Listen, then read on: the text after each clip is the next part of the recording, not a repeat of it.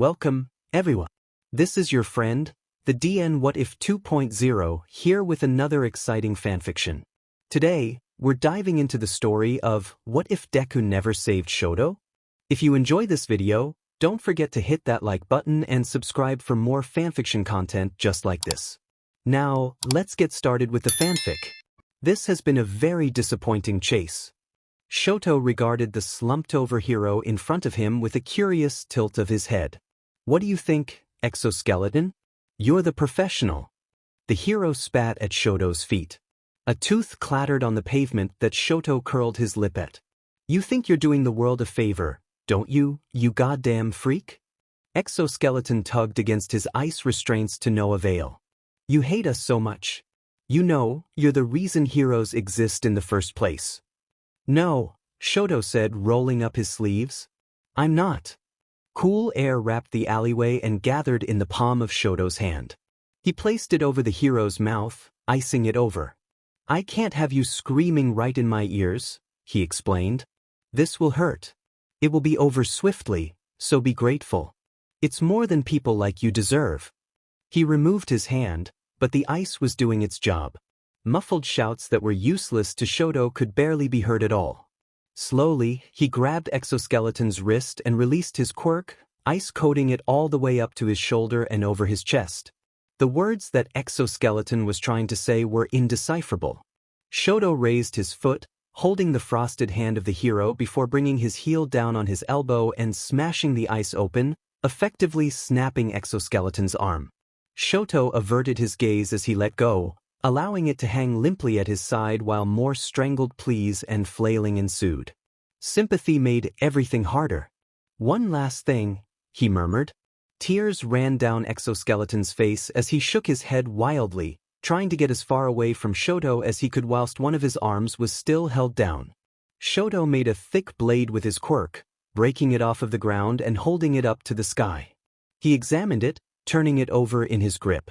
The moon's white face morphed and shifted when he looked through it. It was sharp enough. Shoto looked down at the hero before plunging the shard into his neck. He ignored the blood that splattered his face and leaked onto his hands. Shoto dug it in further and dragged it in a messy line, tearing the hero's throat open. Finally, the struggling ceased and Shoto knew he was finished. He loosened his grasp and let the body collapse inward. If he listened closely and cruelly, he could hear ice cracking underneath the weight. Shoto sighed quietly, creating water with his quirk and rinsing his hands as best he could. They were drenched scarlet, courtesy of the BSRD that lay dead at his feet. When he did all he was able to, he wiped them on his shirt and frowned at the blood that still crusted his knuckles and dirt encased under his nails. There was nothing filthier in the world than killing. It wasn't until Shoto was finished melting all of the remaining chunks of ice on the scene that a whistle broke through the eerie silence. Well, the men. His body reacted before his mind. Another blade of ice was in his hand and pressed against skin that wasn't his own. When he met the new figure's eyes, he pressed it in deeper. Who the hell are you? Shoto scowled, watching the man in front of him lazily hold his hands up in surrender. Doesn't matter, he replied. His voice was slurred, yet he was very aware of his surroundings. His eyes were too keen and glaring, however sluggish his body was. Normally, Shoto would have killed whoever he found to bear witness. Though normally he never would have gotten caught. What do you want? He asked cautiously, glancing at the corpse that was still laid between them. Shoto would like to keep his anonymity by whatever means necessary, but he wasn't sure if this man was guilty of anything punishable. The man chuckled muselessly and pushed his hair back, ignoring the ice that was against his neck. Name's Jiren. I've got an offer for you and you'd better hear me out, 'cause catching you was like trying to catch a shadow. I ain't getting paid enough, especially not for someone as slick as yourself. Not being found was rather the point, but Shoto didn't hone in on that part. You're being paid to find me, he echoed, dropping his weapon and melting it to water that dripped through his fingers. Barely, Jiren said with a quirk in his lip. I'm asking for double after this little excursion. But anyway, listen to me, I'll be snappy. He nudged the hero's shoulder with the toe of his shoe, huffing. There's a group forming, a powerful one. You'll want in. Shoto almost raised a brow. Gangs and associations were a fool's last resort, made for the sake of weakness. Only cowards and pushovers needed those. Even if that wasn't the case, Shoto would only be slowed down. He had his own agenda, one that would not be shared by people as selfish as that. I decline. Jiren pulled a pack of cigarettes out of his back pocket. He held one between his fingers and tapped it at Shoto. Be a friend, will ya? Shoto bristled. Not only was Jiren's smile conceited, it was knowing. He knew. He knew it all. He knew about Shoto's quirk somehow, the way that ice wasn't the only power he wielded. Shoto snatched the cigarette and gripped it tight, igniting his left and charring it to ashes.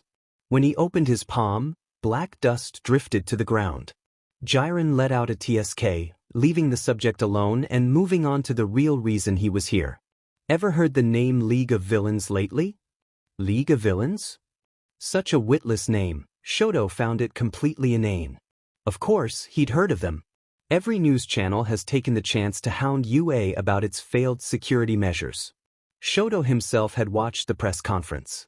As impressive as it was getting so many thugs into the USJ, they barely achieved a thing. That was only the beginning for them, Jiren said. They got a very special experiment going. No, still ironing out the K and Kes, but give it a few months, they'll make one that matches All Might's power. Beats him even. Shoto paused, flicking his eyes up to meet Jiren's. He only pulled another cigarette out and held it up to him. A creation that had the power to defeat All Might? There was no such thing. This Jiren was lying to him. None of the media hinted at something so powerful ever existing during the attack. Not even the press conference had mentioned it. Trusting the news to give him nothing but the truth was idiotic, he knew, but there was no reason to doubt. Why would they lie?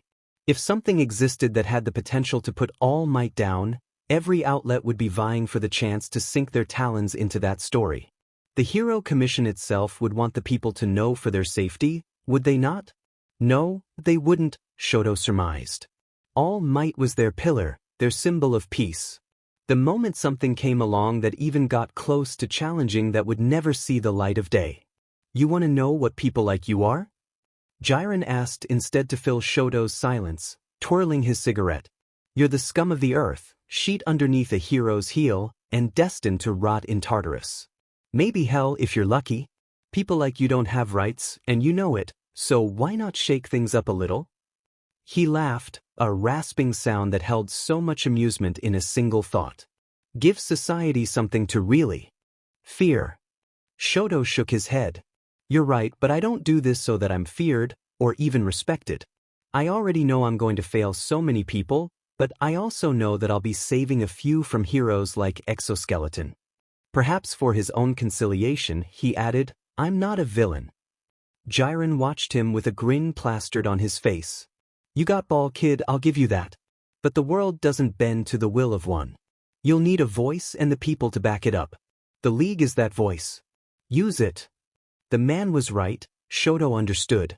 He could get rid of as many exoskeletons as he needed, but that wouldn't stop more from taking his place in the future. The system itself was what remained corrupt, and what corrupted the machines that worked for it. Shoto turned his eyes up. Jiren watched him with his unlit cigarette. He resigned himself, raising his hand and lighting up the edges of his fingers. He pinched the tip, starting it for him. I'll think about it, Shoto muttered. I need an answer by Sunday. I'll give you my answer when I have it. Jiren shrugged, taking a drag with a satisfied sigh. I'll be at the bar on the corner of 3 to 19 in Kamino, Sunday night. Be there, or don't be, I couldn't give less of a sheet. I'm getting paid just to tell you about it. Shoto felt his lip curl as smoke blew into his face. His nose burned, eyes watered, and for a moment he saw a giant shadow looming in the corner of his vision. When he looked briefly over, nothing was there. He cursed at himself, looking back at Jiren. If you say anything to anyone about what you saw tonight. Another laugh.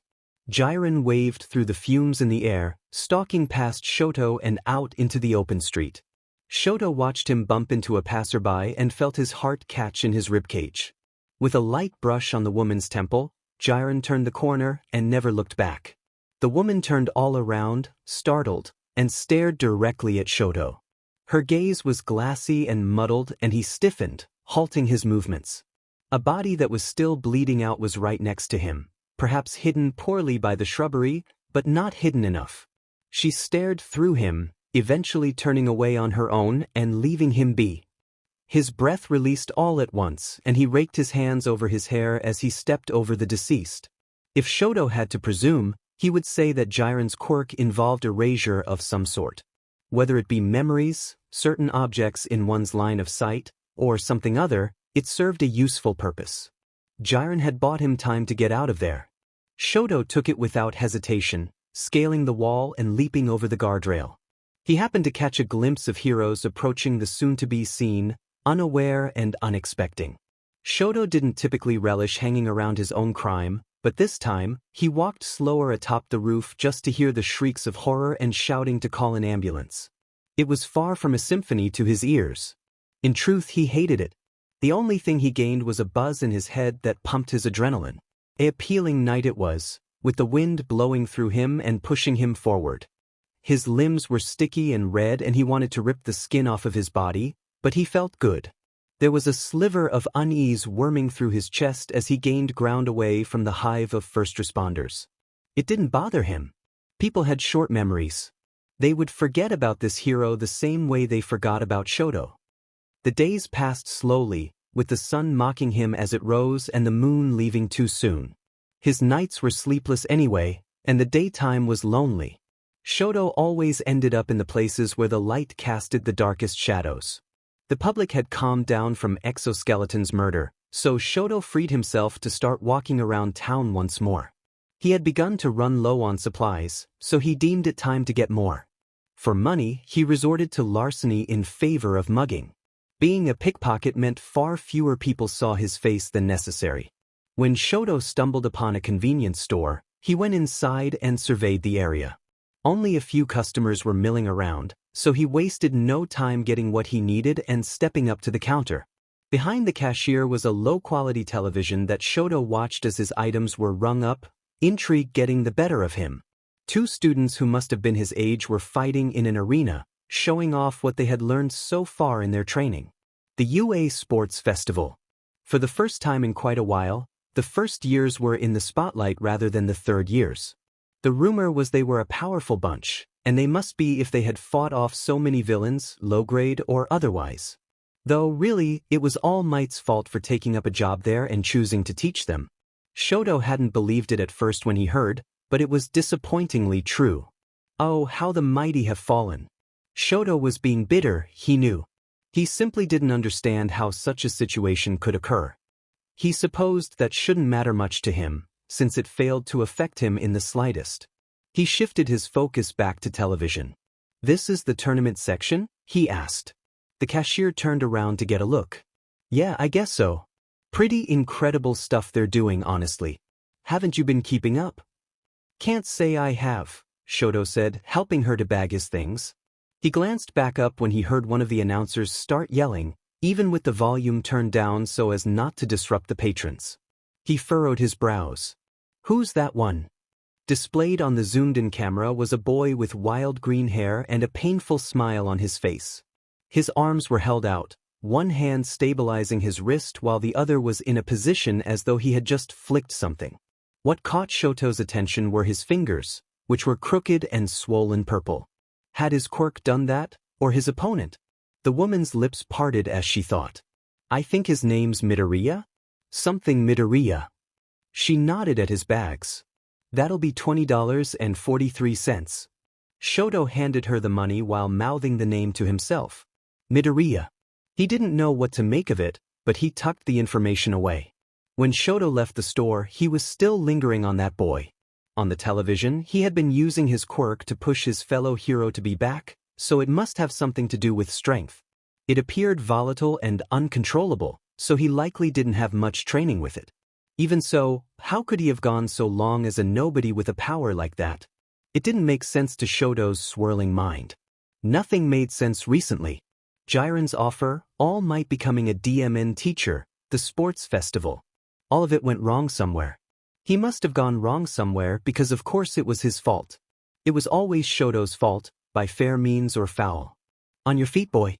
You need to get stronger in order to surpass all might. Shut up, Shoto hissed under his breath, narrowing his eyes and glaring at the pavement. He could feel the stares and jeers. Parents pointed him out to their children as examples of what never to become and crossed the street just to avoid him. He didn't blame them. He would do the same if he saw himself on the sidewalk. Shoto was too stuck inside his mind to notice the man who rocked his shoulder. When it happened, Shoto looked up. Sorry. Whoever it was that bumped into him had his hood up with a zipper that went over his nose, but Shoto couldn't even see his eyes because of the sunglasses. He didn't say a word in response, so Shoto pulled his own hood up and walked away. Somehow, he sensed the strangers still observing him, even as he slipped into the growing crowd. Creeps were always trying to make moves on him. Shoto had learned to avoid them, and if he couldn't do that, he learned how to get away. He used to just let it happen. Fear had a tendency to trap him in place, rendering him unable to think or move or breathe. Not anymore. If there was enough of it, fear also happened to be the greatest motivator. Granted, it was hardly fear that made him notice the stench of fresh blood or hear the rustling of struggle, and it certainly wasn't fear that made him run over to help. What happened? Shoto asked, dropping his bags and kicking them aside for getting in his way. The wounds were deep and clean, made exclusively by a blade of some sort. They punctured even this hero's steel armor, cutting up his torso and midriff. His legs were positioned at an unusual angle, and when Shoto even grazed one, the hero gagged in pain. Stain! He ground out through a tightened jaw. Shoto's working hands paused. Through cold eyes, he peered down at the hero. Stain did this? The hero ingenium. The engines on his arms confirmed it, nodded weakly. That would complicate things. Shoto wasn't a fan of Stain, but he did follow his ideology closely. He found the hero killer to play favorites too often, creating reasons for why he went after certain heroes. Shoto didn't care about someone going into their career for wealth or fame, yet Stain did. They were thorns in everyone's side, naturally, but they were harmless. Stain should put his merciless skills to better use than going after plastic trophies like them. Shoto had a hunch that ingenium was another misstep. He didn't agree with this. I'm going to help you, Shoto told him, and it will hurt. Bite down on this. He tore his sleeve open and folded it, placing it in ingenium's mouth. It really will hurt. He didn't wait for ingenium to brace himself. Time was too precious to waste on courtesies. As a hero, he would understand. Shoto frowned at the complete lack of movement in his legs while he cauterized the wounds. Ingenium could feel it, but his limbs weren't reacting to it. Should he survive, Shoto wouldn't be shocked if he spent the rest of his life crippled. Flames crawled over Shoto's hand like maggots as he seared the wounds shut, disregarding the jarks of agony and choked shouts of the hero under his care. Once the blood flow began to ebb, he dampened his fire and removed the cloth, allowing ingenium to breathe freely. He drank in oxygen while his head fell back onto the pavement in exhaustion. Shoto's hands were no longer soaked in orange, but red, and he couldn't restrain the disgust that curved his mouth into a scowl. Ingenium parted his lips, but Shoto silenced him with a shake of his head. From the pavement, Shoto picked up a shattered phone. He called the police, unsure of what number would provide him with ingenium's hero agency. He explained the situation and where they were, but that was all. The operator instructed him to stay on the line and that help was on the way, but Shoto hung up the phone and tossed it back onto the ground. It was already broken. Heroes are coming to get you, Shoto said, picking his groceries up and shifting them onto one arm. Walking around town with bloody hands would look incredibly suspicious, so the rooftops would be his new sidewalk for the day. Ingenium was appearing to tire. His eyes were half closed. Name? Shoto said nothing, but a small pang in his chest at the pathetic sight of the fallen hero didn't let him stay that way. Thank you for your service, he said quietly. That was all he would give him before securing his bags and climbing up the wall of the alley. He was lucky. The echo of a siren was approaching as Shoto left, and he didn't wait around for them to find him. His brain wouldn't leave him alone as he wandered and noticed the stars beginning to blink back into existence. Stain had ruined a perfectly good hero, all because of the audacity to be overconfident. Indeed, Shoto liked Stain's ideology. It drove him forward and gave him a goal to follow. When the days were darker than others and he couldn't see in front of him, one phrase that was strung together with shivering woes of the forgotten could be heard from far away, beckoning him. Get rid of the false heroes. It wasn't Stain's voice, but it was someone's. Sometimes it was Mom's, and other times it was Tuyas. Depending on how hard Shoto pushed a blade of ice into his own veins that night with intent to kill, it was Fuyumi's or Natsuo's. They anchored him. They kept him sane when he couldn't even stand up on his own. Shoto didn't search for technicalities as Stain did. Some people truly didn't deserve such a title of hero. They didn't deserve the spotlight that they used to hide their crimes in the shadows behind them, nor did they deserve the roses that blind masses threw at them. They didn't deserve any of it. People were hurt because of them. People were dead because of them. Some people had their mothers taken away or brothers killed or childhoods ripped away because of those false heroes, and all he told Shoto was, they deserved it. But they didn't. If they did, Shoto would have already left this burning world behind. He remembered Jiren's offer of joining the newly formed League of Villains. Shoto was being offered a chance, one that he may not get again. Jiren was right. Shoto couldn't do a thing on his own. But a voice was forming, one that threatened the cozy way of life too many people had gotten used to. They didn't realize how wrong they were. Shoto craned his neck back, watching the sky with a smile in his eyes yet not his face. Some dreams weren't meant to stay a fantasy. Some were meant to turn gold and gleam. He would make sure of it. Shoto was led through a dank hallway that reeked of alcohol and mold. Balls of dust were collecting in the corners while dark stains scattered the peeling wallpaper. It didn't seem to bother Jiren, or he was at least used to it. The smirk on his face didn't melt away, even as he opened a door and instructed Shoto to enter. After you, he said, letting out a wheeze of contemptible laughter. Shoto slunk past him, eyeing the lighter he flipped through his fingers before turning away to face the two new people. One slouched on a bar stool, scratching at his already scabbed and flaking neck as Shoto walked in. The other was polishing a shot glass behind the counter, though with what hand, Shoto didn't know. He was made of purple, inky mist with eyes like saucers, but dressed the part of a bartender or butler. Who the hell is this? The younger of the two asked.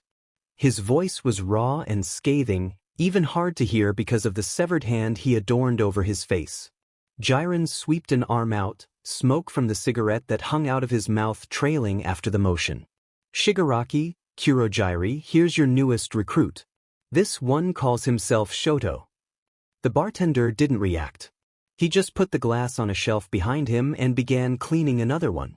Shigaraki removed the hand from his face, red eyes glinting as he scanned Shoto. There wasn't much he had that Shoto didn't. Shigaraki was thin and looked fragile in combat. If Shoto had his quirk, one that disintegrated anything he touched, he wasn't sure if he would consider learning how to fight either.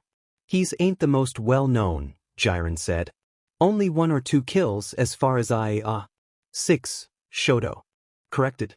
He looked back at Shigaraki, leveling his gaze. I've killed 6 people who claim to be heroes. I'm willing to kill more if need be. Though Jiren was right. Shoto wasn't the most well-known. Most people didn't know that he existed, let alone as a threat to their precious status quo. They couldn't distinguish Stain's murders from Shoto's, as Shoto didn't let any of his victims live once he sunk his claws in. He learned many things as a child. He was glad that he was never taught how to let go. So, you're a dog who knows how to speak, Shigaraki sneered. Kurojiri put another glass down, harder this time. Tamura. We need recruits, so please refrain from insulting him. While Shoto appreciated that, he wasn't sure how to feel about the leader of the League of Villains being scolded for his manners. He would have preferred Kurojiri stayed quiet. It didn't matter. If Shigaraki was attempting to get any sort of rise out of Shoto, he would fail. No one on the run and with a temper lived long enough to show it off. Had Shoto allowed himself to be sensitive and vulnerable, with a soft heart like paper that could be ripped into with ease, He wouldn't have survived to stand on the same ground that scumbag heroes walked on. Sensitivity. He hadn't gotten rid of that fast enough. Perhaps if he had, some accidents could have been avoided. Shoto shrugged. Call me what you want. I'm here because there are demons masquerading as saints in this country. I intend to hunt them down, one by one if I have to, and I hear that's what this League of Villains is about. You would be correct, Kurogyari nodded. Do you have a verdict, Tamura? Shigaraki inclined his head, putting the hand back over his face and pulling at the skin on his neck. Give Jiren his pay. He found a good one. Once Kurogyari forfeited the money, Jiren counted each bill one by one, as was the life of an informant. Being picky was required for the job. We'll let you know when you're needed, Shigaraki said. Until then, get out. Shoto didn't argue, closing the door as he left and pretending that Jiren wasn't right over his shoulder the entire time. He should have guessed that Jiren didn't know how to keep his mouth shut around company for longer than a few minutes. He was a man of few words only when business was involved. I'd say you had a good interview, he said, walking with his hands in his pockets. You're the League's new hound. Shoto didn't break his stride. As long as my goals are accomplished along with theirs, they can insult me as much as they wish. I don't care. Jiren's grin bubbled up and he couldn't keep his snickering to himself. Oh, you were just waiting for someone to give you orders, weren't you? You knew all along you couldn't do a thing by yourself. His chuckle was mirthless as he clicked his lighter under his fresh cigarette. With a sidelong glance at Shoto and an amused shake of his head, he muttered, You really are effing dog, Todoroki. Shoto closed his eyes, cracking his knuckles with one hand and cutting his palm with needles of ice in the other. He rubbed the wounds with his thumb, pushing against them until the pain grew uncomfortable. Among the millions of things he would like to say and do to Jiren, things that would make what happened to Exoskeleton look kind, there was only one question important enough to utter. How do you know that name? I know a guy. Bought the info off of him and sold away my loud mouth. Jiren dropped the cigarette, crushing it under his heel. Money makes this goddamn world go round. As if it were an afterthought, he huffed and crossed his arms over his stomach. Don't bother trying to find him. Even if you do, you won't kill him. You can't. The finality in Jiren's voice made Shoto's nose twitch. He meant what he said. Shoto didn't even know where he would start searching. Jiren was at the end of the hallway, opening the exit to the building and stepping outside. He threw his arm up with a dismissive wave. I bet you'll meet him soon, so quit looking so angry. Go wait for your next orders like a good little pet. Shoto opened his mouth, but Jiren slammed the door closed before he could get his say in. Businessmen. According to them, time was money that couldn't be wasted. Only certain people could buy it and Shoto was not one of them. He let go of the tension in his hands and neck, only for Jiren's mysterious contact to drift through his mind. Was it possible that Jiren had done enough digging and found out what came of the youngest Todoroki child? What had he done after with that knowledge? More importantly, who the hell was his contact? So few people knew anything about Shoto's family, let alone the secrets they so carefully locked away and safeguarded. Shoto's breath caught in his throat. Surely not. If Jiren had told him or any of his wealthy connections about what he knew, would they pay him to keep his mouth shut? Shoto didn't think it was likely. They were BSers and they were ruthless. They wouldn't allow a villain to know such damning information about the number 2 hero or his family and walk away unscathed. Besides, if Jiren knew about Shoto, he must know about... He couldn't. He didn't. Secrets never left that house. They flashed and sputtered, blinking themselves out of existence the moment people stopped questioning them. Every single time it's happened, there was only one result: apathy. That was only if people noticed anything at all and had the courage to talk about it. Shoto curled his fist and banged it against the wall. Fing Jiren. If he was lying about Shoto meeting the informant soon, no amount of consequences for touching the League's broker would prevent him from running Jiren down and cutting out his tongue. The bar door creaked open and Shoto barely looked over his shoulder. Kurogyari approached him and bowed. My sincerest apologies, Shoto. When he raised his head again, Shoto didn't say anything. Something about Kurogyari rattled the bones in his spine and made him wary. He didn't feel he was staring at a real person, but someone attempting to be one. To blend in and act the part, he was succeeding if one's eye didn't linger on him. Am I needed already? Shoto asked. He didn't look forward to going to any jobs as the night was nearing its peak. It would be a late start for him. Kurogyari shook his head, resuming his strict posture. I've simply come to thank you for your patience. As I'm sure you're aware, hospitality is no one's specialty around here. Even his voice began to unsettle Shoto the more he listened to it. It sounded altered in a way. Reverberated. He frowned, lightly scratching the edge of his scar. You seem to be the exception. Well, someone must keep the peace. Kurogyari leered at Shoto then, his misty eyes growing smaller and more narrow. Shoto covered his blood-crusted hand with a sheet of frost and tucked it behind his back. You've killed 6 people, you said? All warranted, I presume? Yes. A swirling portal opened out of Kurogyari's arm. Specks of light like the powder of crushed diamond dotted the vortex and fell through Shoto's grasp when he touched it. Kurogyari jerked his head towards it and Shoto stepped through. He felt his stomach twist painfully the moment he began stumbling through the darkness, but it was over before it barely began. Shoto faltered as he dropped onto the roof of a tower, taking a few seconds to orient himself properly and steady his whirring skull. When Kurogyari asked if he was all right, Shoto lied. Where are we? He asked through the pounding ache. How he despised teleportation quirks, a newfound hatred. Kurogyari adjusted his tie before responding. Hosu. He stared out across the city. Look over there. Shoto followed his gaze and looked down. Pedestrians spotted the road, just citizens going about their nightly routines with cars' headlights that made everything glow yellow and fuzzy. Nothing extraordinary stood out to him. No one was doing anything strange or suspicious. They were normal and uncharted. Now look at what's being broadcasted, right up there. Shoto glanced at Kurogyari before doing as he said. On a large, electronic screen that aided the street lamps and neon signs illuminating down below, a newswoman was reporting on a story. Shoto could only read the subtitles, but when he saw the picture of Ingenium, his heart nearly tripped. The only reason he didn't flee right then was because of how pensive Kurogyari looked as he examined the report.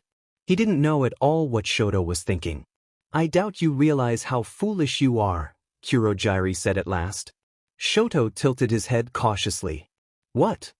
Recreating society is something that you and Tamura both want. Only you've yet to comprehend how difficult your method makes that.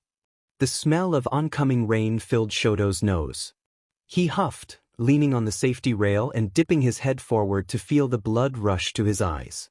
It was a long fall to the bottom of the pavement. Elaborate on that, he said idly, though in truth, Kurogyari had his full attention. The detachment in his voice and disinterest in his slender movements intrigued Shoto to no end. Who was this man? Why was he aligned with the League and Shigaraki? He doubted he would ever find out. As simple as it would be to kill every hero who's proven themselves a bane to this world, it is impossible to find them all. Too many exist, so we purge all of it and start over. That's why we do what we do. Kurogyari's tone changed, turning more somber than Shoto could remember anyone a part of the League behaving. Not everyone who dies will be deserving of it.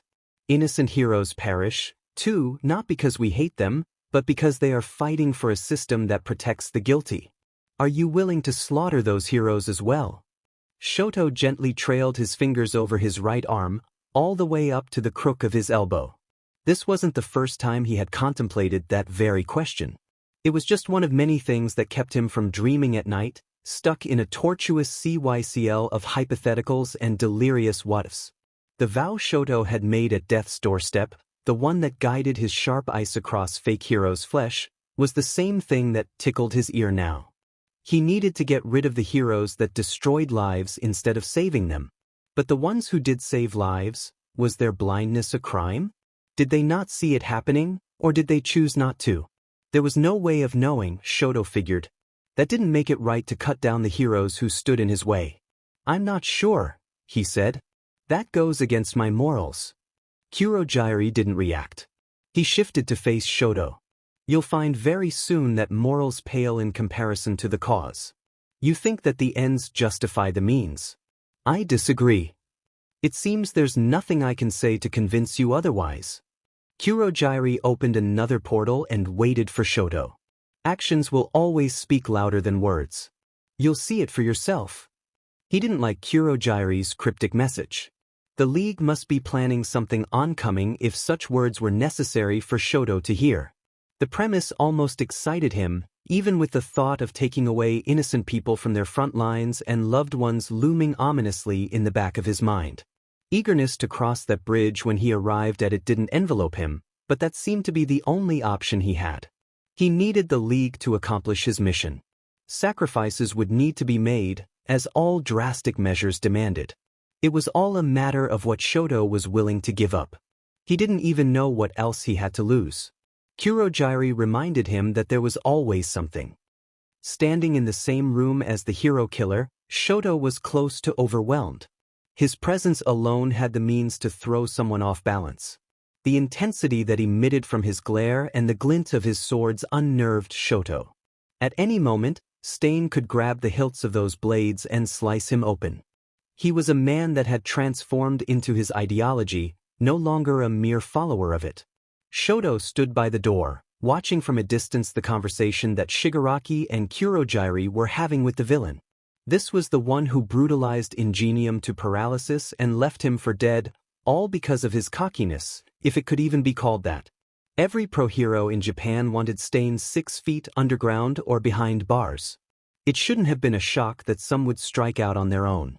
The thirst for revenge was an addiction that Stain's name alone triggered in people. That didn't make them frauds.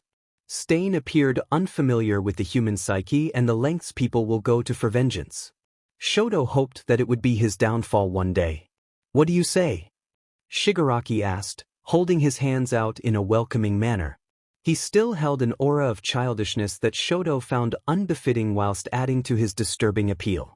Want to join the League? Stain slid one of his swords from his sheath and Shoto called for ice to gather at his foot to coat the ground, ready to spring forward if need be. He looked for instruction from either Kurogyari or Shigaraki, but none came. What are your convictions, Tamura Shigaraki? Stain challenged, brandishing the steel but not making any move to attack. Shoto turned his observation to Shigaraki at the notion. He was curious as well, as any past intrigue had been met with haughty silence. Shigaraki eyed the sword, his full expression hidden behind the severed hand gripped to his face. Anyone I don't like, Shigaraki said, I want dead. Shoto twitched his nose. What? That was the mission he was helping Shigaraki achieve? That was the reason he would be risking his life? A personal war? Perhaps his anger was more palpable than he first thought. Stain didn't appreciate that answer, either, so when his movements exploded in flurries of red and black and silver, Shoto kept his quirk at bay. Stain noticed his hesitance. Twin daggers flew from his direction, catching each of Shoto's sleeves. Pinned against the wall, he could feel his wrists sting and scowled at the faint line of blood that trickled onto the fabric. Make no moves, Shoto, Kurogyari said. Shoto heard his neck crack from looking up too fast. Really? Let Tamura learn from this experience, he explained, and Shoto bit his tongue. Rather than get himself free, he watched Stain use his unknown quirk on Kurogyari, rendering him limp and unable to move against the support beams. Shigaraki was kicked into a table, chairs breaking away under his weight. Shoto should do something. It would be moronic not to, especially if Shigaraki lived to punish his treachery. Yet somehow, Shoto wasn't the only one who wanted to see how this played out. Don't intervene. For now, he would spectate. A test, of sorts, to see just how strong his leader's convictions were. If Shigaraki wanted anyone he doesn't like dead, then he would kill Stain. Or rather, he would prove to his allies that he could. So, Stain drawled, pulling his sword up to Shigaraki's covered face. Children are the best soldiers the League can gather. How pathetic. Shoto wasn't affronted by the disparaging words of the hero killer. They only mimicked what he had been told his entire life. He was already numb to such slights and could remember hearing worse from worse people, much worse people than Stain could ever dream of being. In the end, he said nothing to defend himself. Stain was partially right. He had yet to see any grown villains who rose to the elite level that was required to achieve such a tremendous vision. Shigaraki was still on the ground, beneath the mercy of Stain's sword. Shoto ripped his sleeves free of the daggers, grabbing them from their places in the wall and slipping them under his belt. The League will always be an aimless gang of leeches without conviction, Stain said. Especially with you as their leader. Without warning, Shigaraki snatched the metal with the bare skin of his palm and turned it to dust. He stood, amending his usual slouch to match Stain, and took the adornment off of his face. His eyes were blazing with fury that Shoto had never seen from him. Only devils could mock one another to such lengths. If the world wants to worship the mud that All Might trudges through, I'll crush All Might and then the world. He churned the ashes of Stain's weapon under his heel. And this is how it'll begin. You have twisted ambitions, Tamura Shigaraki. They'll flourish eventually, Stain said, taking steps back. He walked to the bar that Kurogyari was recovering at. Take me back to Hosu. I haven't finished the purge of that city. Kurogyari lent an arm out, warping it into a much larger portal that Stain went through without a second thought.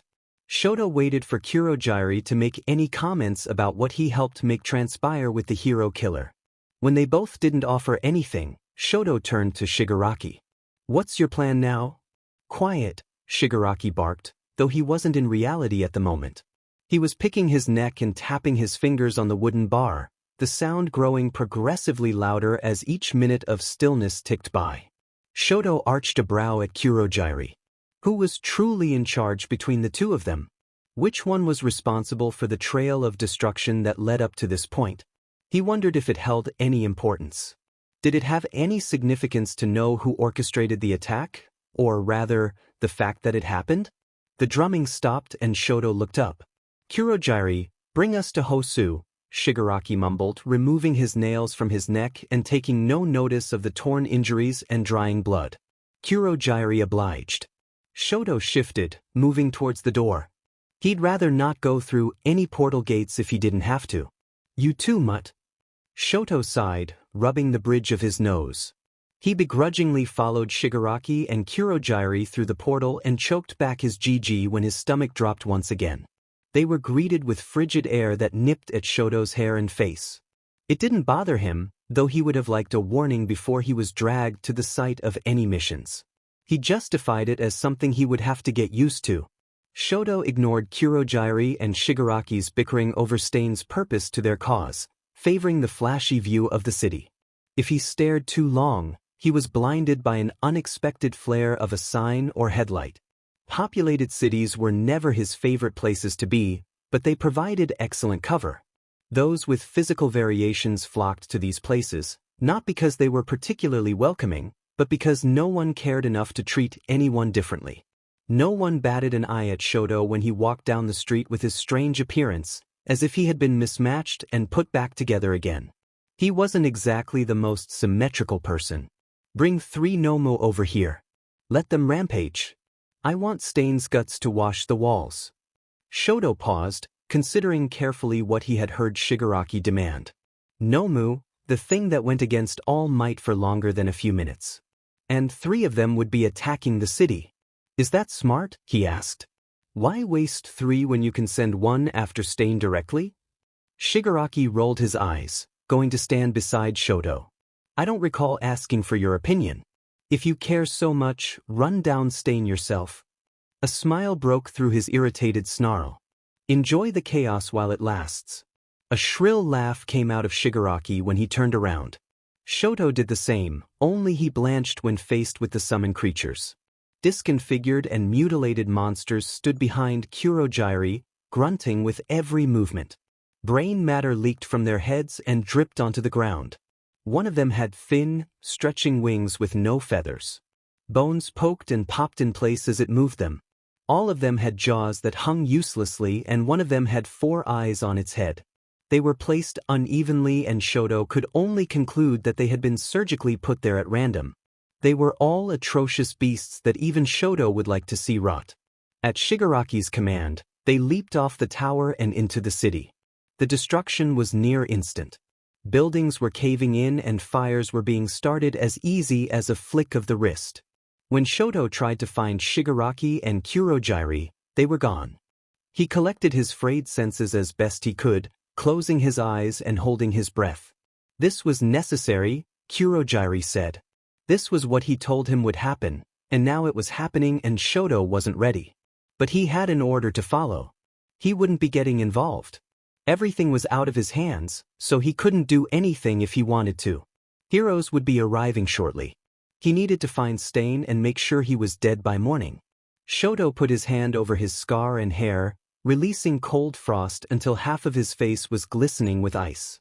Once finished disguising himself, he jumped over roofs and used his quirk to propel himself forward. Stain was fast, but he couldn't have gotten very far. Roars and screams of terror echoed around every corner. He saw an arm laying against debris. No body. Just an arm. A child shrieked for their mother in a way that sent familiar smites through his head. Shoto forced himself to tune it all out. Heroes would be arriving to help the victims. They would be fine. They would all be fine.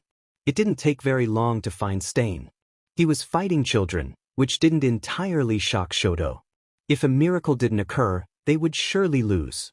Shoto resigned himself to watching, hidden behind the roof's curb.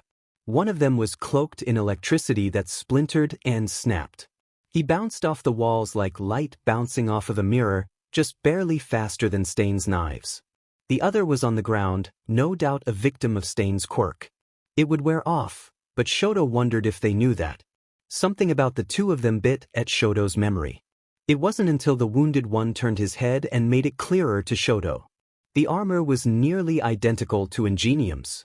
The Ida brothers, coming from a long line of heroes that didn't end with either of them, until it almost ended with both of them. The chances of both coming into contact with Stain were astoundingly low, so Shoto could only surmise that this one had hunted him with no idea what he was facing. And the other, Shoto hummed at. Where had he seen that face before? The strategies were different from the boy on the television, who fought with raw power that came from such a small outlet. This boy was more agile and hard to catch, no longer slack and reliant on ruining his body. They were the same person, Midoriya. Izuku Midoriya, he could now recall clearly, from the sludge villain attack. How abnormal that was. Despite the drastic power dynamic, both UA students held their own well. It wasn't until Midoriya slipped up and allowed for Stain to get close enough to cut him, even a graze, and consume his blood. It was impressive while it lasted, but all of them knew how it was going to end. Shoto stood, creeping silently into the alleyway and dropping to a crouch when he landed to cover himself in shadows, should Stain notice him. Then there was the body. It was still alive.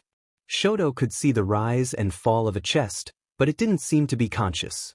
He squinted, taking a closer look, but he didn't recognize this hero. Another nobody that Stain had chosen. How pathetic. Stain had his sword up to Ida's head. Midoriya was too busy trying to move his limbs to see Shoto come up from behind.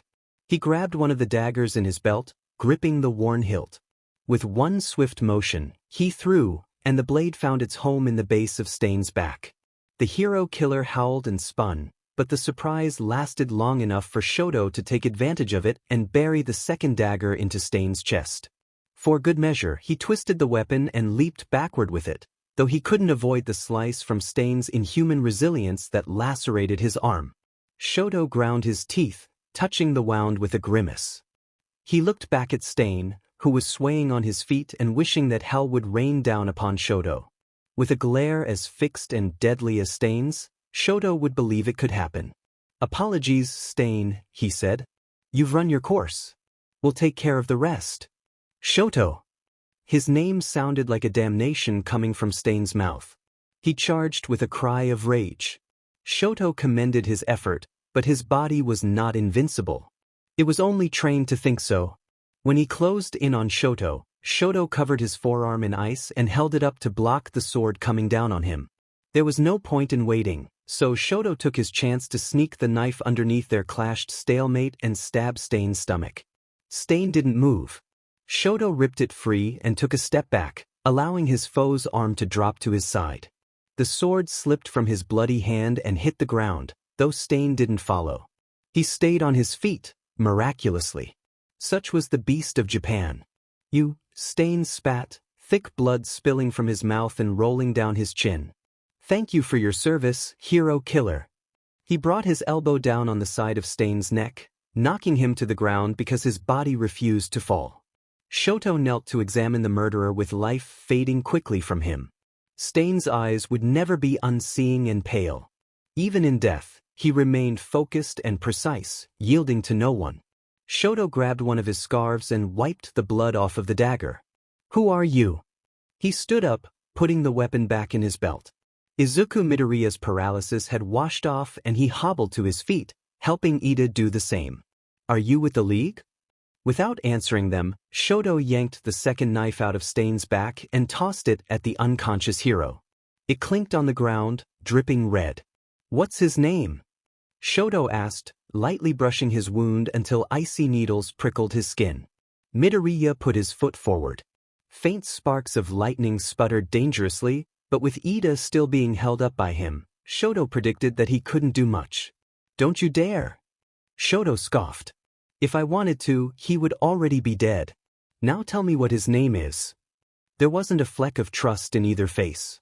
Both of them were calculating, sizing Shoto up as an opponent. There was a fine line between courage and stupidity, and these two were beginning to broach it. Should they decide to fight, it would not go well. It was Ida who finally spoke up. "Native. His name is Native." Shoto nodded his thanks. "Native defended you too against Stain, killing him in rational self-defense after you both bit off more than you could chew." He shrugged.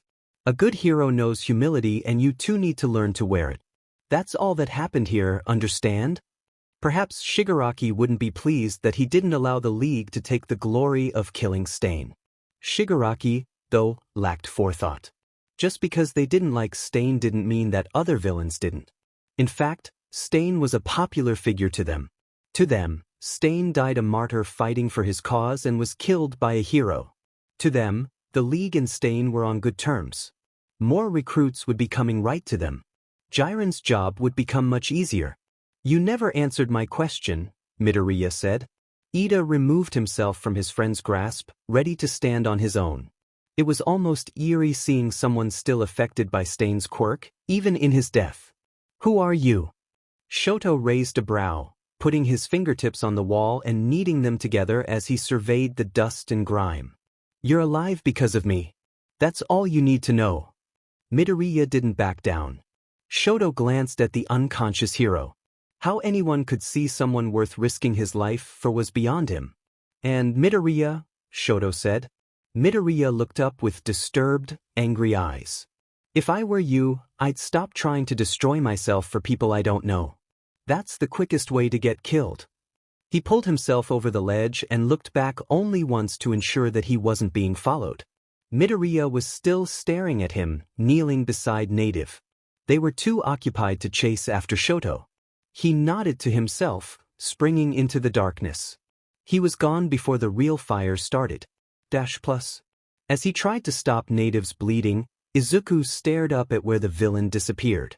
His limbs were too heavy to follow him, both from blood loss and fatigue, though shock seemed to be the biggest factor of them all.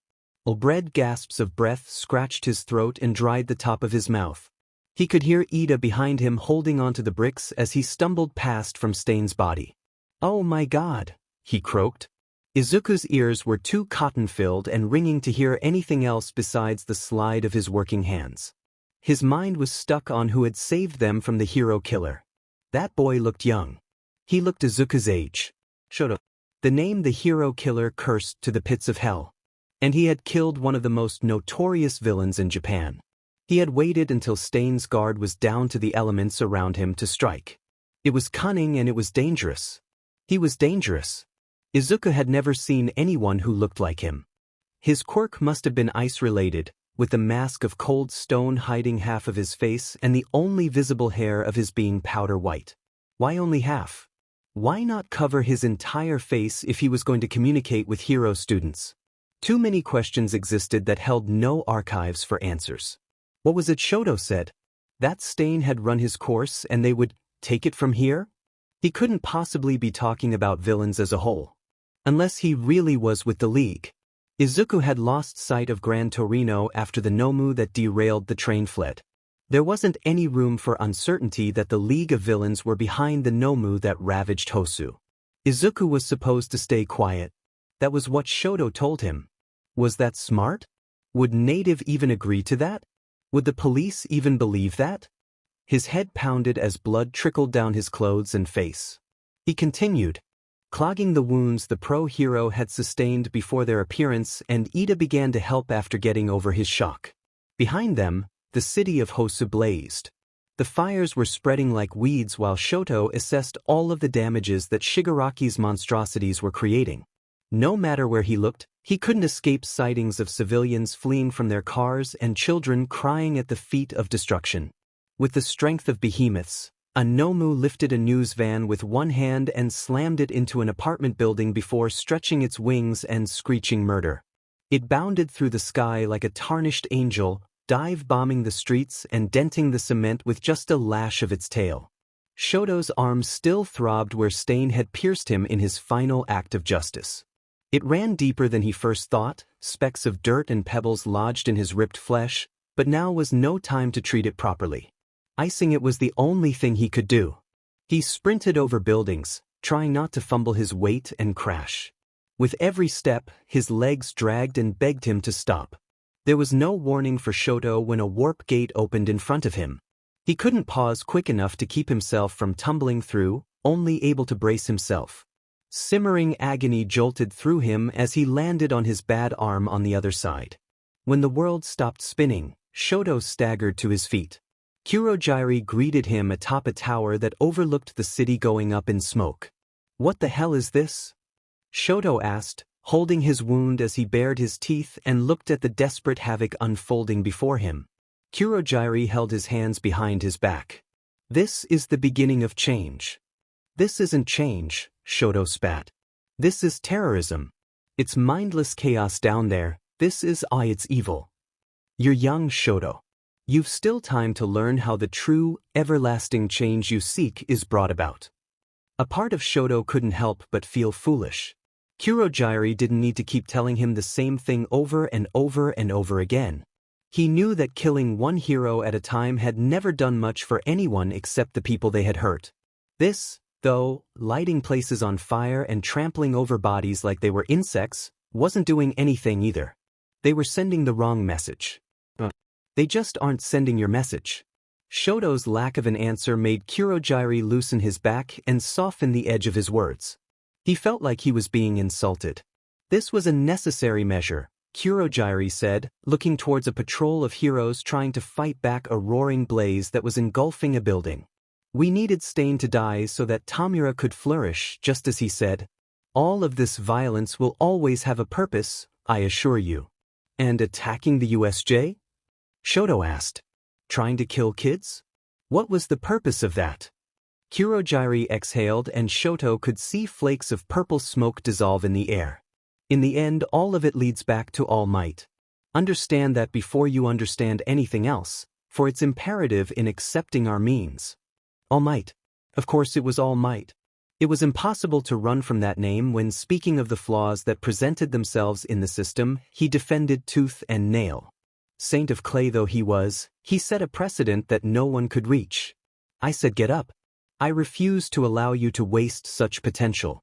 You're special, Shoto, and I'm growing tired of your failures." He scowled, shaking himself and melting the ice mask on his face just so that he could freely tug his hair and dig his nails into his scar. Replacing All Might was unfeasible, let alone outdoing him.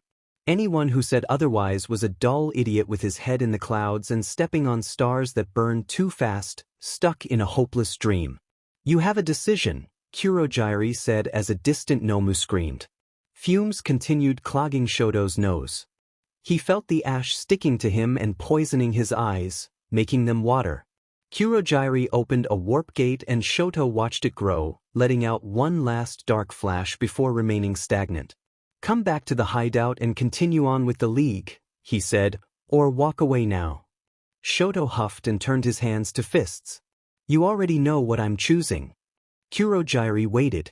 hanging his head, Shoto glared at him as he passed to get to the portal. "I'm not doing any of this for Shigaraki," he scorned. "I should hope not," Kurogiri said and followed him through. The bar opened up in front of Shoto and he stalked past Shigaraki, who was too enraptured in his video game to notice their entry. He was an absolute child. Shoto failed to see how he could have made such a disastrous ripple across Japan when he could barely stand anything going wrong during the unraveling of his plans. As if he always expected everything to go well and without interruption, he never seemed to have a backup plan. Shoto stared at his leader's back. Stain is dead. When Shigaraki turned around, Shoto held up the last of the hero killer's knives, the outlines of dried blood splatters still encrusted on the weapon. Shigaraki tilted his head. His smile was full of snakes that were coiled to attack as he took the knife from Shoto's hands, running the steel along the tip of his thumb. "That's the best thing I've ever heard you say." Shoto bit his tongue. "Sure. And Hosu?" Shigaraki looked to Kurogiri, who was already taking glass cups out of the sink and beginning to wash them clean. "A hell's cape. With the amount of flames and heat that are uncontrolled at the moment, I doubt it's far from the truth to say Endeavor is partly to blame. He's ferocious in taking our Nomu down." Shoto wavered before he could bring himself to leave the room. He tightened his grip on the doorframe. "I didn't know Endeavor was there," he said quietly. The number 2 hero so close to Shoto. The thought of it alone made maggots climb up his back and bite at his skin. "Who cares about Endeavor?" Shigaraki asked. "I got what I wanted." This was a success. Thick, red ink still smeared Shoto's clothing and knuckles. Stain's blood, still on him from barely an hour ago. He looked away. Stain wasn't a bad person. He was simply misguided. That was what happened to those who became slaves to their ideas. They wasted away in their self-made chains until not even their allies needed them around. Sad as it was, Shoto didn't regret killing Stain. He would have been arrested due to the swarms of heroes in Hosu anyway. Thanks to Shoto, he'll have died with a purpose instead of in the confines of Tartarus. He decided to trust Stain one last time in giving Midoriya an option.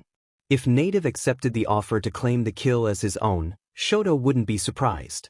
It was perfectly reasonable, and Shoto didn't believe that any hero would want a villain to take the credit for such an infamous criminal's demise. It would only happen to be ever so slightly false, wouldn't it? Japan would find out soon what Midoriya had decided to do, even if they didn't know it. Shoto awaited with brisk anticipation all the same. "I'm going to clean up," he said. He didn't stay long enough for an answer. The bathroom was muck-filled and clammy. A window was placed so that one could get a lovely view of a brick wall from the building beside them. When Shoto looked in the mirror, his face was distorted because of a single crack that split it in half. He turned the faucet on and ran his hands under, scrubbing with soap to get as much of the blood and dirt off as possible. It was never an easy task, but when he was satisfied, he removed his shirt and ran it under the water. The gash on his arm had bled through the ice. Shoto opened the cabinet and grabbed the first aid kit, unraveling a needle and thread as he held it up to the wound. He began sewing it shut, grunting with every swipe and pull that felt like another stab every time it tightened. Shoto was forced to stare in the mirror as he worked. Seeing the marks and scars on his torso and limbs, the ones he got while crying boiling tears and pleading for the hitting to stop, riled his stomach unbearably. It wasn't useless, though. He did it to protect someone. She was worth the torture he endured, as long as those ruthless hands were kept off of her. And Shoto clung to the belief that even if the training hurt, it was still training. It helped him survive. What he went through wasn't for nothing. It couldn't have been. Endeavor was a monster, but he was the monster who taught Shoto how to fight. Without that, he would have died within a few days of his escape. His hatred never fizzled out when the fuel dried up. Instead, his hatred became his new fuel. Now, Shoto was aiding in the leveling of a city and murder of numerous heroes, villains, and civilians alike. What a masterpiece he had become. The stitching was done and Shoto cut the thread, breathing as he dropped the scissors and took his drenched shirt out of the sink. He dried it with a warm touch while cringing away from the heat that liked his palm. Normally, he had no problems using his left side for such trivial things. But combined with his tender arm and the recent thoughts of his father that lasted for too long, it wasn't so simple. Rarely anything was simple now. Certainly not his quirk. The heat twisted and rinsed him until he could taste smoke. He parted his lips and let it out, the roof of his mouth ashy and foul-tasting. The small room's confines forced him to breathe it back in and hack as his lungs burned. Shoto threw his shirt back on, still partly damp, and passed Kurogyari and Shigaraki in the lounge. "Where are you going?" Shigaraki asked, not looking up from his console. He didn't actually care, and neither did Shoto. "Out." He strided down the hallway and threw the back door open. He swallowed down the growing bile. When cold air touched his face, he forgot about the fire. He exhaled crystallized mist without having used his quirk and found solace in the freezing caress that reminded him of gentle hands and glittering eyes. He missed her. He missed all of them. He drove himself insane thinking of them and what he did, how he left them. As he walked, he listened. The night was dead and crepitating, moonlight reflecting only off broken shards of glass that were littered under flickering street lamps. A faint serenade of loneliness was delivered by the wind, whispering in Shoto's ears. There was seldom anything more isolating than a glacial midnight. He stepped on the shards just to hear them crack. He went underneath the lamps to see if his shadow was still there. He closed his eyes and dared the wind to guide him. The storm in his mind parted when he passed a wanted poster of a girl with scruffy, pale hair tied into buns. She had a tiny face and her eyes cut through anyone who stared for long enough, even in the photo. He stopped to read what she had done to grant a warrant for her arrest. She was a serial killer, apparently. One of her victims was a middle school boy from a few years ago. It seemed that she has since evolved her targets into older men and women alike, but she was only a suspect of most of the crimes. Shoto was lucky that he never had his face publicly displayed in such a manner. His family would recognize him immediately. The thought alone made his heart cave. They wouldn't be ashamed, would they? If they knew exactly where he was and what he was doing? He was doing the world a favor by getting rid of those despicable heroes. When he left home, he must have been doing them a favor too. They didn't have to deal with all of the yelling and crying anymore. They must have been so happy. And Shoto was happy for them. They deserved to be after everything they had gone through. All he knew about his family now was that none of them lived with their father anymore. That was all he needed to know before refraining from going after them again. He could never have gotten close to them. There were too many memories for Shoto to sift through. He couldn't even look at that house without running away. Wretched, he knew, but it was the truth. He couldn't bear going back. Shoto took the wanted poster in his hand. With a swift burst of fire, it was singed to ash. The girl, Himiko Toga, must have had a family. They didn't need to see her like this. He let the dust fall to the ground and continued on. He didn't know where he was going. The only place that was physically comfortable to live in was the room Shigaraki and Kurogyari had given him, and he didn't want to be there tonight. The cemetery came into view when Shoto turned the corner. His eyes crinkled wistfully as he sighed. Of all the places, he didn't visit often. It wasn't because of Tuya. Tuya was the only reason he knew where the cemetery was located. Shoto crossed underneath the arch, vines and moss spreading like a virus on the chipped stone. Trees and tombs were silhouetted against the darkness that had already consumed the yard. That was fine. He didn't need to see to know where he was going. The weather was crisp enough to leave frosted dew on the grass. It shattered softly under his feet as he weaved through the maze of death.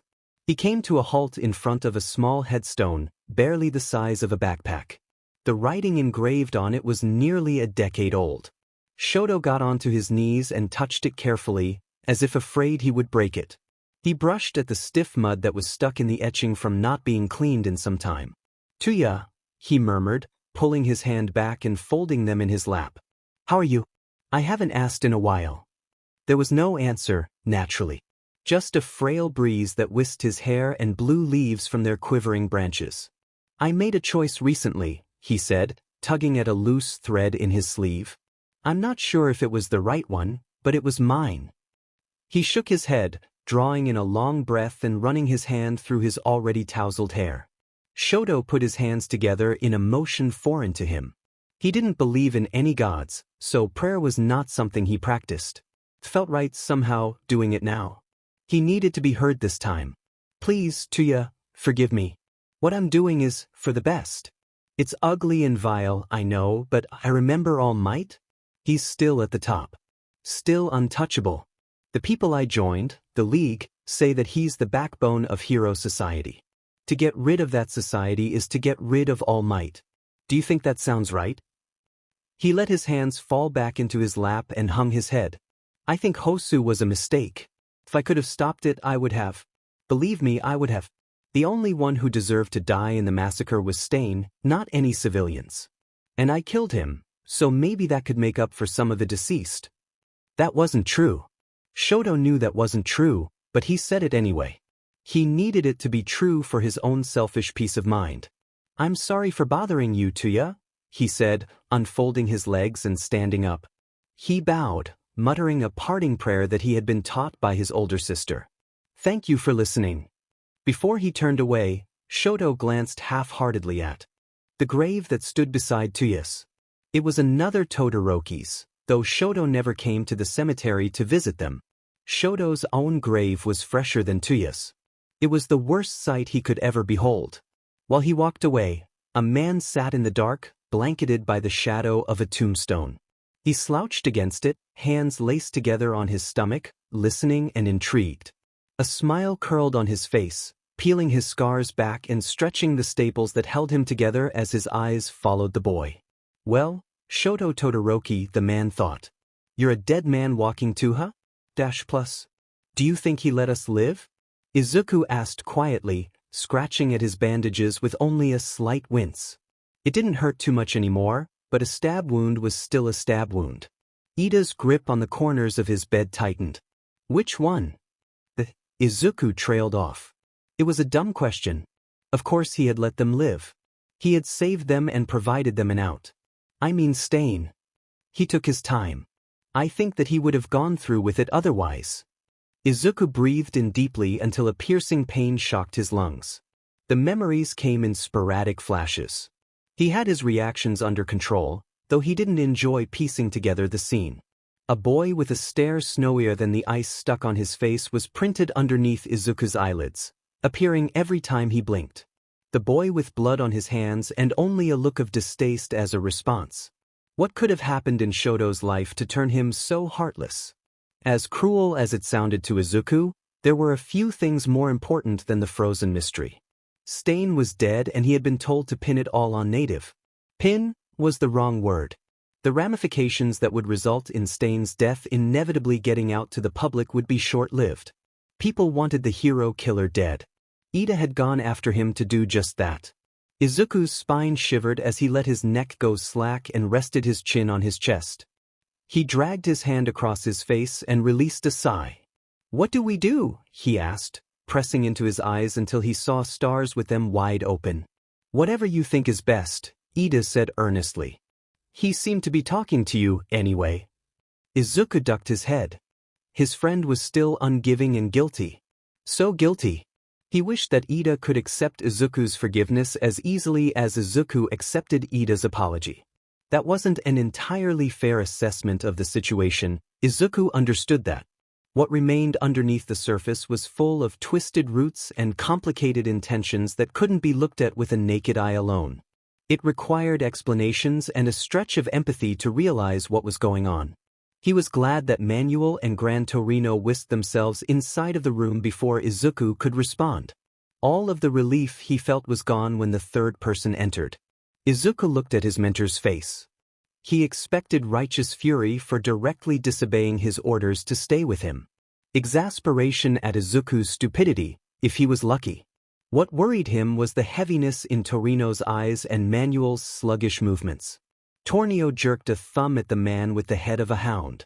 This is the chief of Hosu's police force, Kenji Tsuragami. Torino leaned against the wall and raised a brow when the chief bowed to Izuku and Ida. I understand that this was a traumatic event for the both of you. He raised his head and Izuku stood up with Ida. My sincerest apologies go out to you for not sending reinforcements fast enough. It's okay, Ida said as Izuku's tongue tied itself down. It was chaos. There was no way you could have known. The silence grew too much for his liking. He forced his voice to return to him, however groggy it sounded. How's Native doing? Was his surgery a success? When none of them spoke immediately, Izuku's heart caught on his ribs. Whenever someone responded to him with a look of pity, it never meant anything good. He survived though, right? He got to the hospital. We all saw it. Izuku's throat hurt without any warning and he coughed, though that only made it worse. He didn't care. Manuel? Ida said. Izuku looked up to see Manuel shake his head. Tsuragami stepped forward. His voice was full of nails, yet didn't shake. He had experience in this. I'm sorry to say that Native, otherwise known as Kazuyuki Yamashita, passed away during his surgery. The ground was pulled out from Izuku's feet and he stumbled back. When the back of his knees touched the bed, they buckled. You two are the sole witnesses, Manuel continued lightly. It's been decided that the case itself will remain undisclosed to the public other than the victims' names. You two will be mentioned as anonymous witnesses due to your ages and illegal quirk usage. Manuel went to help Ida steady himself on his bedside, guiding him with a gentle hand on his back. Izuku watched Gran Torino grasp his gloves with rigid fists. Are you alright, kid? He asked. Izuku didn't hear him very well. You don't need our account? He messed up his hair as he tried to unscramble his array of thoughts. All of it kept escaping him the moment he tried to speak, and by that time, he lost it. You aren't opening a case? Tsuragami shook his head, tucking under his arm a folder of disorganized papers that were all folded unevenly in the corners from being put down wrong. We have all the information we need. Even so, I urge you both to speak to someone about what you saw. Don't bottle it up. It'll do nothing but cause you problems. He put his hand on the doorknob, pulling it open and glancing over his shoulder. Stay safe, boys. I wish you all the best in your endeavors. The chief bowed his head one more time before clicking the door shut. Gran Torino put his gloves in his pocket and sighed, moving to stand by the foot of Izuku's bed. The story will drop over the weekend. Be aware that even if crime rates go down because of All Might's presence, it won't stop villains from getting inspired by this. Manuel patted Ida's shoulder before he stood up. We'll leave you be for now. Your parents will be here in an hour to sign your discharge papers, but for now, call if you need us, okay? Izuku and Ida agreed, though Izuku doubted that either would take them up on the offer. Even though he didn't want to be alone, he didn't want to be with Gran Torino's thorny exterior or Manuel's unfamiliar personality. He needed Ida, someone who knew exactly what had happened and could be talked to. Izuku glanced at him. He didn't look okay. The bags under his eyes seemed to multiply at the news alone. Are you okay? Izuku asked. Ida shook his head, taking his glasses off to wipe his face. We failed him. I know. We could have done better. And if that villain didn't show up, we would have died too. We weren't heroes, were we? Izuku stared at Ida, his shoulders dropping. No, we weren't. He took an unsteady breath, looking at the floor and flexing his fingers. His hand was crooked now, surgery unable to restore its regular shape. It was a reminder, he reasoned. One that told him of the consequences. He looked up. But we will be. We won't make any more mistakes, not if we can help it. The strength returned to his legs after the shock began to wear. He stood, moving to stand in front of Ida. He held his hand out. I'm not giving up. I'm going to get stronger. And I want to do it with you and everyone else with me. Ida brought his face out from behind his palm, gazing at Izuku sadly. He took his hand, pulling himself to his feet. Ida swept Izuku into a hug, holding him closely like he was scared Izuku would disappear if he let go. I'm happy you're alive, he rasped. Tears sprang into Izuku's eyes, replacing the surprise. He didn't hesitate any longer to hug him back and bury his face into the crook of his neck. You too, Ida. God, Izuku couldn't wait to see his mother again. He needed to hug her like this and tell her that he loved her so much, no matter how difficult he knew he made things for her. He was lucky that he could. Death filled the air he breathed and not everyone was as fortunate as two young boys standing in a hospital room were. Izuku just wanted to go home. It wasn't a very long break. That didn't bother Izuku. He was grateful for being able to spend the weekend with his mother and not worry about any upcoming tests or internships. Inko had been informed of the truth before the story broke free to the public, despite Izuku's name not being mentioned once. He knew that she would be upset and angry. He was ready to comfort her. When she turned the television off, the news had finished its segment on the hero killer's demise. After the dust settled in on both of them, she said, "I don't want you going back." Izuku frowned, avoiding her eyes. "I know, Ma. You're worried, but this is exactly why I want to keep going. I can't just quit because I failed." Inko glared at him, her eyes red and puffy. "You don't fail anyone," she said sternly, in contrast with her words. "You almost died. I could have lost you that night. I could have lost my entire world and you want to go back." "Mom." "Izuku." His mother was crying, the tears rolling down her face while she grabbed at the tissue box. Strings of iron pulled at Izuku's heart as he watched her. As much as he wanted to cry with her, to weep and grieve with her, he needed to get her to see his point. He could never bring himself to go back if she didn't agree to it. If she saw that he was also afraid, even more afraid than her, it would be another weapon added to her arsenal. "I know that this is your dream," she whimpered. "But I can't outlive my son. I can't.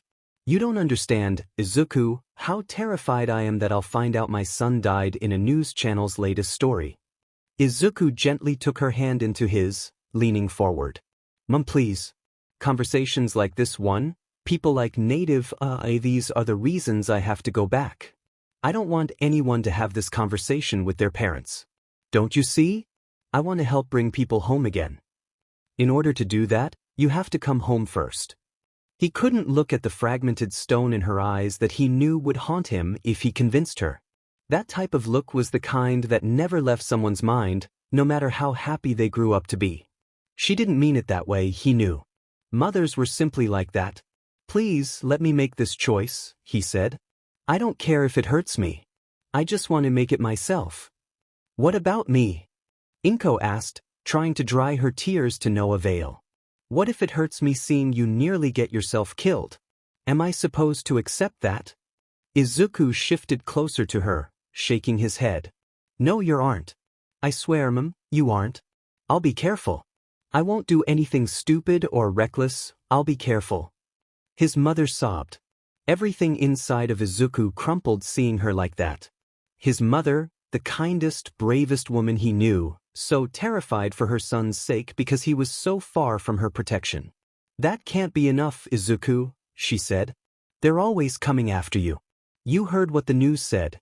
The League of Villains and Stain were connected somehow, and you fought both of them. And I lived both times. Don't you dare say that to me." Izuku covered the top of her hand with his free one as she bawled. I'm sorry. How about this, Mom? Let's make a deal." He unfolded his pinky finger, holding it up to her. She sniffled, looking up. "If I get seriously hurt because of a villain again, I'll come home. Permanently. No argument, no compromise, no questions asked. I'll give it all up."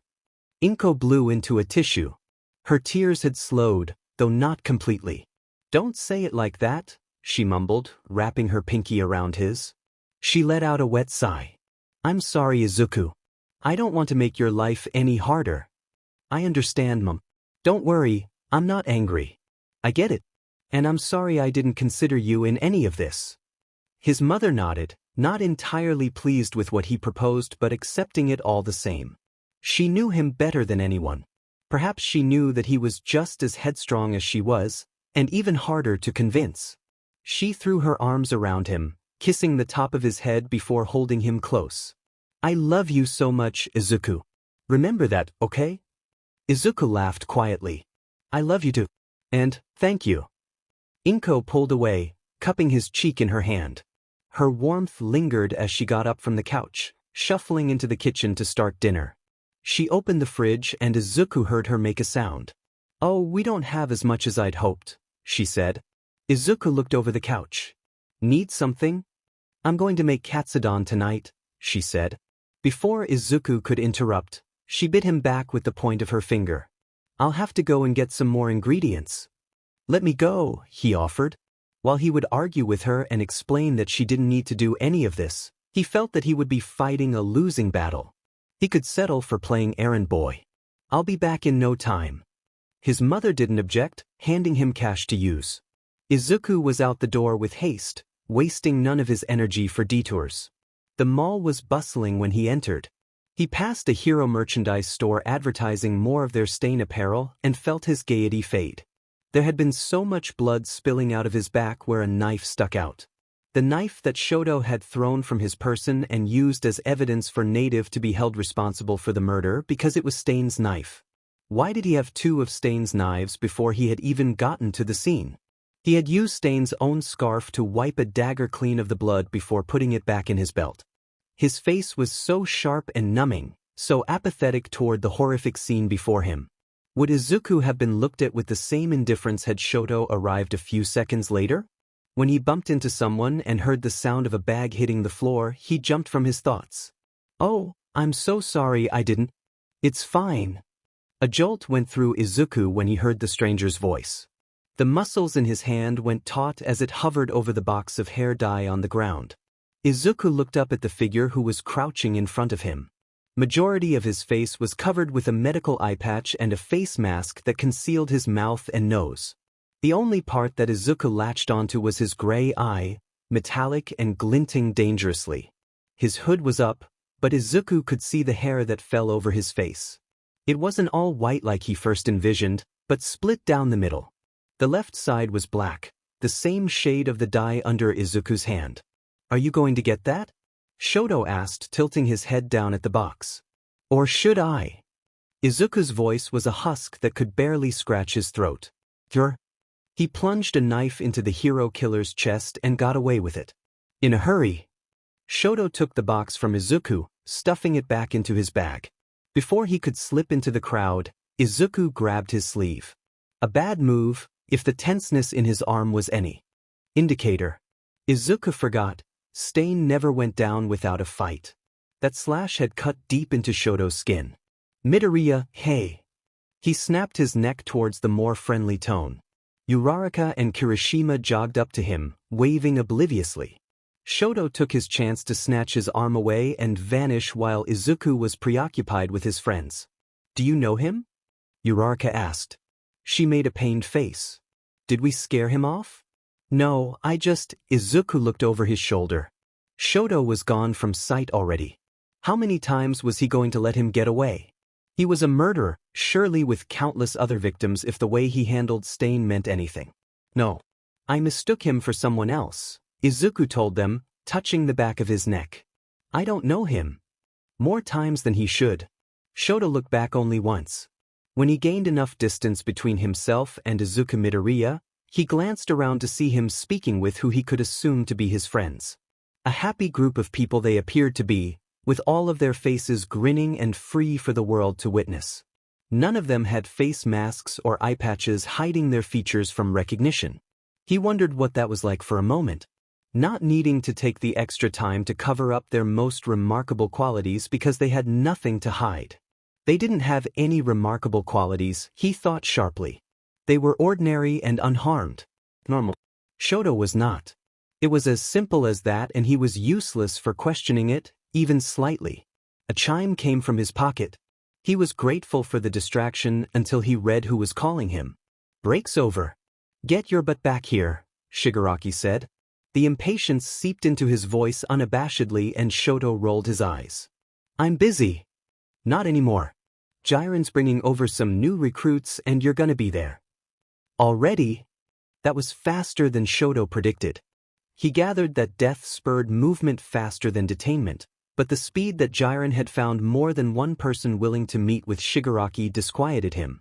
There were certainly people out there with more grit in their loyalty to the League's cause than Shoto. He hoped that they weren't allowing any loose cannons into their ranks. Those would be hard to deal with and even harder to control. Don't act so surprised, Shigaraki said. News spreads fast, motivation spreads faster. Now just do as you're told next time and we won't have to have any conversations longer than this one. He hung up before Shoto could get any of his say in. As much as he would have liked to break his phone and Shigaraki's neck, He didn't do either of those things. The only thing he did was put his phone away and find the exit to the mall as quickly as he could. On the sidewalk, a crowd was forming outside of a store that offered news feeds off of a few televisions set up behind a window. Shoto approached and peeked through shoulders and elbows at what they were so entranced by. "Endeavor, that was such an incredible display of power," a reporter said, holding a microphone up to the number 2 hero. Shoto felt his nose twitch underneath the paper mask as he watched Endeavor nod and rub his chin. "This location isn't very close to your agency or patrol lines, but here you are." "I'm a hero," Endeavor said, not even an arrogant grin cracking through his intimidating glower. "It's nothing less than my duty to go out of my way to defend somewhere that needs me." The reporter ate all of it up, an infatuated smile blooming on her face. Shoto's curiosity had long since faded, though every nerve in his body trapped him in place and forced him to watch his father get showered with praise. "A brilliant statement, Endeavor." She looked back at the camera for a moment, her eyes twinkling. Her tone sobered as she faced him again. "Now, in the wake of the Hosu tragedy, what do you have to say about that despicable league of villains and those Nomu creatures? So much death, not even the hero killer, Stain made it out alive. Releasing such rancid monstrosities into a peaceful city is an act that will never be forgiven," Endeavor declared. "My agency and I, along with countless other heroes, are working tirelessly to capture every last one of the criminals responsible for it. When they are found, they will pay justly." "A powerful message indeed," the reporter said. "You heard it here, Japan. The League of Villains will not get away with this. Justice will be given to every family who lost a loved one in the attack. Through all of this darkness, the number 2 hero is just one of many lights to look towards." Calling him a light now, Shoto thought with a sniff of disdain. A light in the darkness, one of Japan's saviors. He couldn't even blame their blindness. Endeavor was nothing if not a jester, fooling everyone just for a taste of glory. His ambitions were still powerful, even after losing 2 of his most promising sons, if they could be called that. Shoto was a creation, a masterpiece, a weapon, originally pointed at All Might. After cutting his strings and regaining his sight, Shoto shifted his aim ever so slightly. There were more important people who needed to be knocked off their pedestals. "Yeah, they'll pay for Hosu," someone in the crowd said. A chain reaction rippled through almost immediately and Shoto took a step backward. "Death to all of them, those demons." When the cacophony erupted, Shoto broke away and made his way towards the nearest train station. He glared at his shaking hand, grabbing his wrist harshly. No matter how much he hated Endeavor, he was right. They were all right. Hosu was an unforgivable travesty and Shoto would pay for it, one way or another. There was no escaping Endeavor's merciless fire. He had the scars to prove it. When Shoto pulled his hand away, he peered underneath his sleeve at the red and bruised skin. "Damn it," he hissed, softly touching his wrist with cool fingers to soothe the pain. It was an addiction he thought he broke long ago. Sometimes, it came back with a vengeance, and Shoto could only stop and stare at the marks on his body. He hated them not only because they were Endeavor's doing, but because they were also his own. Nothing was ever one person's fault. But there was no longer a problem. Shoto had control now, something he lacked 5 years ago. There were other ways to distract himself than splitting and burning his skin, much better ways. He stepped onto the train, mindful of the quiet.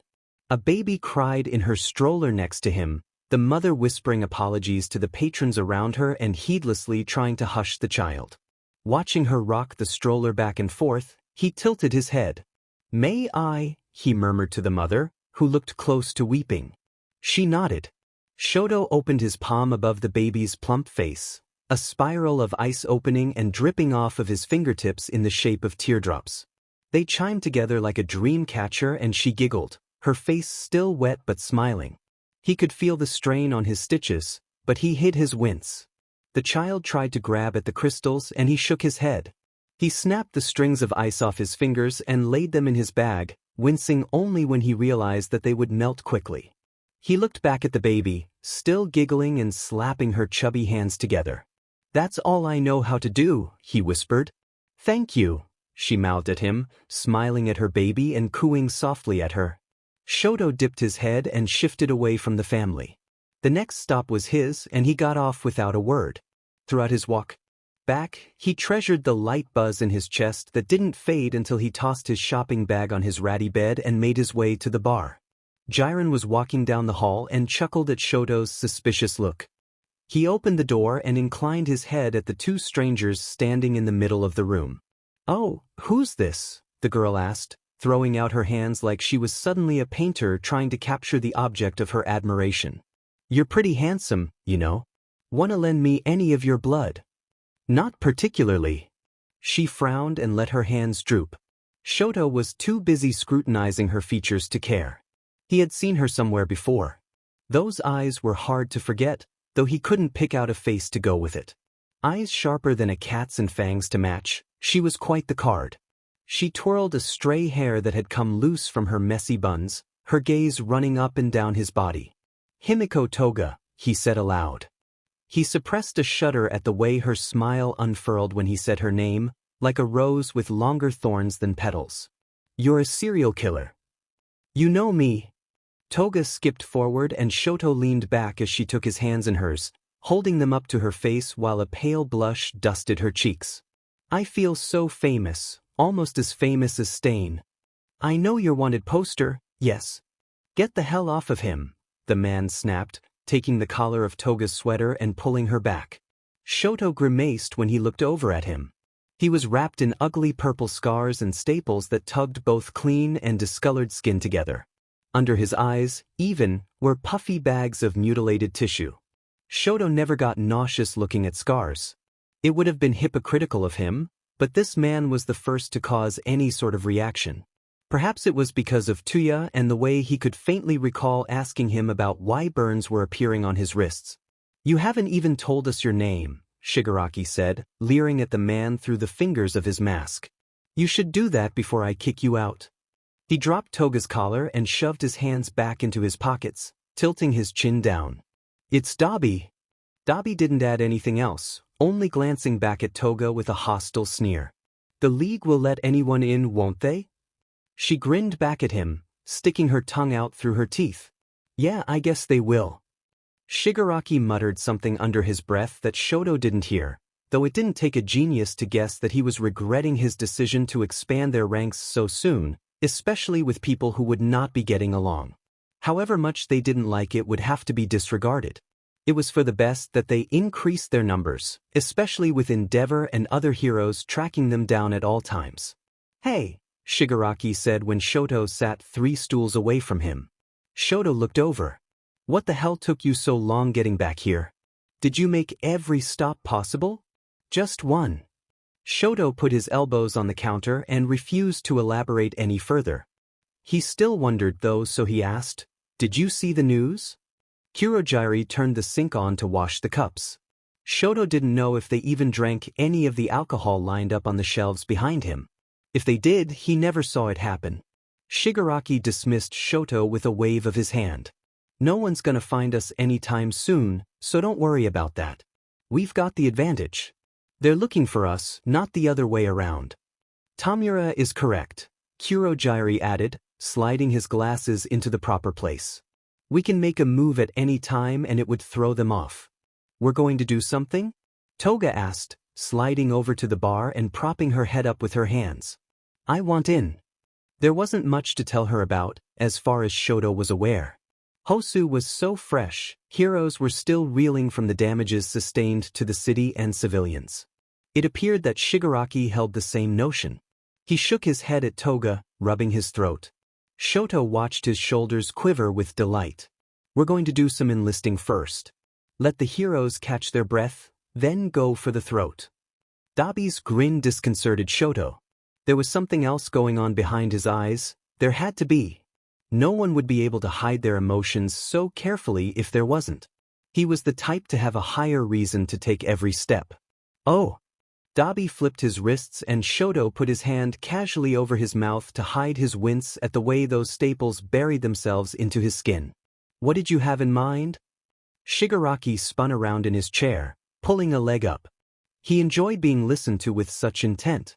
Well, where do we all know All Might is focusing his energy right now? You? Shoto murmured. The #1 hero, taking up a job at one of the most prestigious hero schools in the country. Nothing less than absurd, in his opinion. What did All Might have to gain from training students now that he didn't in the past? All Might was a mystery the world would never solve. Shoto had already accepted that. A mystery, a blessing, a curse, a god. I call him every name known to man. He could fit the description. There was no one like Japan's #1 hero. Shigaraki stuck a finger in the air. Do it. And every year, classes 1A and 1B have a training camp at an undisclosed location. All Might won't be going to this one, obviously, which is all the more reason for us to pay them a second visit. I don't understand, Shoto said, threading his fingers together in thought. When you invaded the USJ, you wanted to test out your Noma's strength compared to All Might, preferably killing him. What does this camp have that we want? It's not about the camp, Shigaraki said, rolling his eyes. It's about what All Might failed to protect. Attacking the students is one thing, anyone can do that. He reached up to remove his mask, a tiny smile playing in the corners of his mouth, will be taking one back with us. The sound of Toga's enthused giggling cut sharply in Shoto's ears. He saw a flash of steel and turned, glaring at her as she played with the sharp end of a knife. Shoto knew that Kurogiri was watching him over the smooth glass of his shot cups. He didn't forget either. Innocent heroes would die, and despite Shoto not knowing where he stood on the matter, that was incredibly different from what Shigaraki was proposing. There was a difference between innocent heroes and innocent children trying to grow into a costume that was too big for them. This isn't the first time. You already brought up the USJ, why did you not call it out then? No, it wasn't the same. The goal at the USJ had been self-evident and reasonable. Kidnapping a student was not the same as trying to kill All Might. Are you serious about this? Shoto asked slowly. You know, you've really got a problem with following orders, Shigaraki told him. Shoto gave him a single, dry laugh that didn't bring out even a smile. He shook his head, getting to his feet and breathing in. I'm going to think, he said. Don't look for me. Shigaraki glared at him as he left, though Shoto didn't head towards the front door after he left the room. He locked himself in his bedroom and grabbed his face mask and eye patch from a drawer, wrapping both around his face. Opening his window and climbing out, he jumped down a story to land on the stairs platform on the side of the building. A curse slipped out from his lips as he felt arms strain. He peeled back the collar of his shirt to survey the stitches that needed to be taken out soon. The wound was puffy and red and not pleasant, but it was healing properly. After being grabbed and tugged by his wrist at the mall, he had been concerned about the stitches tearing, but Midoriya hadn't pulled him that hard. Shoto walked and was grateful that the moon had finally risen and the night descended upon them. The streets of Kamino were never barren, but the sounds and activity lulled considerably when the crickets began to sing. He hopped on the closest train he could find, swallowing down his heart and making his way towards Hosu. The city was blocked off completely, empty police cars scattered around the border of the wreckage to scare off any intruders. No actual police officers were inside of them. Reconstruction hadn't yet begun. Search teams were still trying to find bodies buried under the rubble, and there were too many toppled buildings, so many that they were beginning to bring in search dogs to make up for the lack of heroes with suited quirks. How could 3 Noma do so much damage in such a short period of time? And with the #2 hero on the scene as well, it almost didn't seem fair. Shoto found it easy to get in. The hardest part was finding what he was looking for. He didn't know what it was that he wanted from Hosu, but here he was, all the same. It certainly meant something. A lot of the piles of dust and debris were only shadows, difficult to see when he was so far from any working street lamps. Shoto stumbled a lot on rocks that snuck under his radar. Eventually, he pulled his mask and eye patch off and lit his fingertips to give himself a headlight, but it didn't get better. A fresh disaster didn't sit before him anymore, only a haunted battleground. Voices in his head cried at him, teary screams that echoed through him. He saw a ruined Endeavor plushie poking out from stones and bricks and walked over to it, getting on his knees. I'm so sorry, he murmured, holding it up and wondering if the child this belonged to was accounted for or still missing. For what he did to you. The stuffing flooded out through holes in the fabric and tiny pebbles, and Flint glossed it over completely. A kid looked up to Endeavor, enough that they bought a stuffed toy of him, and they may have been buried in his wake. Shoto wanted to burn the thing, but he didn't. He carefully placed it back where he found it and stood up, looking around with his fire in hand. He saw everything he remembered glimpsing that day. The little girl shaking a man's limp body and choking on tears as she tried to plead with him. "Daddy, wake up. Please, I'm scared. I want to go home." There was a woman crumpled against a wall, holding her head and drawing her hand back only to start crying at the blood that soaked it while she was on the phone. "I'm gonna die, aren't I? Oh, please tell my kids that I love them. I love them so much, please tell them that." A young boy, all alone and shaking and covered in dirt and powder as he wobbled out of an apartment building. "Mom. Dad. Where are you? I'm scared." Something tapped Shoto's shoulder and he spun around, not realizing how heavy his breath was. No one was there when he chased away the shivers in his legs and chest.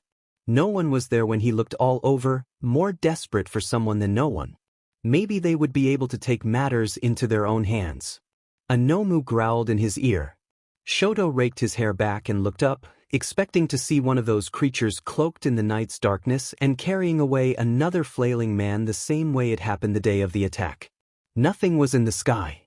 The stars were hung, never moving and never getting blanketed by any Nomu. His hand itched and Shoto shook the fire out, plunging himself into oblivion. "It wasn't my fault," he said, making his way towards the only lamp he could see in the distance. He ignored the way he stumbled over the uncleared havoc. He avoided going over any big piles. He didn't like the feeling of stepping over innocent people's unfound bodies. It was Shigaraki and the Nomus. And it was Endeavor's. The maggots and leeches crawled over his arm, plucking his flesh and his stitches. He could have ripped them out himself, ripped all of them out, but his thoughts barred him. It wasn't his fault. There was nothing he could have done to stop anything on such a scale. When Shigaraki called those Nomu, Shoto was just the dog, the one following orders and not getting in the way.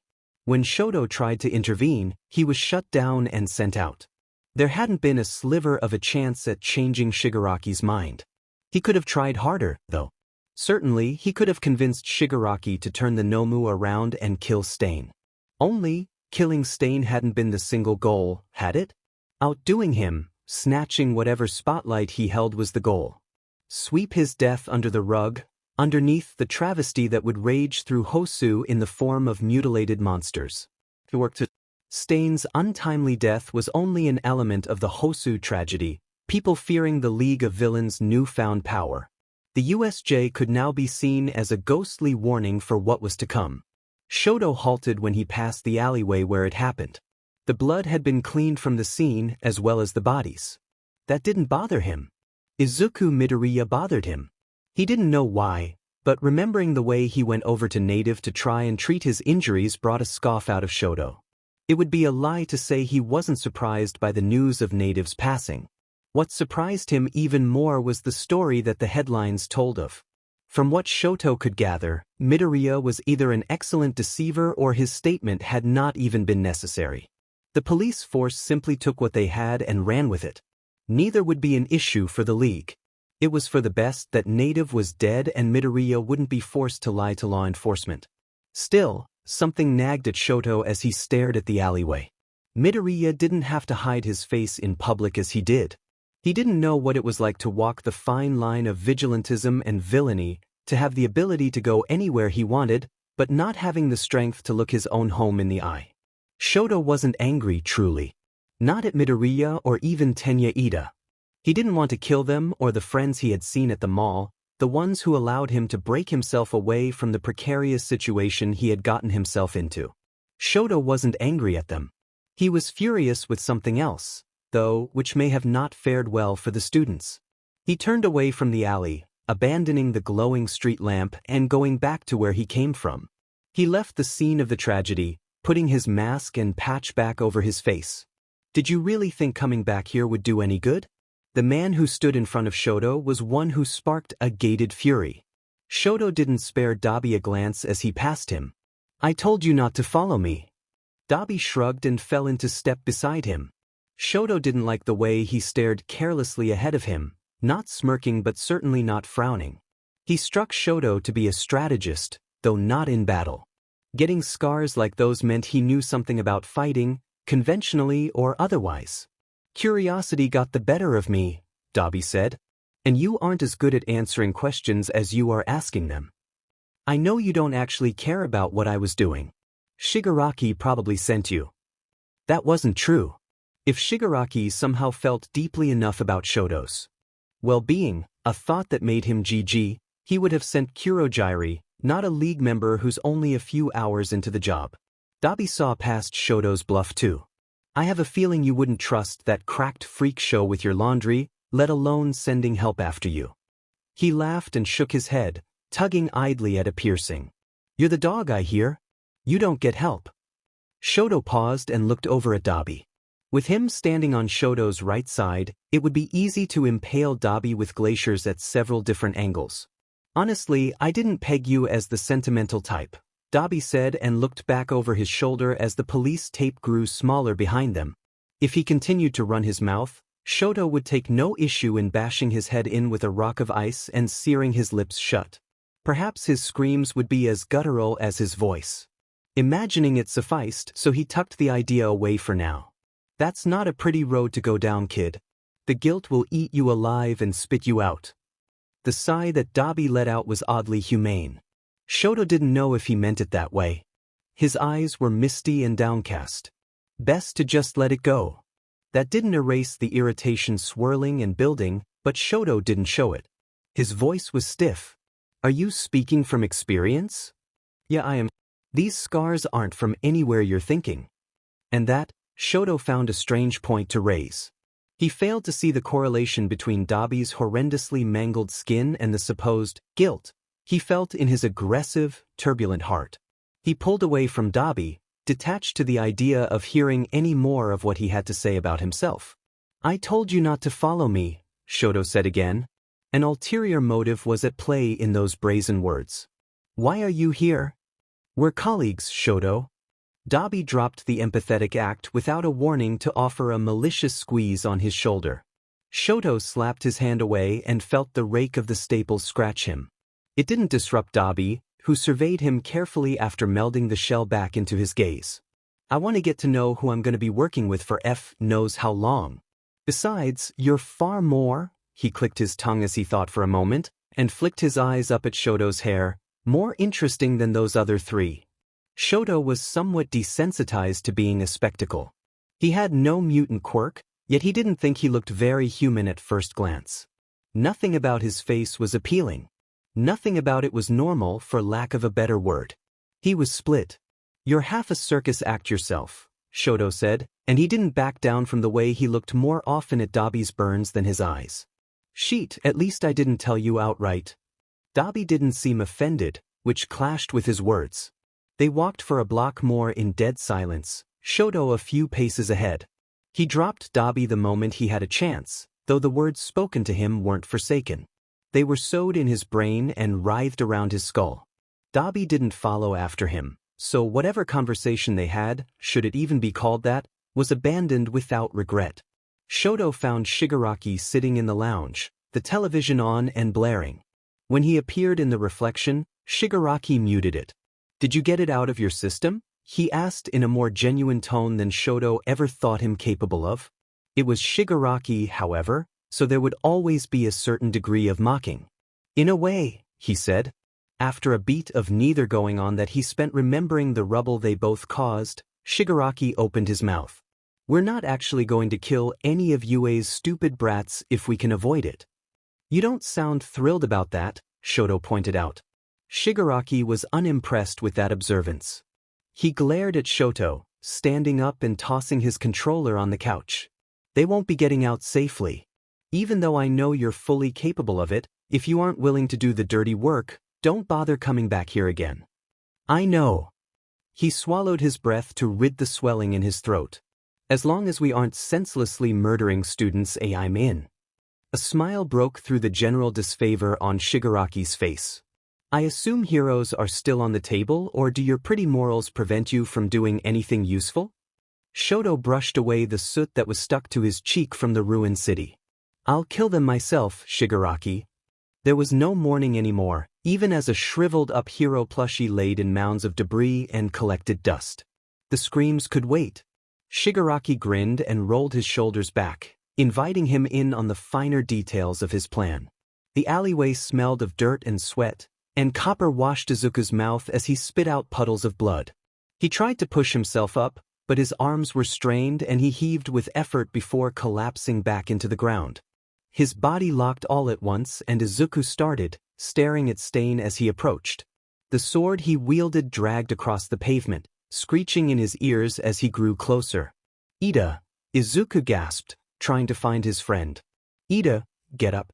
Please, you have to get. His eyes did find Ida eventually. They found him on the ground, his throat slit and leaking. Blood dripped from his mouth and his glasses were shattered next to broken arm. Stain peered down at him through his mask, dragging his sword up to Izuku's head. Your friend was a fool. He paid the price for it. Now you shall too. Izuku snapped his eyes shut, bracing himself as best he could for the incoming blow. It never came. There was a gagging struggle and Izuku dared to look, only to find a boy with ice covering half of his face thrown into the wall. A crack broke through the noise and Shoto yelled, throwing his hands up when the hero killer brought his sword up and stabbed it into Shoto's chest.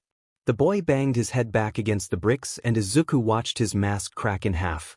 But when it fell, an incomprehensible, buzzing shadow fell onto the left of his face, covering it as if commanded to. With a final sweep of his arm, Stain ripped his blade across Shoto's torso, tearing it open and letting the blood gush from the wound. Shoto coughed and choked violently until he went slack, letting his head dip down and leaving Izuku alone with the hero killer's eyes focused solely on him. You got lucky the first time, Stain hissed coolly. Izuku didn't have the luxury of steeling himself. Stain's sword was in the air and then it was buried into his back. The world dissolved into red the moment he opened his mouth to scream. He opened his eyes to darkness. It wasn't long before he got himself adjusted to it, and by then, there was no hope of falling asleep again. Izuku picked his way through his room, trying not to creak the floorboards and risk waking anyone else up. Curiosity is what brought him to his desk and impulse is what made him turn his computer on. The shocking light stung his eyes cruelly and he couldn't bear to look at it for more than a few minutes at a time without tears springing up. When he finally became accustomed to it, he typed a word in the search bar, the only light in his room being that of the white blare that doused his face. He scrolled through useless results that provided him less than nothing, holding back the urge to yell frustrations into his keyboard. The name he had put in jeered at him. Shoto. He mumbled to himself as he added 2 more words. Shoto Ice Quirk. Somehow that made it worse. The only thing on his screen was an apology for not being able to find anything relating to his search and a request to be more specific. Izuku tried going through past police records that had been released to the public, but not even a description that matched Shoto's profile came up.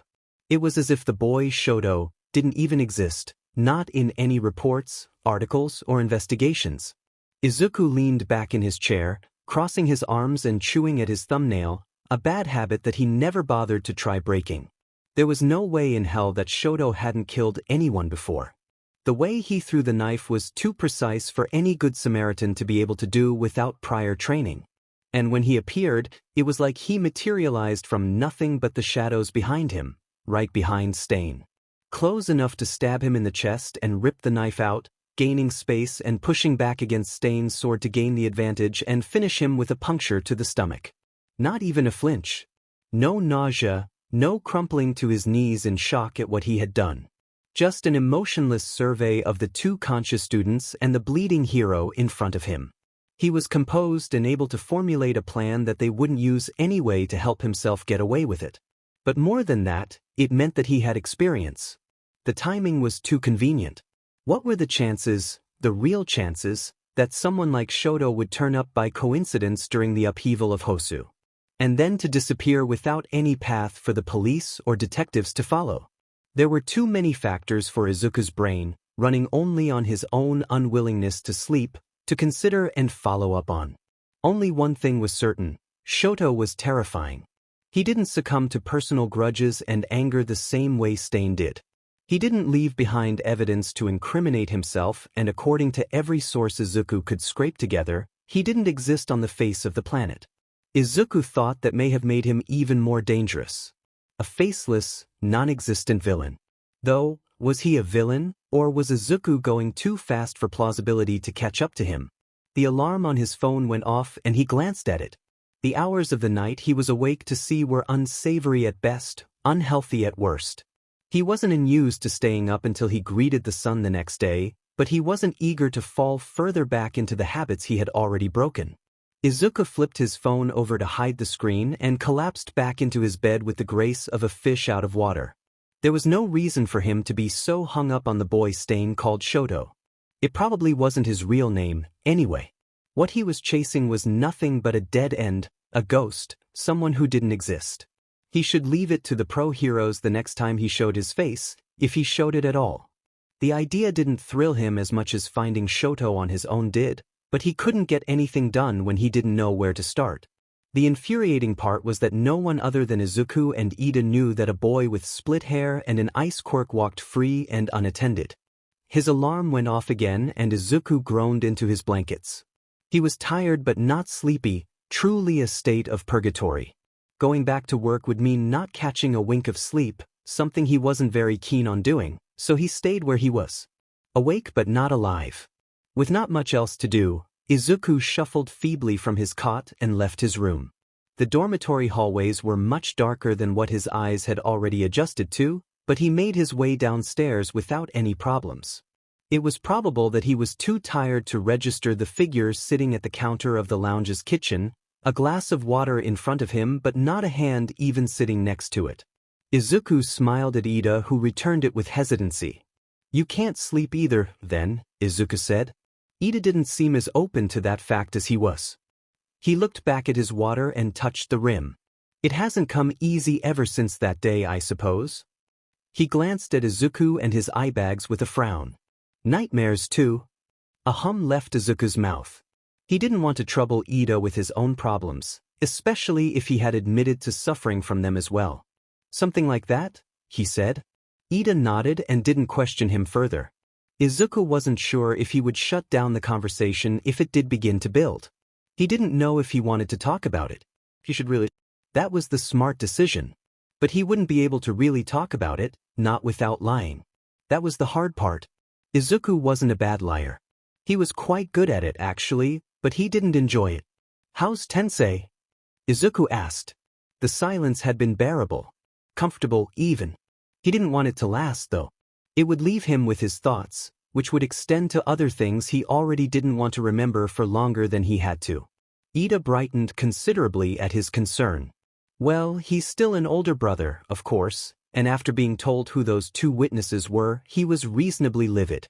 No amount of apologies will appease him. "I don't think he wants an apology," Izuku said. Ida shifted to look at him. "He's just scared for you. My mom is the same way." "I was a fool for going after Stain," Ida admitted, not to Izuku. He listened and didn't interrupt. "Thank you for saving me, Midoriya." Anything they said would have let that name hang in the air like a virus anyway. Midoriya had tried to save Ida, but both of them had been outmatched.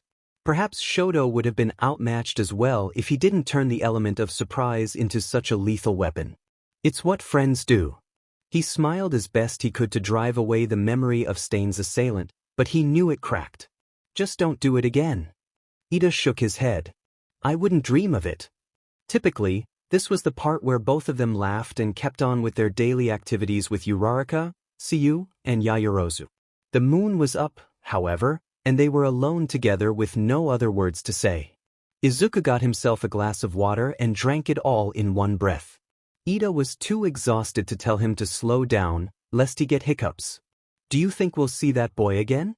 Ida asked, keeping his head down as his shoulders bunched together. Izuku wondered if Ida would ever say his name, or if he remembered it at all. Maybe. Izuku had a feeling that brewed in the way storms could be smelt before they arrived. He sighed and shook his head. Knowing his luck? Probably. Plus. Shoto watched with little interest as Toga sliced open the body of a woman who cried and apologized for her sins in the past. Toga didn't care about those crimes, so they were futile. Shoto did care, but it wouldn't have stopped him had he been the one to do the job. When the last gasp for air came to a close, Shoto turned fully into the alley. Is it done? He was keeping watch for her, leaning on the wall and scrolling uselessly through his phone under the guise of a rebellious teenager skipping school. Toga liked her knife clean, but her skin didn't melt into any disguise. She had at least that much control over her quirk. It so happened that she genuinely did get a shot of joy from the taste of blood. Yep, she laughed, and Shoto tossed her a bag of clean clothes to change into, ones that weren't splattered with red. He returned to his watch duty when she threw her sweater off, keeping an eye on anyone who gave them suspicious looks. When Toga emerged, she was spruced up and went to jangle a bag full of vials in front of Shoto's face. What a success, she purred, a blush rosing her cheeks as she pulled one out to admire the scarlet liquid. Shoto nodded, leaning away from her as they walked to try and clear the heavy stench from his nose. If someone were to notice, he figured that they would be too put off by their appearance alone to stop them, unless they were an officer or hero. Should that happen, they would handle it quietly. So, what was Hosu like? Toga drawled, kicking a pebble into the street. Did you see any guts smeared on the pavement? She sounded dreamy, like she was describing a childhood crush instead of a bloodbath. A prickle of discomfort crawled over Shoto's neck, standing his hair up. It was hard not to, he said, trained to keep the emotions disconnected from his words. Where were you when it happened? She hummed. Probably cutting someone up, if I had to guess. How quaint. Shoto wasn't too accustomed to Toga's frolicking yet. She didn't possess the sinister childishness that Shigaraki did, nor was she as punctual as Kurogyari. She was certainly a normal teenage girl when it came to getting crushes on any mildly attractive person she saw, though she was far from the standard of normal when it came to expressing those feelings. The woman who laid dead behind a dumpster was not one of Toga's personal victims, as she had complained to Shoto's poor ears about being assigned the mission from Kurogyari at all. If she had her way, Shoto guessed that she would have chosen someone more visually stunning. Shoto didn't care about Toga's reasons for killing. He was simply glad that the woman was dead. Her alias when she put on her hero costume was the light hero, Lumiere, but in reality, she was a blemish on the earth that needed to sink into the dirt. An intriguing quirk, though she had one that allowed her to bend any light into physical weapons. What intrigued him even more were the charges that had been filed against her for RP. Filed by her only son, as well, and dropped in silence. Not a single major news outlet had reported on the Deming accusations on account of her being an underground hero. Only a few months later, Lumiere's son was pronounced dead from the combined effects of an overdose and drowning in his bathtub. No one cared. No one even remembered. Shoto hoped that her son would get his justice now that his RPST was dead. It wasn't a lot, but it was the most they could have done for him. I need to do something exciting, Toga said, bouncing on her heels and throwing her arms out, tightroping along the cracks in the sidewalk while admiring dresses she saw in display windows. Because that was the most boring one I've done yet. It was true that the blush had dissolved from her face. Shoto didn't say anything, merely twitching his nose and pulling his phone out and calling Kurogyari. It's finished here, he said when the line came alive. We're coming back now. Actually, tell Toga to come back. There is an extra errand that we need you to run while you're in the area. Shoto glanced at Toga as she fawned over more clothes and stuffed animals sitting behind the windows they passed. I'll send her back. Don't be surprised if she's a bit late. He pulled the phone away from his ear to tell Toga the news. She was happy to be getting the rest of her day off and promptly made fun of him for not being able to do the same. He shook his head, ignoring her. What do you need me to do? He asked Kurogyari. I'm sending you the address of a man willing to join the league. Meet with him and be as pleasurable as you can. I trust you to handle this in my stead. Of course. Shoto nodded and didn't bother trying to deny the wink of gratitude towards the praise that warmed his chest. What do I tell him? And should I bring him back with me if he agrees to join us? Read him and adapt to whatever he presents himself as. As for your second question, yes, That will do nicely. If he doesn't wish to, don't force him. Good luck, Shoto. Shoto thanked him and hung up, glancing at the directions Kurogiri sent him. It wasn't too long of a trip. He decided to walk rather than take the train. The cold weather was always nice to him. Once he began to near the destination, he was confused by the prosperity of the district. Restaurants and stores were no less frequent than they were in the previous town he and Toga were in, something that Shoto had thought would disappear as he approached an assumed ghost town. He stopped in front of a cafe and looked up at the sign. It was the right place, according to his map. Before he entered, he looked across the street at a park blocked off by fences to keep the children playing safe. Everything about the place was not only normal, but lively and full of color. Bells of skepticism chimed in his head, not sure if he was meeting someone who knew full well what they were getting into or a stupid kid looking for some thrill. He pushed the door to the cafe open and looked around. It wasn't packed and pale conversations buzzed in different corners, which he somewhat enjoyed. No faces stuck out to him and he almost reached for his phone to ask Kurogiri for a photo, but a man in the corner caught his eye with a hand held up for him to join him. Shoto was cautious as he sat down, keeping a firm grasp on his quirk in case it needed to be used, though the man didn't seem to feel the same way. Before we start, the man said, taking a small sip from his coffee cup, might I acquire your name? That depends on how this meeting ends. All Shoto had to do was be pleasurable and adapt, just as Kurogiri said. He didn't know how to do the former of those things. The man smiled and laughed as if catching up with an old friend. Entirely understandable, I should have guessed. I'll offer you mine then. I'm Atsuhiro Seiko, but my moniker is more popular. He dropped his voice to a low whisper. Have you heard of Mr. Compress? Shoto had indeed heard of him. He was a wanted thief nationwide and known for the way he could make anyone disappear with what could only be described as the snap of a finger. His elusive prowess and experience would make him an excellent addition. There was one thing he couldn't help but notice. You aren't wearing any mask, Shoto said, studying his features as they were presented to him. Compress was average-looking, though he supposed that he could see how one might find him appealing. He was average, but he was not boring. A sign of good faith, if you will, Compress said. Care to offer the same courtesy? Shoto shrugged. He had a point. He reached up to remove his facial coverings. Mr. Compress' smirk tightened for a moment when he took in the size of the scar over Shoto's eye, but he had the grace to be quick about fixing it. Compress tapped the table with his finger before pointing it at Shoto. I've seen what you rookies can do. I'm quite charmed by your forceful devices, even if they aren't exactly my style.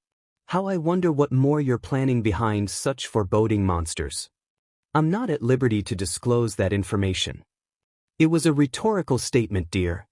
Shoto remembered how he was supposed to be pleasant and apologized. He wasn't sure what Compress would consider to fall under that word. I didn't mean to be rude.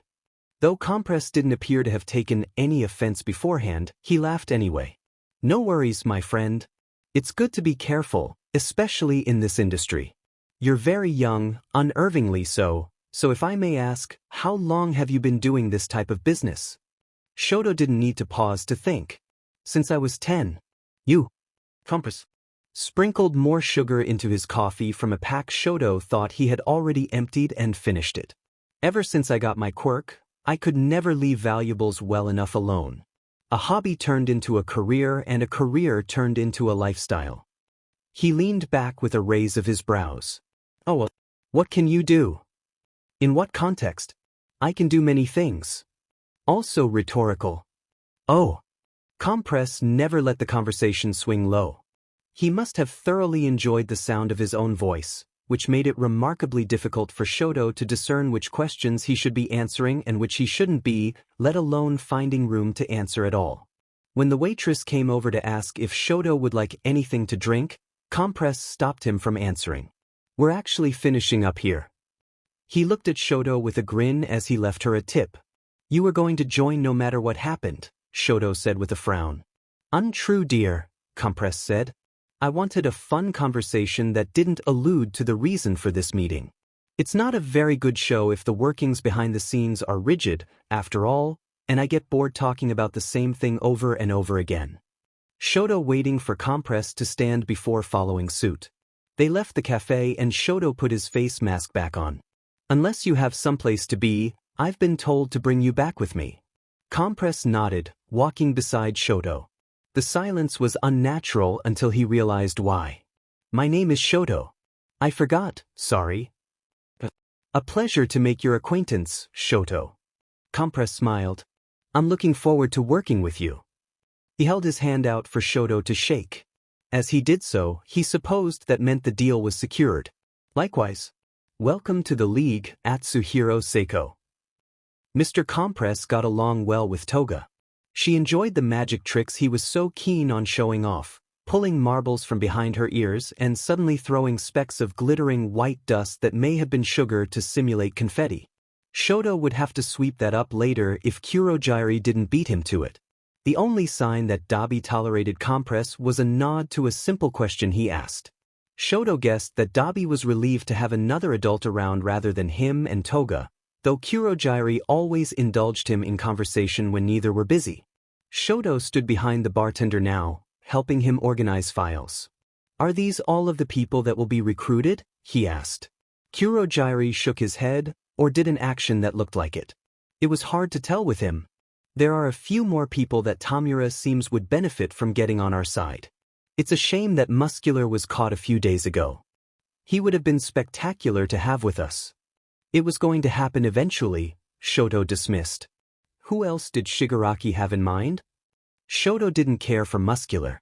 As a sadistic villain who only took glee from slicing heroes up and grounding them to nothing, he would certainly have a field day surrounded by heroes in training who stood no real chance against his quirk. If there were more candidates, Shoto would be willing to take a look at them, though he could see the league gaining ground too fast being a problem.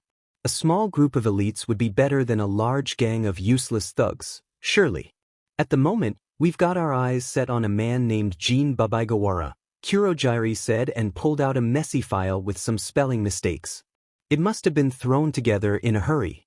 The picture in the corner was of a tired man possibly in his 30s with a noticeable scar that went down his forehead. Kurogyari continued. Jiren said that he would meet with Mr. Babaigawara and get him to join without much of a problem. If it succeeds, then we have a powerful villain working under us. And the others? Shuichi Iguchi and Kenji Hikishi, otherwise known as Spinner and Magna. You will meet these two, as well as Moonfish and Mustard, at the gathering point at the training camp. Moonfish and Mustard. Kurogyari trailed off as he examined their files more closely. Shoto did the same. What about them? Kurogyari sighed. As heinous as it sounds, we need fodder, those who will be arrested to let the others escape. Moonfish and Mustard will play pivotal roles, but ultimately, they aren't expected to make it out. Shoto understood that well. The sacrifices necessary to keep the group at large afloat wouldn't be forgotten. Then it's safe to assume they won't be told their role in any of this. No. It's better that way and easier. They won't see us again. The door pushed open and Shoto looked up to see Shigaraki. Mr. Compress was given a wary regard from him, but it turned to nothing when Shigaraki came over to the bar. Not bad, he said when he slid his gaze to Shoto. Was Mr. Babaigawara a success, Tamura? Kurogyari asked, folding a small towel over his arm. Shigaraki nodded and pulled a game controller from his pocket. He slouched on the counter as he played it. Yeah. Decided to start going by twice when Jiren mentioned it, so it's twice now. I hope that you made twice feel welcome. Shigaraki grumbled and didn't give an answer. Shoto felt that that was an answer itself, and one that should have been expected of someone like him.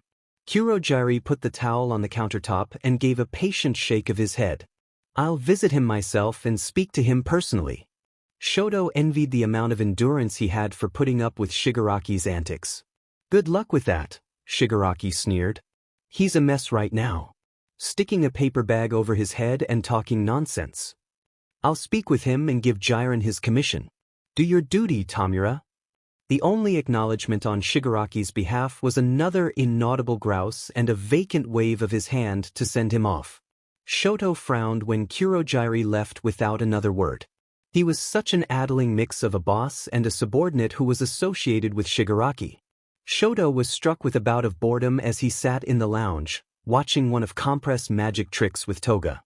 He was a sleight-of-hand magician, aided with his quirk that involved compressing objects into marbles to move them around.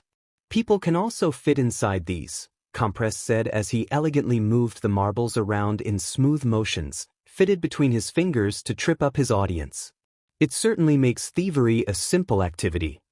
Toga leaned back in her chair until it began to tilt backward, throwing her feet onto the table. "Bet you had it easy," she said, smiling in what was not a malicious smile or a jealous one. It was blank. Longing, if Shoto squinted. Growing up with a quirk like that. Compress thought for a moment. "I suppose that's true. I think people hated my heritage more than they hated me, but it did extend all the way down to myself." "Your heritage?" Shoto inquired. It was interesting hearing about bits and pieces of Compress and even Toga's past. They were reluctant, naturally, to share much. Shoto himself shared close to nothing, only as much as Compress knew from the cafe. It felt like a real conversation, though one between normal people rather than killers. According to Toga, and Shoto wasn't sure how much of her story he could trust. She had been a gymnast since she was a little girl and didn't abandon it, not even after running away. That would explain her seemingly innate flexible ability and the mannerisms that she possessed while walking down a cracked street. Shoto ran his finger down a groove in the table as Toga and Compress talked at a pace he couldn't keep up. "With you." When Shigaraki's stale rasp broke through their conversation, Shoto passed him a glance. "With me." Toga laughed into her hand. "Does he even know your name?" she teased as he got up to follow Shigaraki out of the bar. He shrugged. He didn't know the answer to that. As they walked, Shoto rolled a shoulder experimentally. He had taken the stitches out a day ago and his arm was still tender. It had healed fine, though a scar would take its place. He didn't care very much, just another one to add to the collection. "Where the hell is Dabi?" Shigaraki muttered. Shoto rolled his eyes and didn't respond. Dabi came and went as he pleased. The same could be said for the rest of them, only Dabi seemed to do so far more often. Shoto was curious as to what someone like Dabi could possibly be doing. He hadn't committed any flashy crimes, as one might call them, but that didn't mean he should be out of the league space more than inside of it. Unfortunately, there was little that Shoto or Shigaraki could do about it. In order for Kurogyari to get him, he needed to know his location, something neither had. "Why do you need him?" Shoto asked in the meantime, scratching underneath his scar. Shigaraki didn't sneer or tell him that he asked too many questions, though Shoto was inclined to think he did, if only because he wasn't trusted with enough information. Shigaraki said, "You two need to meet someone." He left it at that and Shoto did too. It made Shoto nervous. He hated being nervous, left in the dark, all of it. It was probably because of the way he couldn't handle Hosu. Shigaraki would be right to think that, of course, but Shoto loathed it nonetheless. "Did you try calling him?" "For your sake, I'm not even going to answer that." Someone turned the corner and Shoto almost ran into him. The coat Shoto wore nearly got caught in his staples. "You're calling for me?" Dabi mocked with a provoking grin. "That's cute." Shoto wanted to scowl at him. He didn't before Shigaraki scoffed. "About goddamn time. Where the f have you been?" "That's none of your business, actually," Dabi said. "Now tell me why the hell you need me so much and I'll consider listening to you." "You too," Shigaraki said, all of his contempt wearing off like he was about to tell them the worst thing they had ever heard in their lives, "are going to meet the man who makes my Nomu." And in a way he did. Shoto was shocked, yes, but more importantly he was curious in the morbid kind. He hated those fiends from the darkest pits of hell, but to learn that they were truly man-made creations was stunning. They had to come from somewhere, he reasoned. Kurogyari had teleported 3 to the top of the water tower that overlooked the city of Hosu. In his head, Shoto couldn't imagine anyone thinking up those abominations in the first place, let alone having the dare and the gall to create one. Dabi regained the ability to speak first. "Sheet. Really? What's the catch?" "Not a catch, Percy. I doubt either of you will object." Shigaraki's gaze lingered longer on Shoto than it did for Dabi. He either didn't believe his own words or he was waiting for Shoto to hear what the real reason was. Why did Shoto need to know where the Nomu were created? Why meet the man responsible for them? The training camp. It clicked like a SWH in his brain. Shoto wanted to hear Shigaraki tell him he was wrong. He'd tread with caution. That's what our next move is. You want to bring a Nomu along. Shigaraki's eyes creased as he smiled, the scar on the corner of his lip turning up. You will be bringing a Nomu. The doctor will give you both command of it and you'll both utilize it for the purpose of the mission. Sounds like those kids are in for a treat, Dabi said, brushing his thumb against the scar that lined the corners of his mouth up to his ears. Can't wait to see the looks on their faces.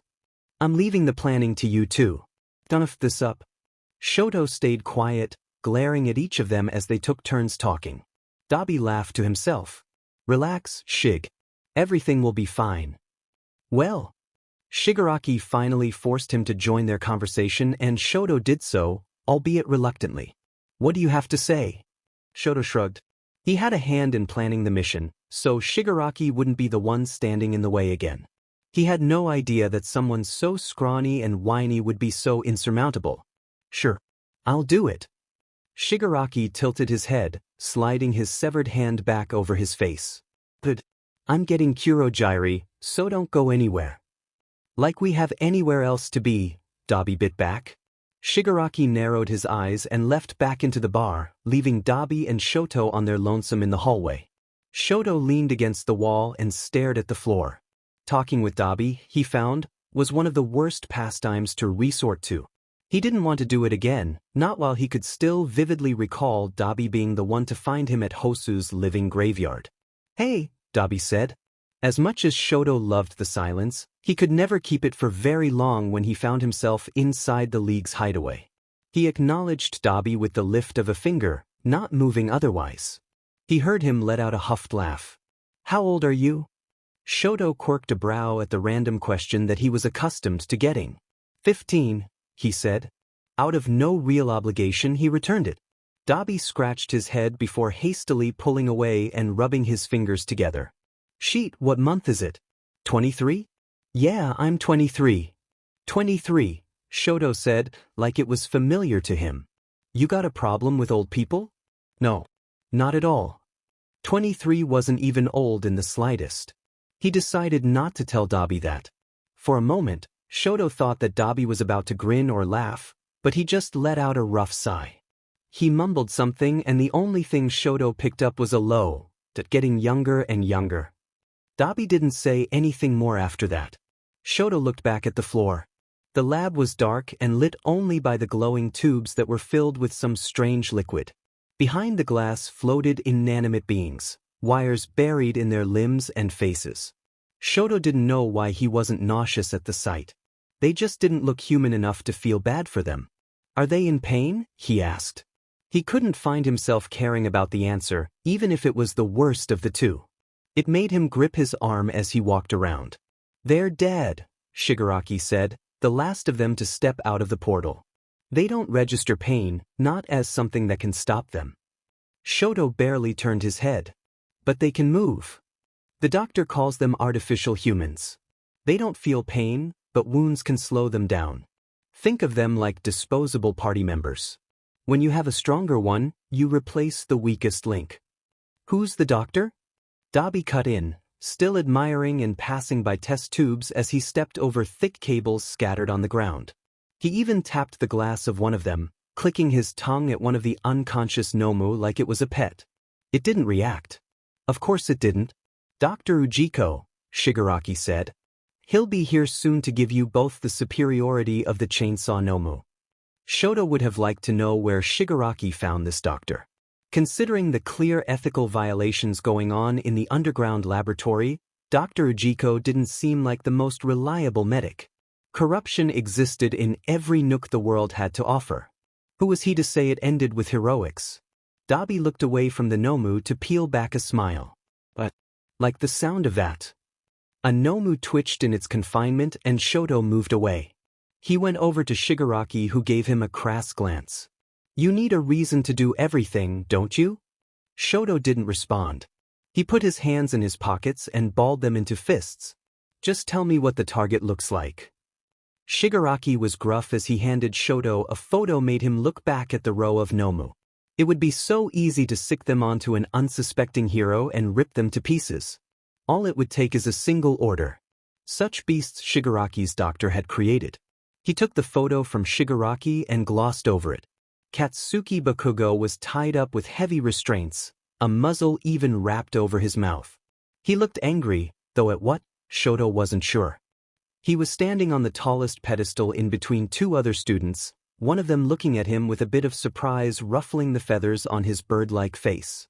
What he shouldn't have focused on at all was the one standing on the second-place pedestal, arms wrapping into himself and looking at the floor instead of at Bakugo. If Shoto had to guess from the picture alone, he would say that Midoriya was guilty about something. The only thing he could think of was that he had let Bakugo win their match.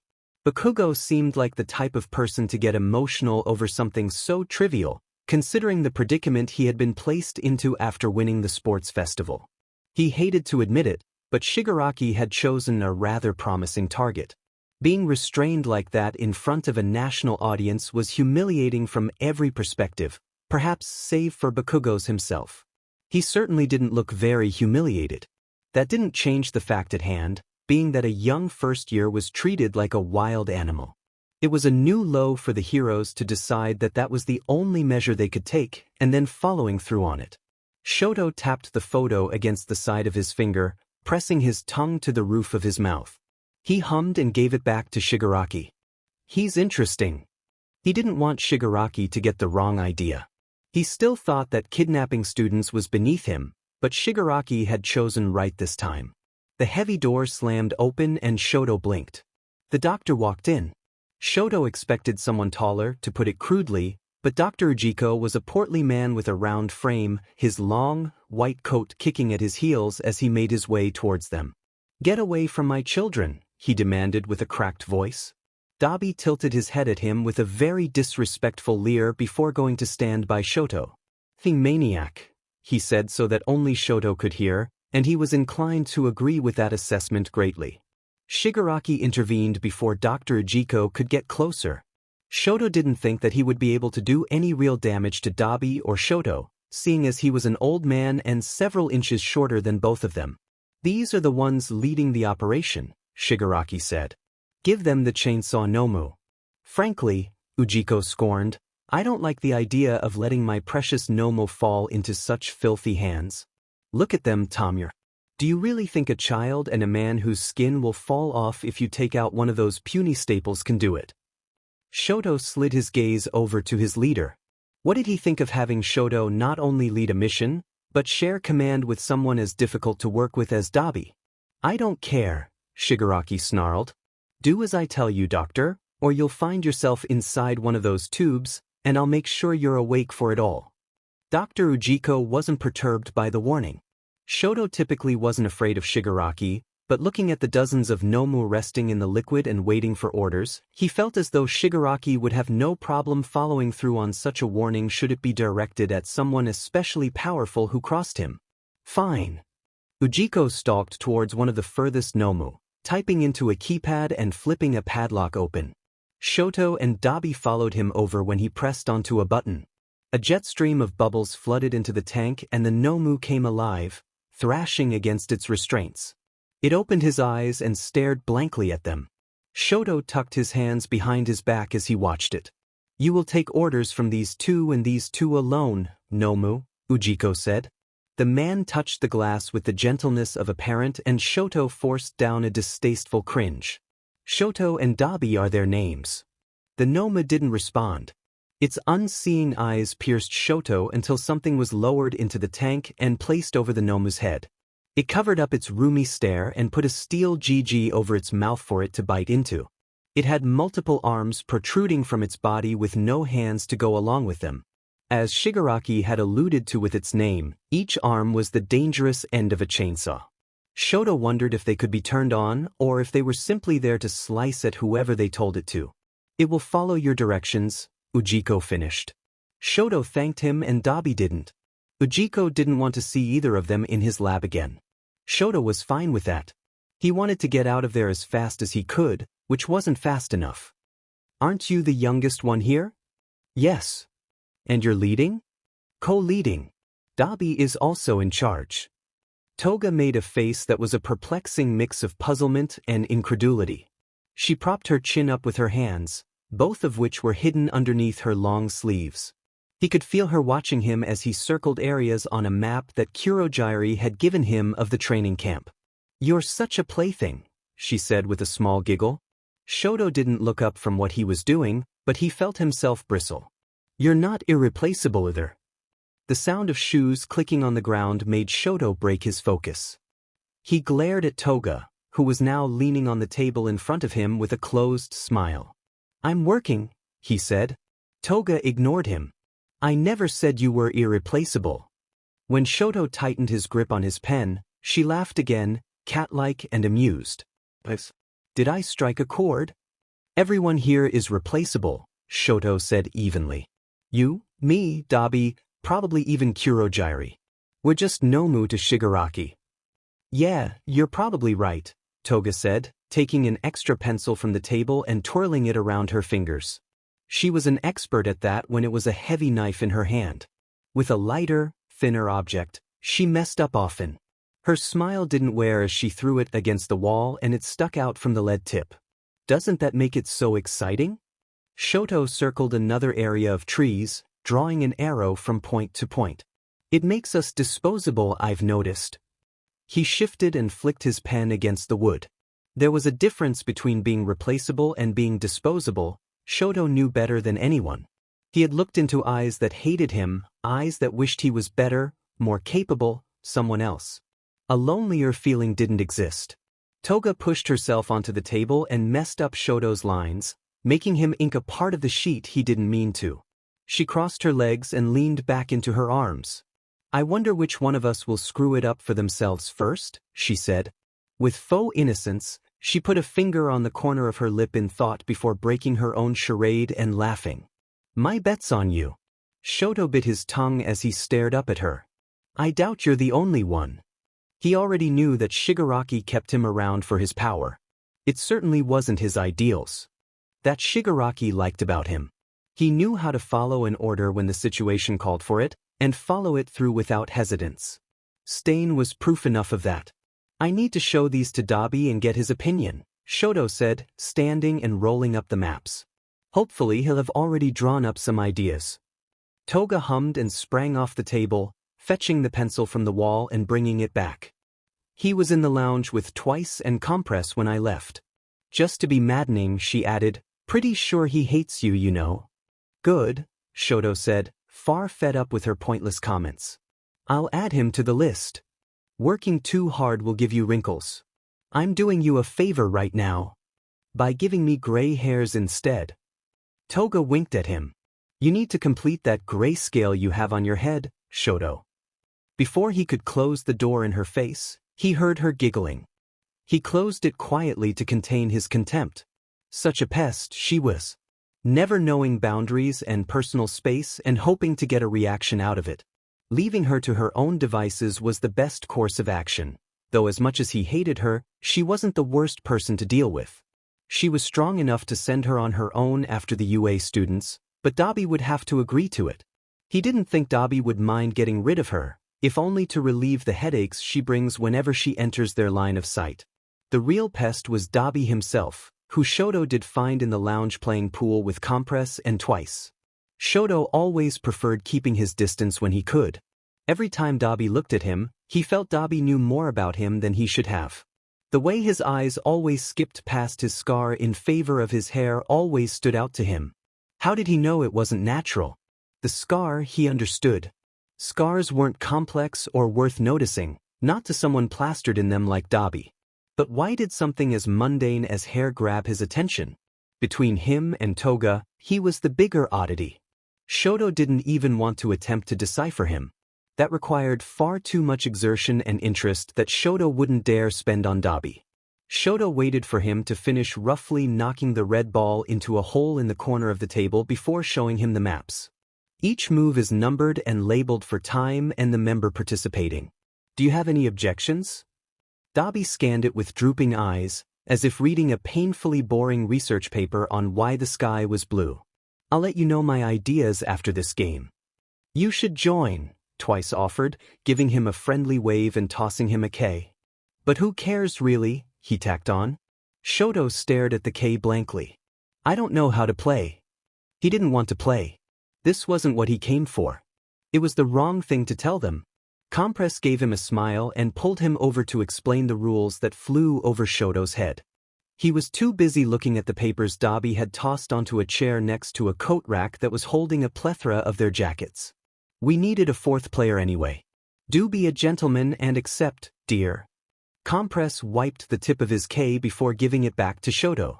Shoto mumbled to himself as he stepped up to the table, leaning forward to try his best to line up a shot. He tried to hit the green one in, but he missed. Predictably, of course, though he was still vaguely disappointed with himself. No one's good on their first go, Dabi said. You'll get better. I don't care about getting better. I need you to tell me yes or no to those plans. In that case, no. They're not gonna work. Shoto folded his arms. Then will you tell me your ideas? Or will you just refuse to use mine? Dabi matched him. Whichever makes you angrier. You're impossible, Shoto said. He gave his K back to Compress and took his maps back with him to his room. Twice said a happy parting to him, but he couldn't be bothered to look his way. He dumped the papers onto the desk and fell backwards on his bed. He was acting like the child he had outgrown years ago, but the softness was enough of a replacement for him to forget about that. There wasn't enough room inside of him to care. The more he lingered on it, the more Shoto realized how unconventional the league was from what he thought it would be. This wasn't what he expected he would be resorting to under the promise of achieving his goal. Kurogyari had said that he and Shigaraki wanted the same thing, but only one of them was moving towards the proper means of taking it. He still couldn't believe that kidnapping a student was the proper means, but if Katsuki Bakugo agreed to join them, surely it couldn't have been wrong. Shoto sat up and grazed his head. He thought that he could sharpen his clarity once he joined the league, but he's only ever become unsteady. The people around him were the same as him. He was not the same as them. Someone knocked on his door. Shoto couldn't give permission before Dabi came inside anyway. You should lock your door, he said. What do you want?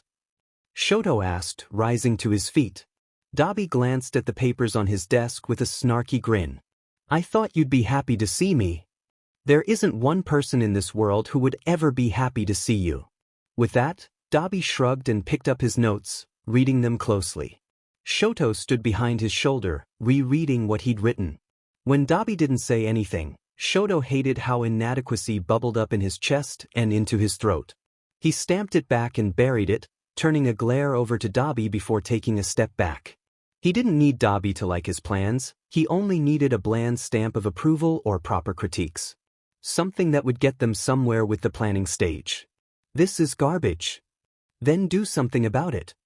Dabi assessed Shoto instead of his work now, frowning deeply. We're both used to working alone, I guess. Your ideas reflect that pretty DMN strongly. Shoto tilted his head forward because finally, progress was being made. They could implement the orders into the Nomu tomorrow if they worked hard enough tonight. Show me what you have in mind, he said, getting new sheets of paper and a pencil for Dabi to write on. He was almost shocked when Dabi didn't rip the page up and tell him he had nothing, that he only came by to tell Shoto his plans were stupid and leave. Dabi took the pencil and copied down the map of the forest with rough outlines, but they were tangible enough. You were right about the leech. Dabi pointed at Toga's name. She can handle herself fine, probably. But the rendezvous point should be here. Shoto watched him circle spots and curve arrows towards where they would be meeting up and at what times they should be attacking certain areas of the camp. He was oddly fluid, absorbing information as it came. He reminded Shoto of Endeavor whenever he needed to watch his father work to learn how to form a hero operation in a future he didn't know he wouldn't have. Shoto never learned how to work as a team. Dabi didn't either, he noticed. He was spitting out useless words that didn't make sense to him, but could work in theory. Theories, though, meant nothing if they didn't work in practice. Twice and I will take care of the teachers in the building. Magna and Spinner will be fine going up against any of the remaining heroes. Dabi gave him a smile. You'll be by yourself too. You know your job. Wring them dry. Shoto nodded. He knew. He would not be slaughtering students. That didn't mean they wouldn't bleed. Should we go tell them? Nomu. I'll do it. Dabi rolled his eyes and snickered at Shoto's scowl. Don't give me that look. I'll make sure it only goes for the pros' necks. I don't need any kid's blood on my hands too, you know. At least there was that. Shoto would still be ordering the Nomu himself, despite Dabi's assurance. He didn't believe for a moment that Dabi was against the same things Shoto was. So, Dabi drawled, hanging about in the frame of the door. Shoto paused. Every hero is on the table now, huh? Shoto glanced at him. Any hero that gets in my way is an enemy. Dabi chuckled quietly and closed the door, like he thought Shoto would eat those words someday. Shoto approached his desk with the new set of demands written in pencil. He rolled his old ones up and tossed them in the trash can. Damn it. Plus. Izuku was pleasantly surprised to hear that even the ones who failed their exams would be joining them on the trip to the training camp. He wouldn't have been one of those people anyway, but he was happy that they would be tagging along. Aizawa always had exceptions, though Izuku wasn't partial to them since they wouldn't apply to him. As his teacher began to explain the conditions those students needed to adhere to, he idly turned his personal notebook open, slowly skipping to the last 2 pages. He bit the erasure of his pencil as he stared at the chicken scratch he had hastily scraped together while his memory was still fresh. The drawing of the boy with a face of ice was messy, and the more he scrutinized it, the worse it got. Seeing Shoto at the mall rattled him even now, perhaps more so.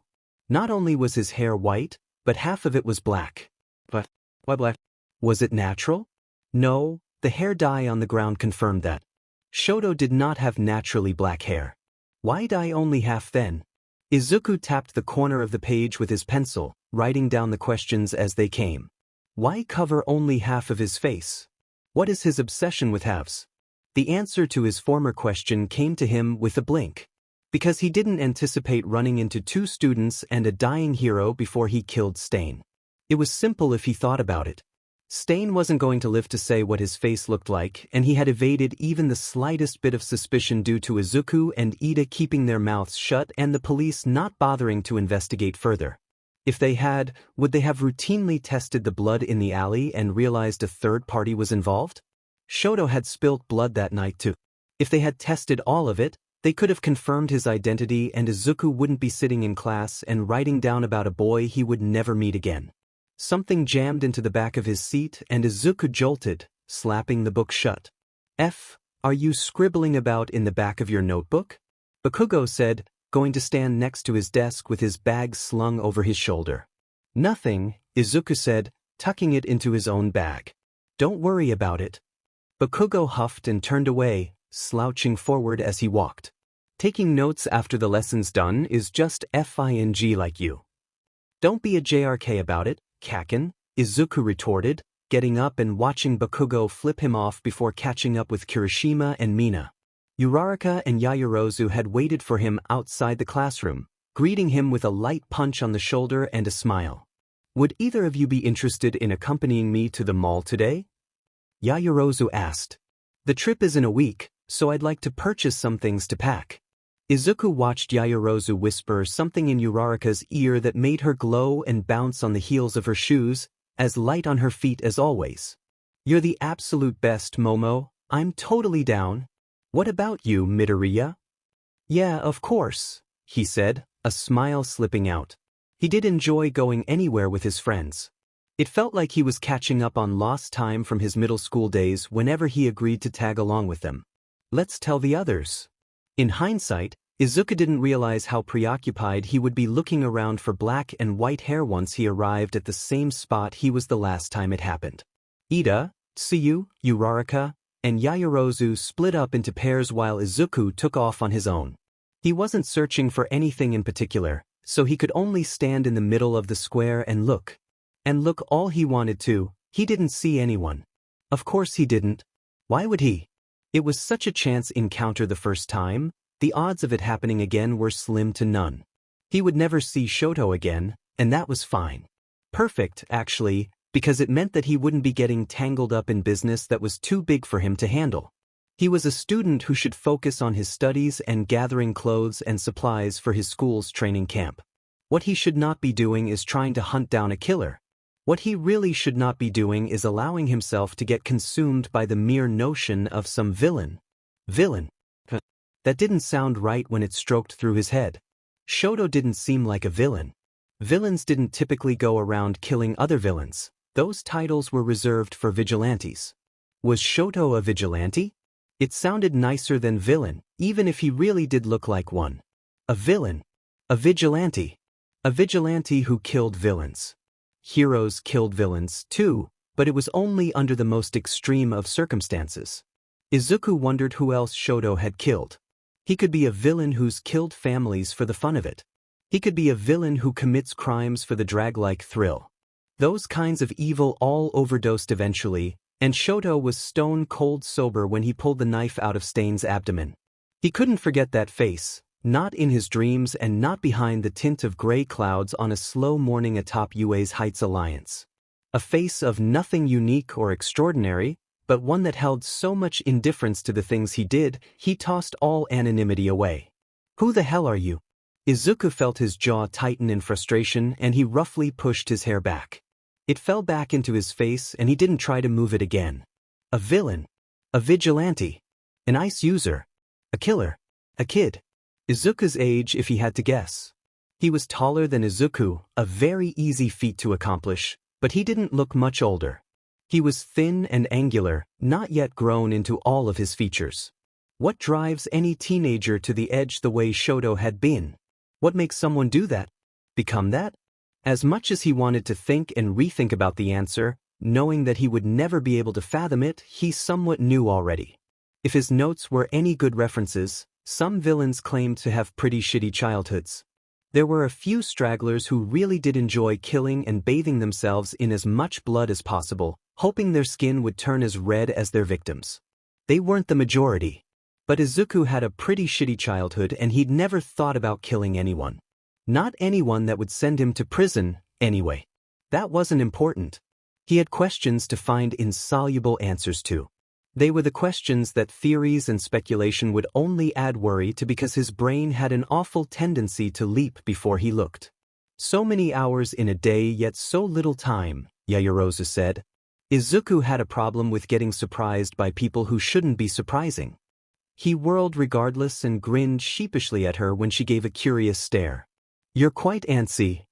I think I'm a little nervous for the trip, Izuku said with a laugh. Sorry. Yaoyorozu smiled warmly, walking beside him and giving him a comforting touch on his shoulder. That's perfectly reasonable. I'm nervous as well, but also excited. With more mirth, she said, I've never been to a forest before. You've never been camping? Oh, well, I've slept next to my window. It gives me a wonderful view of the lake in our backyard. I hear that doesn't count, though. Izuku smiled upon hearing about his friend having an entire lake in her backyard. It's a different experience for everyone. Never mind that. Yaoyorozu waved a hand as if to physically brush away that part of their conversation. We likely won't be sleeping in a tent anyway, let alone outside. However true that may be, both of them indulged each other in the thought of falling asleep under a night's blanket of stars and clouds made of leaves and branches. He was a hypocrite for asking about her non-existent camping experience, considering he, too, had never done such a thing. I heard, Yaoyorozu said through her hands to stifle her chuckling, from Ida, who heard from his brother, that there will be other heroes there. Izuku's interest was piqued. For security? He hoped it wasn't for security. Yaoyorozu shrugged. I'm not sure. Ida certainly knows, but he's sworn to secrecy on behalf of Tensei. Deeming Ida's loyalty, Izuku joked, snapping his mouth shut when they caught sight of Ida, Uraraka, and Tsuyu gathered at the water fountain. They were throwing pennies and nickels to the bottom and no one noticed Uraraka's incredulous expressions with every cent tossed with a wish. She pulled Yaoyorozu and Izuku to the side, pointing at their friends. Is this a rich person thing? Not even, Izuku said. I did this with my mom when I was younger. Uraraka hung her head in shame, her hands gripping Izuku's shoulders. I'm so effing broke. You don't have to worry about anyone telling you that, at least. You have a pretty mean uppercut. She seemed pleased with Izuku's praise. True. Yaoyorozu took 3 pennies out from a pocket in her skirt, putting one in each Uraraka and Izuku's hands. Make a wish, she said, throwing hers in. Izuku tilted his head at the water, watching his distorted reflection ripple and shiver. He held the penny tightly in his hand, unsure if he should be wishing for something like that. Still, he nearly smiled as he dropped it into the little mall fountain and witnessed it drift to the bottom. He really shouldn't wish for something like getting a word in with Shoto one more time. As many questions as it would answer, it might just come true. And that would be the worst-case scenario. The air that Izuku was struggling to get inside his lungs was also what dried and closed his throat up. He let his weight fall onto a tree when the forest's mouth opened up to a giant clearing, both teachers and heroes already there waiting for them. Holy shit, Kaminari gagged next to him. Izuku grabbed his hand to help him straighten himself out, though it was much to the strain of his muscles. That was so cruel. While Kaminari breathed and stumbled over to Mina and Shiro, Izuku laughed. Being chased by sentient earth giants wasn't how he thought the trip was going to start. It set the tone perfectly for what he supposed the rest of the camp would be like. Aizawa stepped up to take a head count. Any stragglers? Once his name was called and accounted for, Izuku followed Uraraka and Ida to a picnic table. Ida didn't even scold Uraraka for resting her head on the wood. He was too busy trying to clean the dirt from the lenses of his glasses, splinters be dmed. Izuku listened to Uraraka's complaints about the trials of their afternoon and how starving she was with a faint smile. The soft lull of birds chirping in the trees made his eyelids heavy, but he didn't close them. He watched a young boy appear from inside one of the small buildings.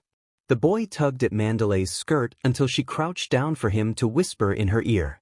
Mandalay's words were obscure and Izuku didn't try to figure out what she was saying. His brows twitched when the boy's stare suddenly burned into him and he hastily dipped his gaze to his hands. He'd been caught watching. The fatigue that made his arms sag and legs feel anchored down took away the ability to feel embarrassed about it. Pixie Bob clapped her hands together to get both classes' attention. Great job, everyone, she called. That was wonderful work, I commend you. Dinner will be served in 2 hours. In the meantime, you'll be guided to your sleeping quarters. Take the time to shower and rest. She and Ragdoll conversed for a few quiet beats before she spoke again. Training begins bright and early. Make sure you're out and about by 6. 6. Uraraka whined into her arms. I'm not gonna make it through the week. We signed up for this, Ida lamented. We must see it through to the end. Izuku agreed with Ida, but he felt the same way as Uraraka. He looked over at Tiger and Ragdoll talking animatedly to a few 1B students who were wilting with exhaustion at their table and grinned beneath the cover of his forearms. All of it was for Izuku and everyone else's sake, so he wouldn't get upset. If they wanted to be heroes, they needed to learn to adjust. These kids look nice, right, Koda? Let's go talk to them, maybe make some friends. Izuku and Uraraka picked themselves up at the same time when Mandalay approached them, the small boy following her with reluctance dipping on his face. Hey there, Uraraka said, raising her hand to wave at him. Mandalay laughed sheepishly. This is my nephew, Koda. Would you mind keeping him company for a few minutes? I gotta tidy up the baths, but I won't be gone long at all. It's not a problem, ma'am. Ida jumped in, as eager to please as always. Mandalay faced Koda once more. Don't run off, kiddo. I'll be back. She bowed at Izuku and his friends before walking away. With a quick look over her shoulder, she said, and be nice. When she turned the corner out of sight, Koda stood up from the table while Ida was trying to introduce himself. I'll get him, Izuku offered, leaving Uraraka and Ida. He nearly regretted it when his muscles bunched up and he wanted to buckle, but he pushed himself anyway. Koda wasn't fast, so catching up was easy. They had barely entered the lip of the forest when he spotted him again. Wait a second, Koda, he said. Mandalay said you have to stay at the table, just until she comes back. Why don't you? Shut up, you stupid hero. As a reflex, Izuku wanted to tell him he was only in training, but he stopped himself. Koda shoved his hand away and spun around, marching down the dirt path with tight fists swinging at his side. Hey, wait. Let's just wait here for Mandalay. Wouldn't that be best? Koda shot him a resentful look. It would be best for you. You're nothing but a goody two-shoes idiot. Izuku was not about to let a 10-year-old boy peer pressure him into letting him go off on his own, especially not after being entrusted by Koda's aunt herself. I'm just saying, maybe wait a minute so that she knows where you are. Why do you want to be by yourself, anyway?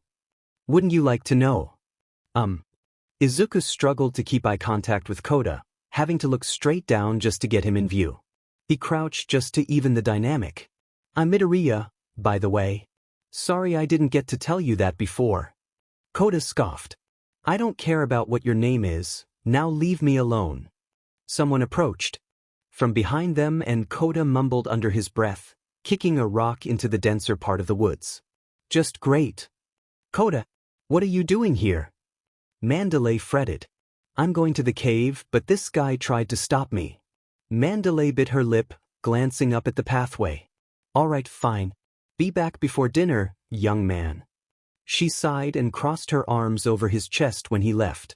She turned to Izuku with an apologetic shrug. I know he's a rascal, but please don't get too mad at him. His parents passed away a few months ago, the water horses. Maybe you've heard of them? I have, Izuku said, looking over at where Koda disappeared. He didn't realize that they were his parents. They had been killed by Muscular, who had been put away not long ago. It's good that the villain responsible is behind bars. I've been taking care of him since, but he hasn't been getting better. He's lashing out more, isolating himself, all of it. Oh, I'm very sorry for your loss. Izuku's heart creased with sympathy for the boy he figured just had an attitude problem. From his guilt wafted a sense of duty to make up for it somehow, but he couldn't follow him now. His tiredness had come back with a vengeance, and he needed a pillow to rest his head on. Thank you for making sure he didn't leave by himself, Midoriya, Mandalay said, taking him back to the opening. He saw Uraraka and Ida waiting for him at the door of one, as small dormitory building, concern etched into their faces. Where's Koda? Uraraka asked. He's fine, Mandalay said, smiling. Thanks again, you three. I'll see you at dinner. Izuku closed the door behind him and followed them down the hall. At the end of the wing were 2 rooms, one for the boys to sleep in and the other for the girls. I'm stupidly tired, Uraraka groaned, putting her hand on the doorknob. See you later, guys. Ida and Izuku said goodbye as she dredged into the room. Once they had settled themselves as comfortably as possible in the corner of their room with their sleeping bags, Izuku apologized for accidentally making Ida and himself sign up last for showering. No need to be sorry, Midoriya. I don't mind at all, he dismissed. But anyway, was Koda all right? He looked rather serious. Well, he's more complicated than I thought, Izuku said. His mom and dad died a while ago and he hasn't been taking it well. It's not really his fault he is the way he is. Ida fixed his glasses with a disturbed grunt. That's quite tragic, especially at that age. And I assume you're already planning on helping him out. Izuku hung his head and laughed. Is it that obvious? I would be more surprised if you didn't do such a thing. Ida paused for a moment before continuing, more earnest this time. It's the type of thing heroes do. I'd like to help if I can. Honestly, I need the help. I don't even know where to start. A sturdy hand clasped his shoulder reassuringly. Ida gave him a nod. Before you do anything, cleaning yourself up should be your priority. You can't give your all if you have nothing to give. Izuku touched the back of his head to the wall, shutting his eyes. He shouldn't fall asleep before tidying up, but he did so anyway. Ida didn't stop him, so he drifted off in peace. Though it had been a mere dreamless rest, it was one that allowed him to wake with ease and shower without much grogginess holding him down. Izuku wrapped himself in a jacket when he stepped outside to get dinner. The weather was nice, but because of his messy and damp hair and not dripping wet by any means, chills went through him in any mild breeze. The food assortment was amazing, especially considering that they were somewhat stranded in the middle of a forest. The department that the adults were staying in must have had a kitchen, something the students lacked. Izuku sat with his friends and chimed in when he could about the mouth-watering dishes. They took turns daring each other to eat things they'd never tried before. It also happened to be the day Izuku discovered some lovely meals. While drinking the rest of his soup, Izuku nearly missed Koda's dark shirt against the ominous black depths of the forest. He didn't seem to have eaten anything, retreating already back to his hideaway. "I do wish I had my phone," Ida said longingly. "If only so that I could find out what the recipe of this is. Tensei is getting into cooking now that he has little else to do." Uraraka beamed at him. "This is super simple, Ida. My parents make it all the time because of that. Here, let me write it down for you." Izuku left them to themselves after he finished the rest of his dinner, helping Ragdoll clean up the extra plates scattered around the table. Once he finished what he could, he took an extra portion of rice and soup, trying his hardest not to spill on his way up the path whilst also making sure he didn't trip on any roots that stuck up from the ground. A branch hit him in the face and he spit leaves and dirt out of his mouth. "Damn it, trees," he hissed. It wasn't an easy task, but he accomplished it. The ledge, he couldn't help but notice, was not the safest place for an unsupervised child, but the view was wonderful. Being able to see above the trees and get the clearest view of the freckled stars and the pale, unblinking eye of the moon settled his bouncing nerves. "Koda," he said, "I brought you some food." Koda didn't respond. Izuku thought that peeking inside of the cave he dwelled in would be an invasion of privacy, so he refrained from doing so. "Heard about your parents. I'm really sorry for your loss. That's what they all say. You aren't different from any of them." Izuku heard his breath constrict as he detected the sogginess of a tear-filled voice. "They were real heroes," he said solemnly. "They were dumb, stupid idiots. Just like you and just like Aunt Shino. You're all idiots." Izuku was ashamed to admit that a thin sheet of anger swathed him. He got rid of it very quickly, replacing it with guilt that he was getting upset with a boy for grieving. It didn't matter that Koda was being difficult, he deserved the same patience Izuku gave to anyone else. At the risk of blowing a gasket, Izuku asked, "Koda, why do you hate heroes so much?" Koda didn't answer him. Until he did, in the form of heavy crying that was trying to be muffled. Sheet, sheet, sheet. No matter how many times he tried to think of ways to amend the situation he had created, Izuku came up empty. He put the food down at the foot of the cave, not looking inside. "I'm sorry, I'll leave you alone. Eat when you can." Izuku fled the mountainside with burning ears and a terrible shame sizzling in his stomach. How could he have been so stupid? Who asks a child that after they lost their hero parents? Even though he still felt the need to help Koda, even just a bit, he would leave him be for now. Considering he may have burned that bridge before he could cross it, trying to pretend nothing happened wouldn't be appropriate or fair. Ida saw him coming back and waved him over. "How did it go?" "I'm an awful person," they said each at the same time. Ida gave him a quizzical tilt of the head while Izuku wanted the ground to pull him under and never let him out until everyone forgot about him and his horrible existence. "Surely it didn't go that bad," he encouraged. "You don't strike me as the type to be bad with children." Izuku shook his head. "Me too. But I screwed up so badly. I feel as though you're exaggerating a bit.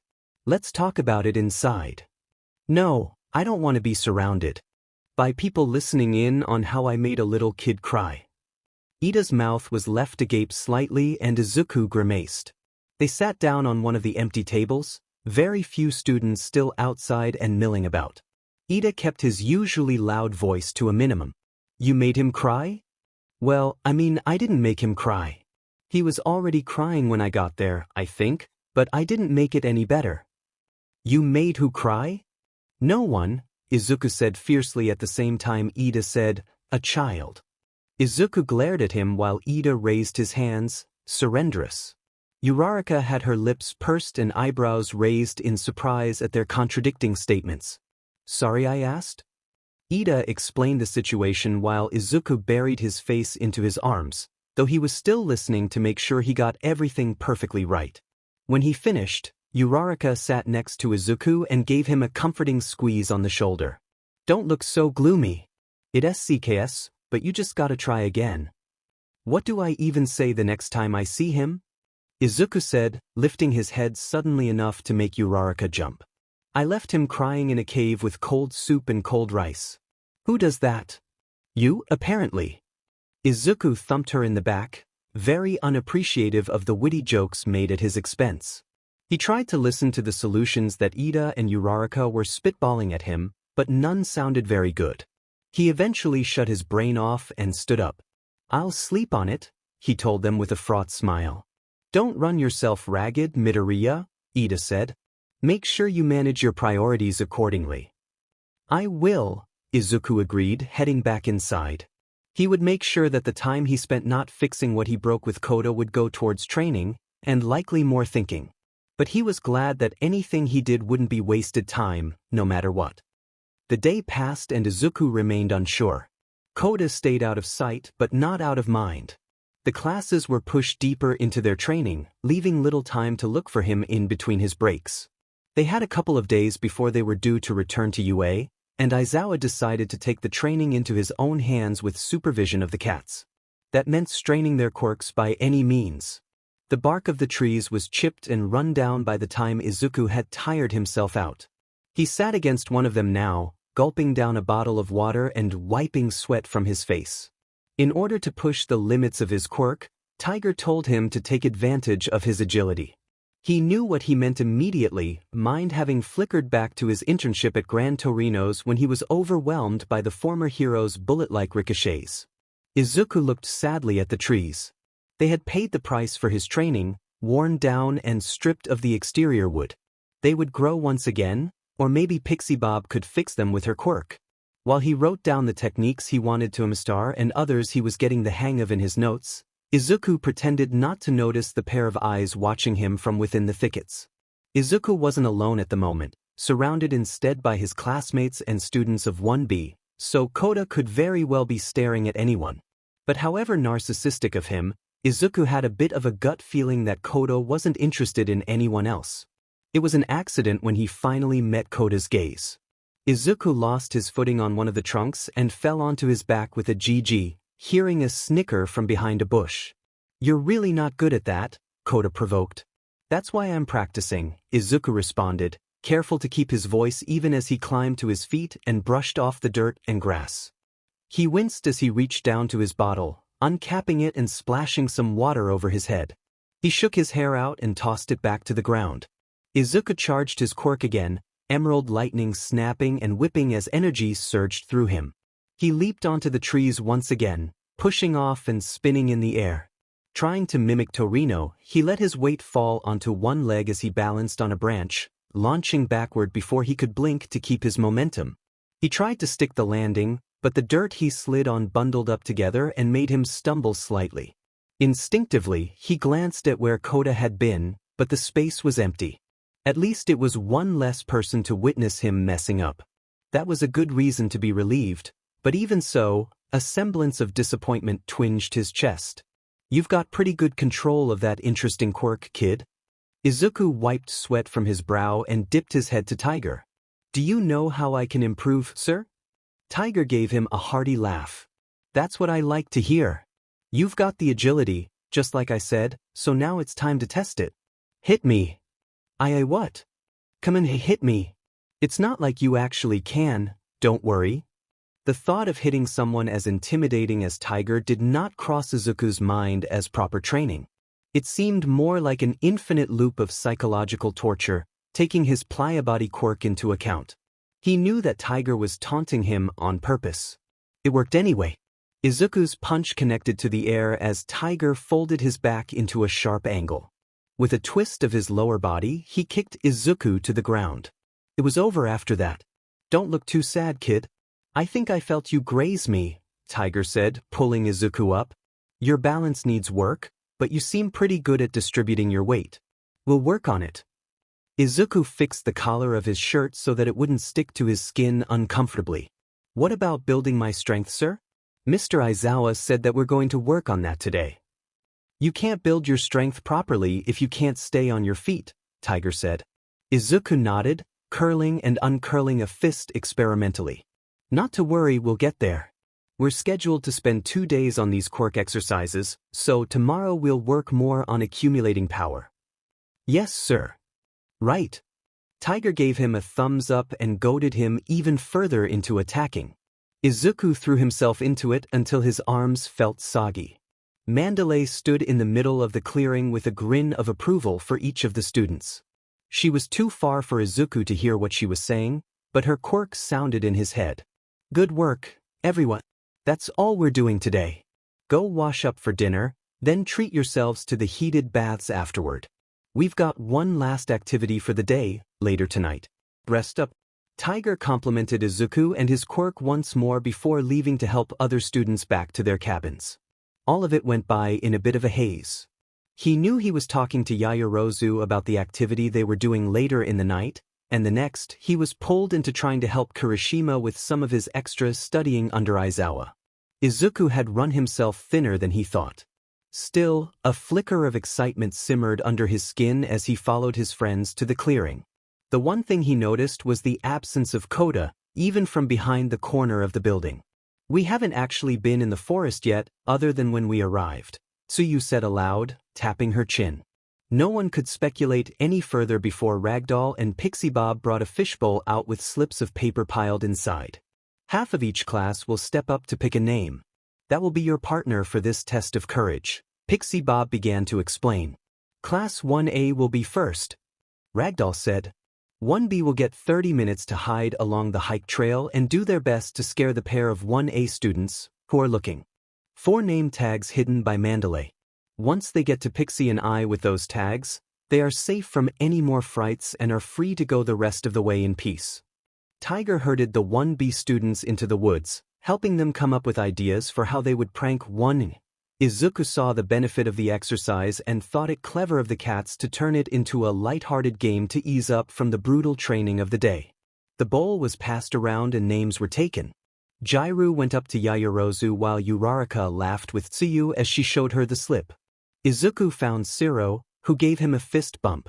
I think Bakugo's going by himself, Shiro said. Since there's 19 students, it was either join a group or stick it out alone. It doesn't take a genius to guess what he wants to do, Izuku finished, nodding as Bakugo grinned to himself and stretched his arms. The small sound of popping fireworks that lit his hands was a bad omen for 1B. Izuku and Shiro were the first to head into the woods. They stuck close to each other, uneager to be scared by each other by accident, let alone the students in 1B. While Izuku looked for any sign of sparkling metal of the name tags, Shiro kept his head up and scanned for the students they could be running into. The wind that rustled that ground and made leaves and grass shake always made Izuku's heart skip a beat or two. He mistook an owl's hooting for one of the students. If they were watching him, they would be sorely disappointed to see he was scaring himself more than they were. Dude, calm down, Shiro laughed as Izuku jumped at an acorn falling on his head. I haven't even seen any of them yet. With Shiro's back turned to the path in front of them, Izuku saw the flash of a shadow behind him and, though he didn't shout, he breathed out heavily and pointed. Shiro looked back and shouted a stream of curses, slapping a hand over his mouth. What? He peeked around his thin shoulders and saw the pieces of 2 hands writing boo into the ground. There wasn't any blood, so it could only have been Setsuna and her quirk. Izuku heard the girl laughing at them as they skirted past her work, walking faster than they were previously to get away. Coincidentally, they couldn't see very well in front of them with their lack of flashlights and walked into someone hanging upside down from the shadows of the trees. Quite dark outside, isn't it? Kurwaro said from above, his silver hair falling over his face to give him a more ghostly appearance than what he already had. Just a little, Shiro said in a very small voice. In an even smaller voice, meant only for Izuku's ears, he muttered, Where the F are those name tags? Honestly, they were probably messing with us, Izuku said. Then he saw something half-heartedly sprinkled with dirt and sighed, straying off the path to pick it up. Attached to each other were thin sheets of metal, with their names written in black pen so that it could get washed off easily. Shiro's look was a mixture of aggravation or humor, a soft quirk of his lip the only sign that he found it rather funny. Let's just go find Pixie Bob and Ragdoll, Izuku said, much too tired to deal with any more scares. When they did find the heroes, they exchanged their tags for a flashlight, an indicator that they were safe, and were allowed to head back to the group. As they walked in relative silence, save for the occasional cricket chirp and light whistling of the wind that chilled their noses and fingertips, Ciro spun the flashlight around on his hand. The light diverted in all sorts of directions, showing them the eerie darkness of the forest. Everywhere looked like it could hide anything. A small tingling embedded itself in the pits of Izuku's stomach as he reunited with the class. He looked back at the forest with a deep crevice in his brows, but shook his head. He was tired. He shouldn't really be trusting his instincts and paranoia at such a late hour. Aoyama approached him to greet him with questions of how scary the walk would be, which he wasn't sure how to answer. It's not as bad if you know you aren't in any real danger. Izuku looked around for anyone else, noting that a large portion of the group was gone. How many pairs are in there, anyway? Ichim, 3 pairs and Bakugo, if I remember correctly. The heroes want to go to sleep as badly as we do, it seems. It got a bubble of laughter out of Izuku, who rejoined the others with Aoyama. Because the needle of unease wouldn't leave him alone, he asked, "Hey, do you have I don't know, a weird feeling?" Aoyama blinked at him. "A weird feeling? Did you get more scared than you care to admit, Midoriya?" He shrugged, smiling as best he could. "Yeah, probably. And the day's been long, I'm sure I'm just dead on my feet. Happens to the best of us, I'm afraid." Aoyama fretted with his hair, putting the back of his hand over his forehead in dramatic exhaustion. "My beauty sleep has been cruelly taken away from me, so I can only imagine how you must feel." "I'm sure," Izuku replied with a hanging grin. As Aoyama chatted to him, his eyes fell off and hooked onto Mandalay, standing at the edge of the forest with and tapping a finger against her temple offhandedly. He watched her hold a hand up to pause the start of a pair entering the forest and head over to the exit of the forest on the opposite side of the clearing. She returned with an even deeper look of concern, leaning into Tiger to tell him something. Izuku almost stepped forward to ask her if anything was wrong, but a message was being sent through his head before he could even move. "Every student, stay calm. Villains are currently attacking the camp.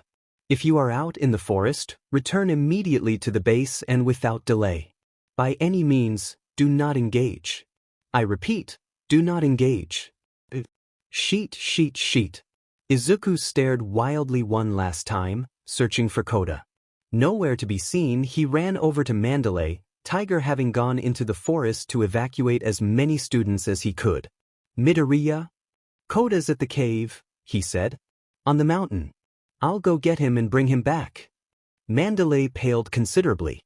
With a frustrated bite of her lip and a look ready to deny him, she said, "Don't you dare engage in any fights unless I say so. Understand?" "Yes, I understand. Thank you." Izuku broke off from the rest of the group and plunged into the forest.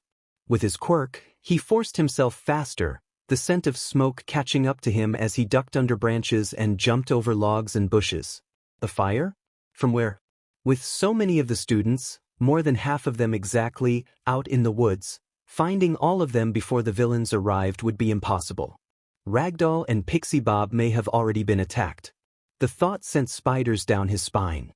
He and Ciro had just seen them. How could the villains have struck so quickly? "Koda!" he shouted, halfway up the mountain. His footing wasn't perfect, and with one wrong move, he could send himself careening down. Dust and rocks tumbled over the side as he moved, his heart lurching every time he saw it and imagining it was himself, or worse, Koda. With a final push of his legs, he appeared at the top of the ledge. "Koda," he said again.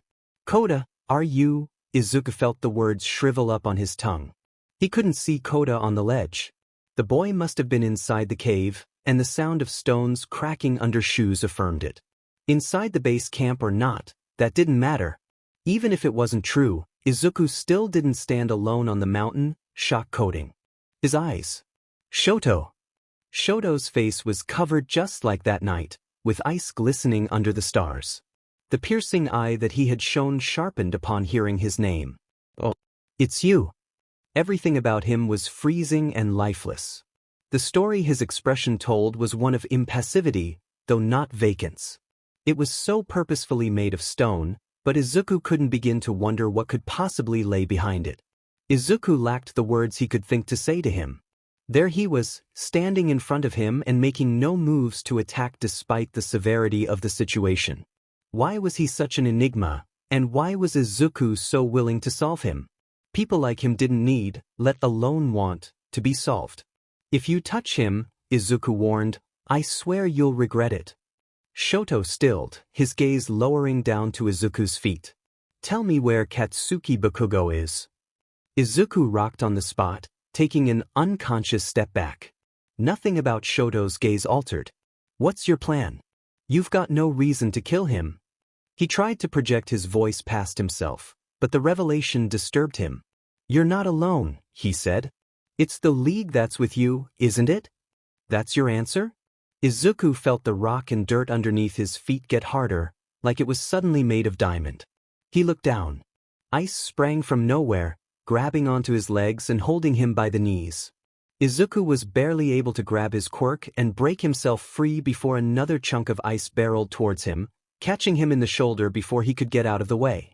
Blunt pain unraveled in his collarbone and down to his elbow. Izuku held it as he climbed to his feet. Shoto was regarding him silently, not moving towards him. Apologies. He let out a quick breath of air, frost glittering past his cheeks. I thought you were faster. Izuku nearly laughed against his will, covering it up with the sparks and static of One for All and dropping low to the ground. He couldn't leap into the air. Shoto was too coordinated with his ice for that. With the ground already sparkling, Izuku didn't have time to worry about whether Shoto had covered more area to use to his advantage. If he kept off of it, it wouldn't waive his weak spots completely, but it would do him better. He ran, using the speed he'd been criticized for to get in as close as he could before another glacier shot up to stop him. Izuku was in the air and with a single punch, shattered it to pieces. Instead of Shoto, he changed course to slide into the cave and grab Koda, pushing him behind him as another creaking icicle vaulted at his neck. Izuku threw his hands back to shield Koda, bracing himself for the incoming blow. He heard the creaking of heavy stone and looked up. The sharp end of the ice nicked his throat and Izuku fell back, bathed in consternation, and hid Koda further behind him to let him grab onto his shirt like a lifeline. Shoto was there, staring Izuku down with something new in his face, no longer empty and bottomless but perhaps something like recognition. Midoriya, I'm scared, Koda whispered, holding tighter to his clothes. It's okay, Izuku said, sparing a hasty glance with a smile. I'll protect you. Protect him? Izuku didn't flinch when Shoto spoke. He wanted to, only because of how unfamiliar his tone was. One arm was hanging at his side, the other holding onto his ice and watching both of them as if he was dizzy and finding his footing. From me. Izuku didn't say anything. Shoto moved back, all the way to the edge of the cliffside. He twisted around to get a better look. Shoto scowled at whatever he saw, glaring back at Izuku and Koda with a startling new hatred. A word was muttered to himself, too softly for Izuku to hear. For a moment, Izuku didn't think that he was glaring at either one of them, but someone behind them. He didn't have the nerve to look away from Shoto, in case he took the opportunity to use the same tactic he applied to Stain. He remembered vividly how that ended. Without warning, Shoto tipped back and over the ledge. A gust of icy wind blew in his wake and when Izuku ran over, he saw a slide of ice leading all the way down the mountain. Izuku stood and huddled Koda close to him, who was still crying and holding his hand all the way down the mountain. Once safely on the ground, he knelt to Koda's height. Are you all right? You knew his name, Koda said, sniffling and struggling to get a proper breath in. Not for the reasons you think, Izuku assured. Trust me, I don't know who he is. I only know his name. He's a stranger. A villain? Izuku hesitated, holding Koda's shoulders lightly but breaking his gaze to look away. Shoto was here to do something to Bakugo. He didn't know what, but his friend was a target of this attack. And Shoto was a part of it. Even if he stopped himself from hurting Izuku, that didn't mean he wouldn't hurt anyone else.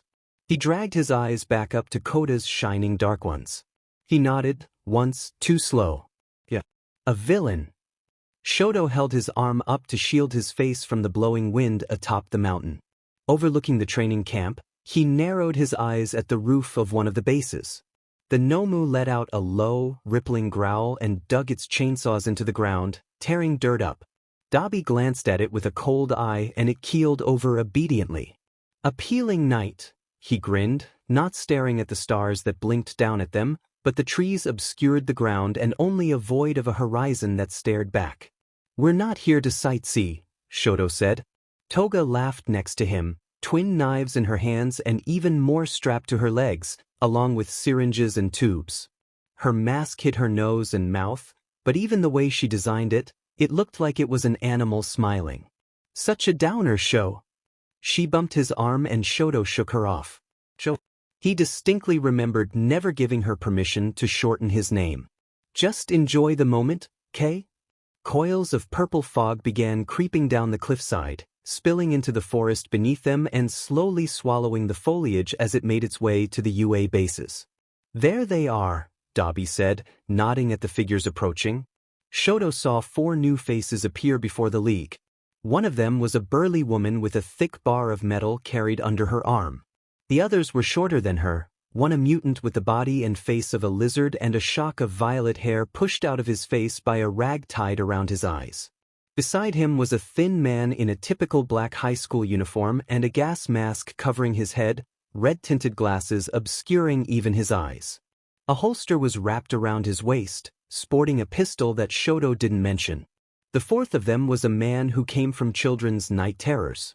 The straitjacket he wore went over his eyes and nose, metal clamps holding his mouth open and saliva dripping down his chin.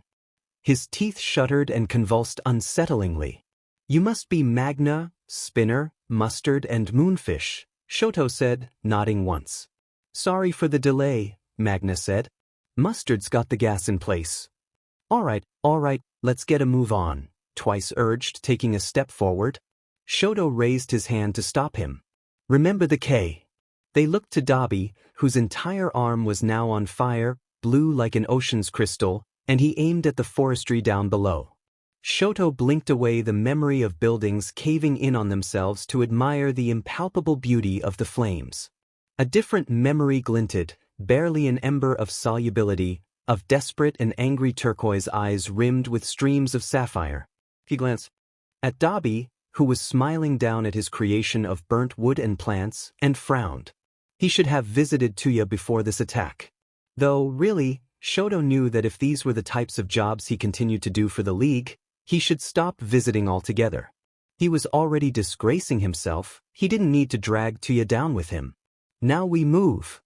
All of them descended swiftly down in trained formation, scattering when they reached the ground. Shoto struck out on his own, kicking up ice to surf on while maneuvering past bushes and trees. He shifted into a more consistent, confident position and pushed his hand over his left eye, ice sprouting and attaching to that side of his face. A mountain that touched the stars loomed in front of him, and Shoto noticed a ledge sticking out from it. A vantage point. With only a tap of his foot, a platform rose from the earth, sticking to the side of the mountain as it continued to grow, and delivered him to the edge with minimal effort. He looked out into the woods, smoke billowing up and the wildlife that caught fire glowing in luminous blue. A shout pierced his serenity and Shoto looked over at the direction it came from. Kota! Kota? Shoto now could see very clearly the cave that opened up behind him and deeper into the crevices of the cliff. Was there someone else with him? And 2 were going on 3 with the new arrival. He could hear it now, the quiet sobs of a child with shivering echoes. Kota! Someone burst up from the safer path with sweat trickling down their face. Are you? Viciously protective eyes widened with thunderous shock the moment Shoto's went slack once again. Oh, he said dispassionately. It's you. Izuku Midoriya's face was not written over with any fake emotion. The real ones were not only transparent, they oozed from him. Shoto couldn't bear to understand him at all. In what Midoriya could surely only conclude to be a dangerous situation, he still had no issue showing his hand. If Shoto were anyone else, he would have attacked already while Midoriya was still processing. He was very slow at that, not yet a honed skill. As it remained, Shoto was not threatened by the appearance of Midoriya, only perturbed by the child he had accidentally stumbled upon. The significant pause was broken by an unsettling message delivered to Shoto. If you touch him, I swear you'll regret it. Shoto considered that and discarded any outcome where it was true.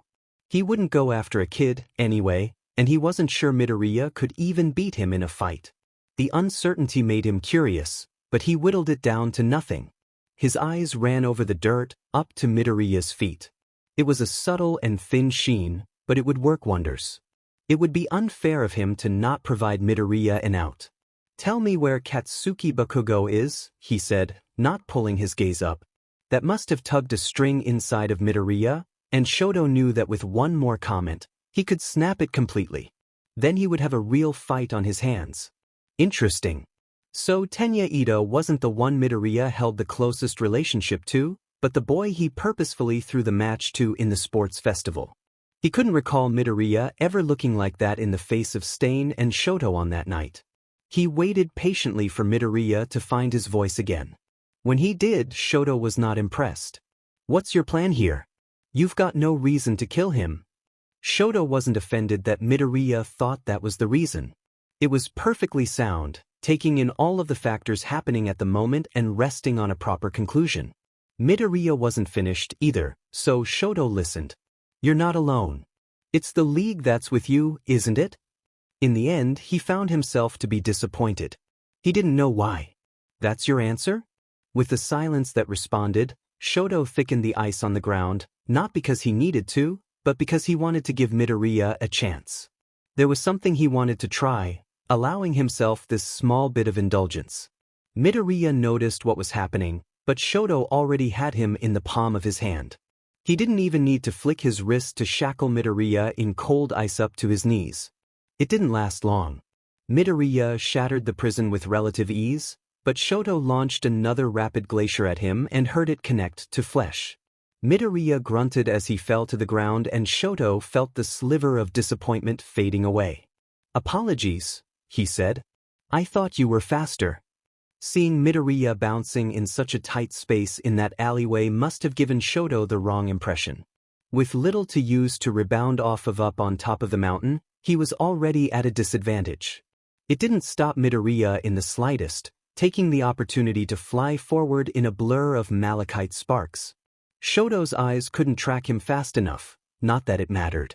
It took only a swipe with his hand to stop Midoriya in his tracks, and when he punched through the ice wall and forced his way through to the cave, Shoto was already sending an icicle towards him. Then he heard the crying again.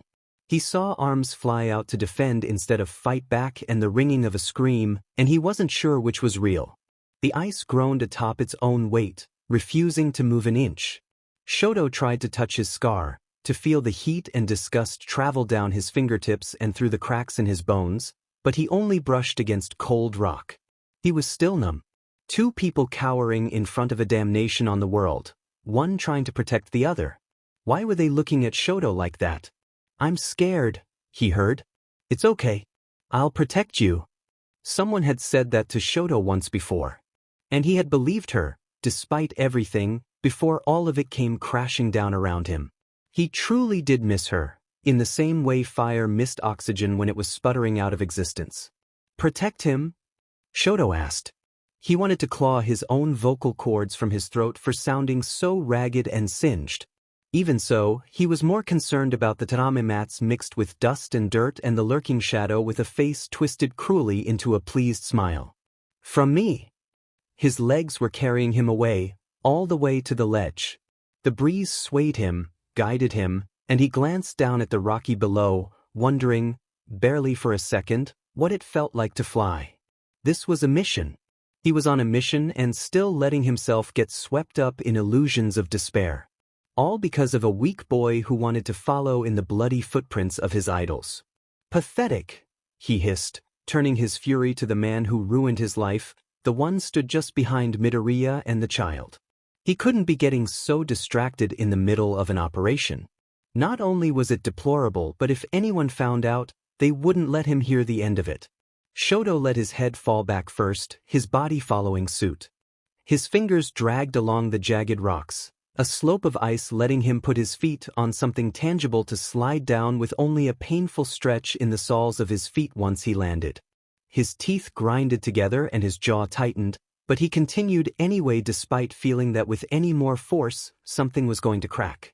The vantage point was a dead end, he would explain. For now, scouting out Toga or Dabi and twice would be his next course of action. All he needed to do was follow the trickle of blood that splattered the grass and rocks a shiny ruby. Only, it didn't lead him to Toga at all. Shoto pulled back the brambles and hedges to find a lone hand laying in a pool of thick red ink. His nose twitched as he reached out to hold it, the heavy stench smothering his nose. The place of severement was clean, perhaps a single slide. It couldn't have been Toga, he reasoned, for her knives were too weak. If she had been the one to do it, the skin would be mangled and a messy pile of useless meat. The gnome must have passed by. With its smooth, pinpoint blades, it would be as simple as cutting through warm butter. Shoto felt disgust riling in the pit of his stomach as he stood up, leaving the useless hand behind. He would have liked to be angry with Dabi for not preventing it, but it was Shoto's fault. He said that he was fine with students getting injured and this was the result. They were being maimed instead. Hopefully, whoever the hand belonged to, they wouldn't die from blood loss or shock. Though, looking around, Shoto couldn't find any trace of a passed-out, handless body. They may have been just fine for all he knew. He kept going through the woods, straining his ears to hear the others somewhere, but the fire was raging and too close to him to hear anything other than a blazing storm of heat. There was a snap. Close enough that not even the flames could drown it out. Shoto slowed his pace, not allowing his gaze to drift to where the noise came from. If he cleansed his mind from the distractions around him, he could feel the hairs stand on his arms and the intentness in someone observing him. Something shot from the shrubbery and Shoto spun to greet them with a forearm covered in jagged streaks of ice. He blocked the hit, but the sheer force knocked him back and Shoto slammed into the base of a tree. He wiped the corner of his mouth and climbed to his feet, staring at Midoriya with disdainful regard. "You don't know when to quit," he said, tilting his head forward to acknowledge the cuts and bruises on Midoriya's fist from punching sharp rock. "That's just who heroes are," Midoriya said stubbornly, widening his stance and holding his fists up. Shoto let out a tsk. "That's what gets heroes killed." He sprayed the ground with chips and fringes of snow. Midoriya jumped into the air right away, chased by pale stalactites that ripped his frail clothes, not meant for combat. He dropped into a roll in front of the icicles, springing up and closing the gap between the two of them faster than Shoto could keep up with. Defensively, Shoto covered his entire arm in a glove of ice, lashing out at the side of Midoriya's head. When he ducked under it, Shoto's leg swung and connected with Midoriya's chest, sending him back. He faltered, but he didn't fall. "What are you even doing here?" Midoriya grated out, gingerly touching his shoulder and wincing. Shoto had forgotten about that. It may very well be sprained, if not broken. He didn't owe Midoriya an answer to such a question, no matter how lost the other looked. That struck Shoto as uncanny. It was as though Midoriya had been betrayed and was trying to figure out why Shoto would do such a thing. Shoto clicked the claws of ice on his fingers in ponder as he assessed who was in front of him. He stared and felt the heat of anger stir and swipe at his scar and his chest. Midoriya's discontent in his silence was evident in the way his knuckles whitened and his pursed lips went bloodless. "What do you want with Kaken?" he asked. There was a light pause in the tension on Shoto's end. It took him a couple of seconds to realize that he was talking about Katsuki Bakugo and even longer to realize that his assumption about their friendship had been correct. Though, in the photo Shigaraki showed him, Bakugo had looked rather enraged with his first-place achievement. Midoriya looked worse. What kind of friendship did those two even possess? Shoto decided that he didn't really care. It didn't affect the job, so it didn't affect him. "Answer me," Midoriya demanded suddenly. He hurtled towards Shoto with the ferocity of a hurricane whipping up a sea and plunging boats under the surface. Dodging was easy when they got like this, so consumed by emotions that they let themselves run wild. Shoto hooked his arm around Midoriya's outstretched one and glanced half-heartedly into his eyes, ones that blinked wide and snapped themselves out of their rage once realizing what exactly was happening. This reminded him of training, being pitted against a boy with bony yet firm arms that reached towards him and were glossed in slick blue fire. Shoto, his frame too small to do any damage to the elder, could only execute the motions with no real effect until he stressed it. "Your balance," said Shoto, smoothly flipping Midoriya onto his back and stomping on his wrist to pin him in place, "is horrible." Midoriya coughed and swallowed breaths of heavy air, automatically tugging on the limb that was held down. Under Shoto's frozen grip, he gave up quickly. "If you wanted me dead," Midoriya pointed out with confidence he shouldn't have, "you'd have killed me already. So, what do you need from Kaken? He's got nothing that could interest you, trust me." What he was saying was all true. Bakugo, for all of his egregious outbursts and arrogant declarations driven from his ego, was not one of them. He never would be. Not only that, but he would be a nightmare to work alongside. They didn't need him, necessarily, it would just be an absolute blow to All Might and the public if they could pull it off. Really, they didn't need Bakugo to join them at all. Just taking him would be a success. Before that could happen, Shoto needed a way to get Midoriya to stop trailing him so that the mission could advance without any further interruptions. "I'd be more worried about your friends back at your camp's base than Bakugo," Shoto said, not because it was a bluff, but because it very well could be true. With one of Dabi's clones hunting the teachers down for Bakugo's location as well as the concentrated number of students in one spot, it left many of them open to injury. Shoto tightened his clutch. "You're clever, Midoriya, but you're not very smart." It was regrettable that Midoriya had deduced that the League didn't want Bakugo dead. With Shoto's hesitance to deliver any finishing blows to him, he could deduce a lot more. Electricity sparkled and Shoto leapt backward. Midoriya curled his back and jumped to his feet, eyes aglow with the same energy that crinkled through his body. With speed Shoto could only aspire to have himself, Midoriya flew into the tree's bushes of leaves and vanished from view. He wasn't gone, Shoto could tell. Midoriya wouldn't leave him be if he had any say on the matter. In his hand, Shoto created a thick baton of ice. He held it up to the ice stuck to half of his face and used it to sharpen the weapon. When Midoriya didn't make himself known, Shoto reinforced his cracked glove with another layer. Shoto's left hand quavered slightly and he thumbed the hilt of his new knife to seize it.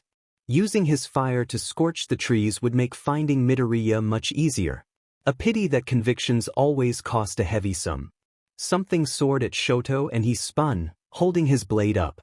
He sliced at the blur, but when a plain rock hit the ground, Shoto turned to stare at it with a bemused expression. A decoy?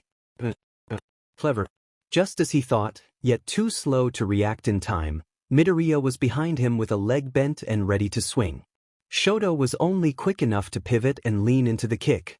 He was sent backward with a white pain branding itself on his abdomen. His breath hitched and he dragged his blade into the dirt to slow his acceleration. "You're shaking, Shoto," Midoriya informed him with a steel glare at his hand as Shoto staggered back up. He confirmed this himself with a glance. Shoto looked back up and shrugged, gesturing at the glaciers surrounding them. Midoriya didn't seem convinced.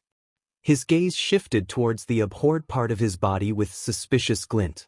"Is not being able to regulate your body temperature a drawback to your quirk?" He followed up with an immediate answer to his own question. Shoto noticed the way his fingers flicked back and forth as if writing something down on imaginary paper. "No, you haven't made any ice from your left side. Every time you send something out from the ground, your right is always facing me." So, he stopped. Something had clicked into place. Shoto didn't know if the sound he heard from Midoriya was a laugh or wince of realization. Instead of frightened or hesitant, Midoriya looked utterly fascinated. Had he forgotten the situation he was in? Shoto could very well remind him. He lifted his arm.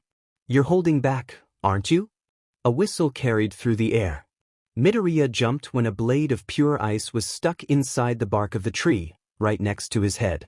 When he regained his composure, he examined it briefly before his gaze slid toward Shoto. Though he didn't smile yet, his eyes were alight with giddy. "Tell me I'm wrong."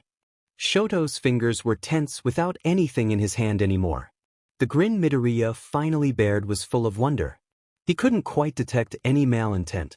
"Only one gauntlet," Midoriya pointed out. "Why?" His vision was splotched and stained, pools of blurry darkness leaking in. "Do you ever?" Shoto growled, frost-glittered air spilling past his lips. "Shut the F up?" He swept his arm across his body with summoned ice and dust kicked up, mixed with white flakes in a cloud of thick cover. Shoto waited until everything was obscured and sandy before moving to hide in the foliage. Midoriya whipped up his own whirlwind with a spinning kick in the air. Only, when he landed, he was staring at an empty clearing. Shoto stayed hidden behind the trees and brushes, certain that he should flee and search for Toga or Dabi, but not getting up to do so. He watched Midoriya scan silently the area surrounding him, occasionally kicking the base of a tree and waiting for something to drop. Midoriya wasn't ready to run, either. Shoto knew he should leave, but he wanted to win this fight, if not for the sake of the operation, then for his own volition. Call him selfish, but he didn't intend to be an obedient dog this time. When Midoriya's back was turned to him, Shoto slipped from his cover and broke into a run, boosting himself up with a block of ice and bringing his fist back, ice still reflecting the moonlight above them. Midoriya whirled around. Shoto scowled, fast enough only to connect to solid earth and break the ground with the force of the punch. Midoriya shot up from his roll out of the way and gazed warily at the dangerous tear in the dirt. "Eyes on me," Shoto snarked, sending thick tendrils of ice crashing into the place Midoriya stood previously. His opponent moved efficiently, hopping from tree to tree to throw Shoto off his center of gravity. This was a useless cat-and-mouse chase, he realized. Every time either of them caught a decent hit in, the other would retreat and move back in after recuperating. Such a cowardly match. "Is this how I taught you?" Shoto could see him standing in the undergrowth, watching with those demanding and cold eyes. "Get away from me, old man," he murmured, impulsively throwing ice to vanish the dark shadow. He didn't need any spectators to watch him, especially not someone like him. Shoto felt the whisk of dirt flying up at him, and he raised his arm with a startled blink. Midoriya's leg was against his unguarded wrist, and with any more force, something Shoto was in no position to push back against, it would break. He did the only thing he could think of. Flames ignited on his arm, happily swaying and leaping towards Midoriya and biting at the leg attacking Shoto. Midoriya shouted and fell back on his own, his jaw slack when he stared up at Shoto, who stared back with the same shock. It's not just," he tapped his head as if to clear it. "Fire."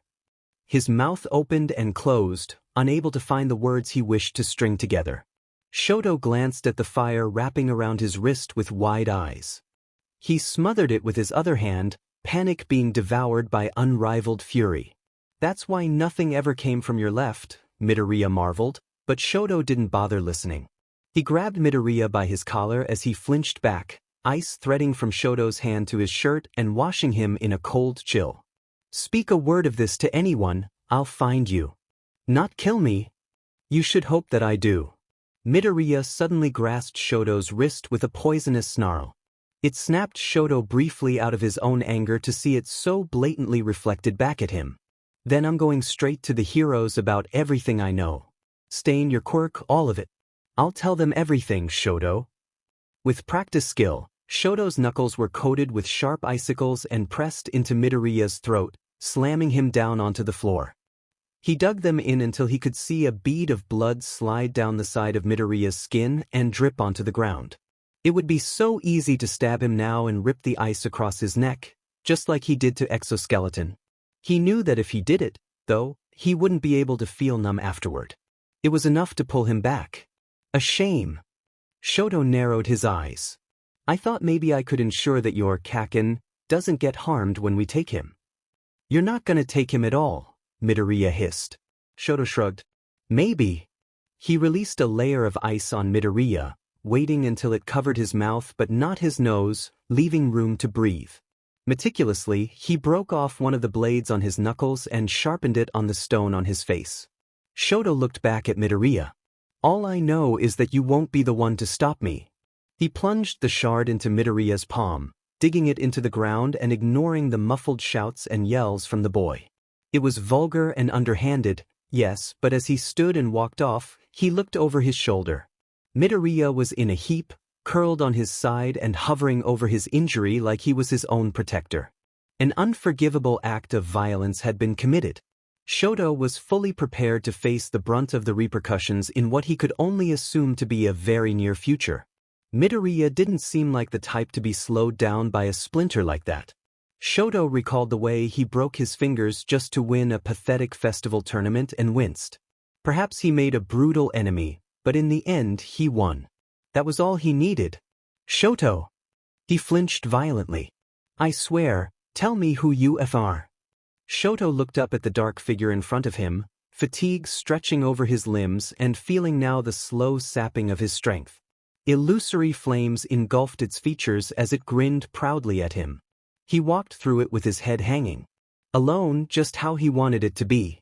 Shoto couldn't remember the last time he'd wanted to cry, but he figured this was the closest he would ever come to it. Shoto stalked through the forest, falling back into a familiar habit of lightening the sound of his footsteps to stay silent. He surveyed the area around him with a clouded mind, not paying full attention to his surroundings. The rendezvous point was near, he knew, but his thoughts were elsewhere. Swimming and misty, his head ached and he could feel the oncoming of a nasty bruise forming on his stomach from Midoriya's kick. He blinked away spots in vision when the sight of Dabi wielding a handful of fire came to view. Shoto watched him maintain the wildfire with ease while Twice made mocking gestures with his hands. You really lost to a scarf, Twice wheezed, holding his chest and putting a hand on the trunk of a tree.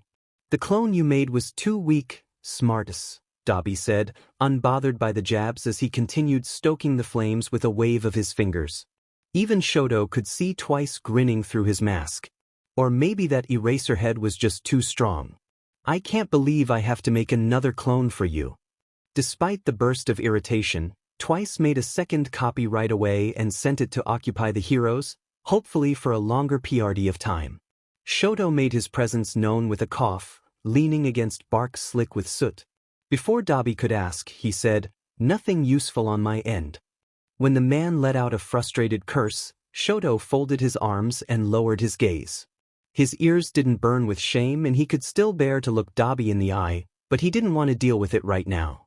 Anytime he looked at Dabi, he saw the pompous way he carried himself just like in the aftermath of Hosu, when he came to check in on Shoto. He'd even revealed it was only to get a better scope on who he would be working with, which gave Shoto his own idea of the kind of person Dabi was. A hand pounced on Shoto's shoulder and when he turned, he saw Toga, grinning at him with a spark in her liquid gold eyes. Update. We got him. His posture straightened at the news. Immediately, he looked at Dabi, whose approval appeared quietly and without any smile. Toga pointed up into the trees and Shoto craned his neck. Mr. Compress balanced expertly on a branch above everyone's heads. The flash of two blue marbles in between his fingers caught his attention and he stepped forward. Compress didn't let him even start. Everyone's looking so dreadfully gloomy this fine night. Especially when our target is right here. The magician dropped off the branch and bowed, holding his palm out to the group. Bakugo is in here? Shoto asked, holding up one of the marbles and turning it over in his fingers. His spine prickled knowing that a whole person was inside as he stared at his own reflection. Dabi snatched up the second with a raised brow. Then who the F is this? Compress took his mask off just to show them his offhanded smile. He dismissed the complaint with a twirl of his cane. There was an exceptionally strong student traveling with the target, so I helped myself to seconds. We only have one objective, Shoto snipped. And now we have two. What's so wrong with that? Twice decided that now was an excellent time to insert himself into the conversation. He offered surprisingly good input. Who cares? We got the dumb kid, let's get the hell out of here. Anyone else hungry? Dabi tossed a nod at Shoto, their expressions each as closed off as the others. Call the Nomu. Shoto obliged and muttered its name, knowing that Dr. Ujiko told him the Chainsaw Nomu's hearing had been enhanced for the mission as to not need to spread out just to keep an eye on it. No matter how disturbing Shoto found him, the doctor's madness was impressive. It would find the League eventually, no matter where they moved. For now, they needed to meet at the contact point with the others, or at least those who hadn't been defeated and contained. It was fortunate that the 5 of them were able to regroup, but Kurogiri had been able to only study one appointment section of the forest for them to meet at. "Were you 3 followed?" Dabi asked as they moved. Compress gave them a jovial laugh. Those pests certainly tried, but they stood no chance of keeping up. They gave up easily. But they tried, and Shoto didn't like that. If they were willing to even attempt to catch him, surely they wouldn't just give up. If there was one thing he learned after observing the students of UA's Class 1A, it was that they couldn't let sleeping dogs lie. If they were still in fact trying to catch them, time was not on their side. The meeting point was near and Shoto couldn't detect anything to be concerned about.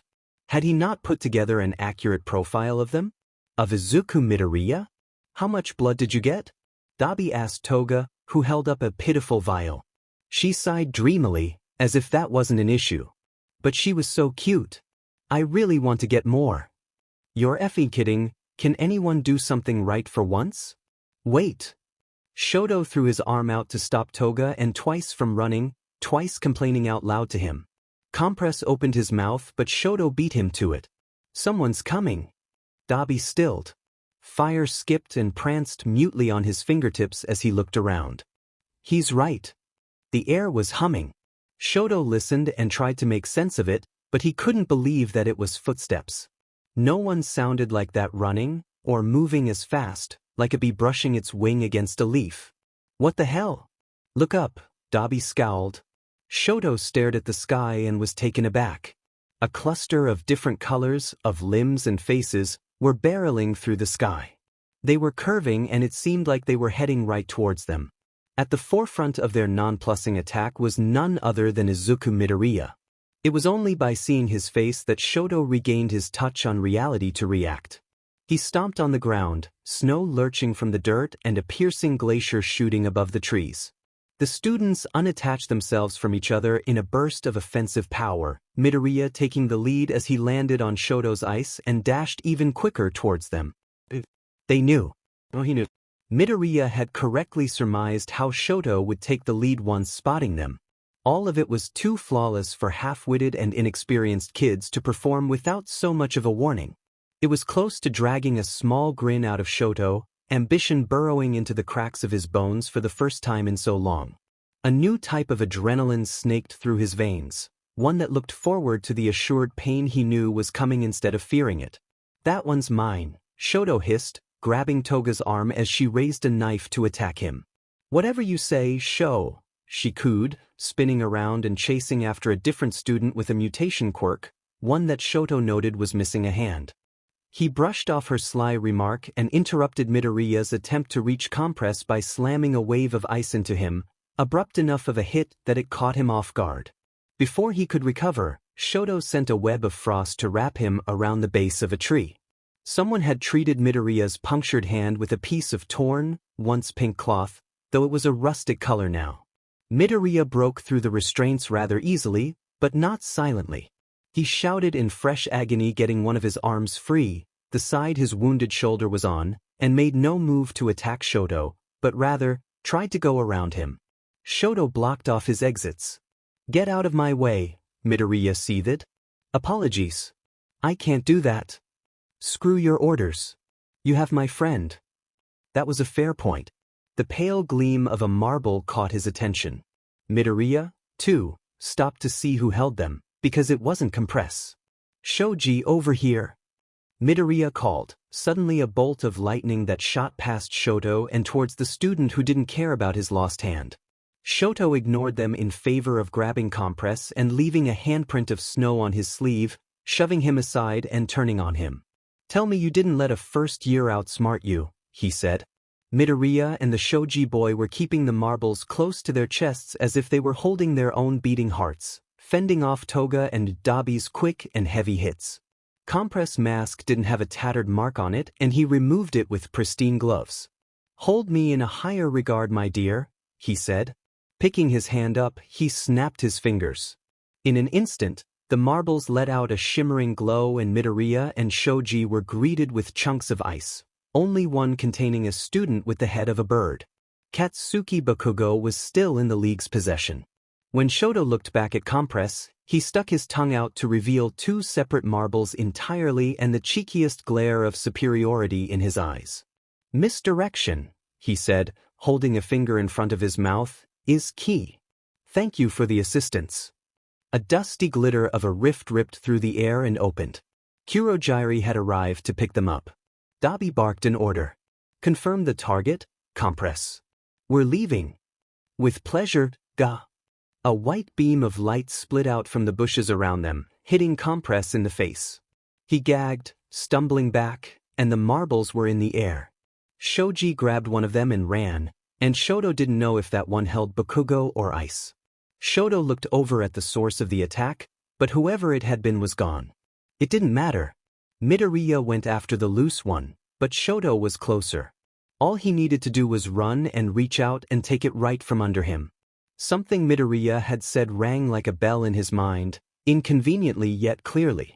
Bakugo would be a liability. He would never become a villain, not even after the embarrassment heroes made of him in a nationally watched tournament. Midoriya seemed convinced.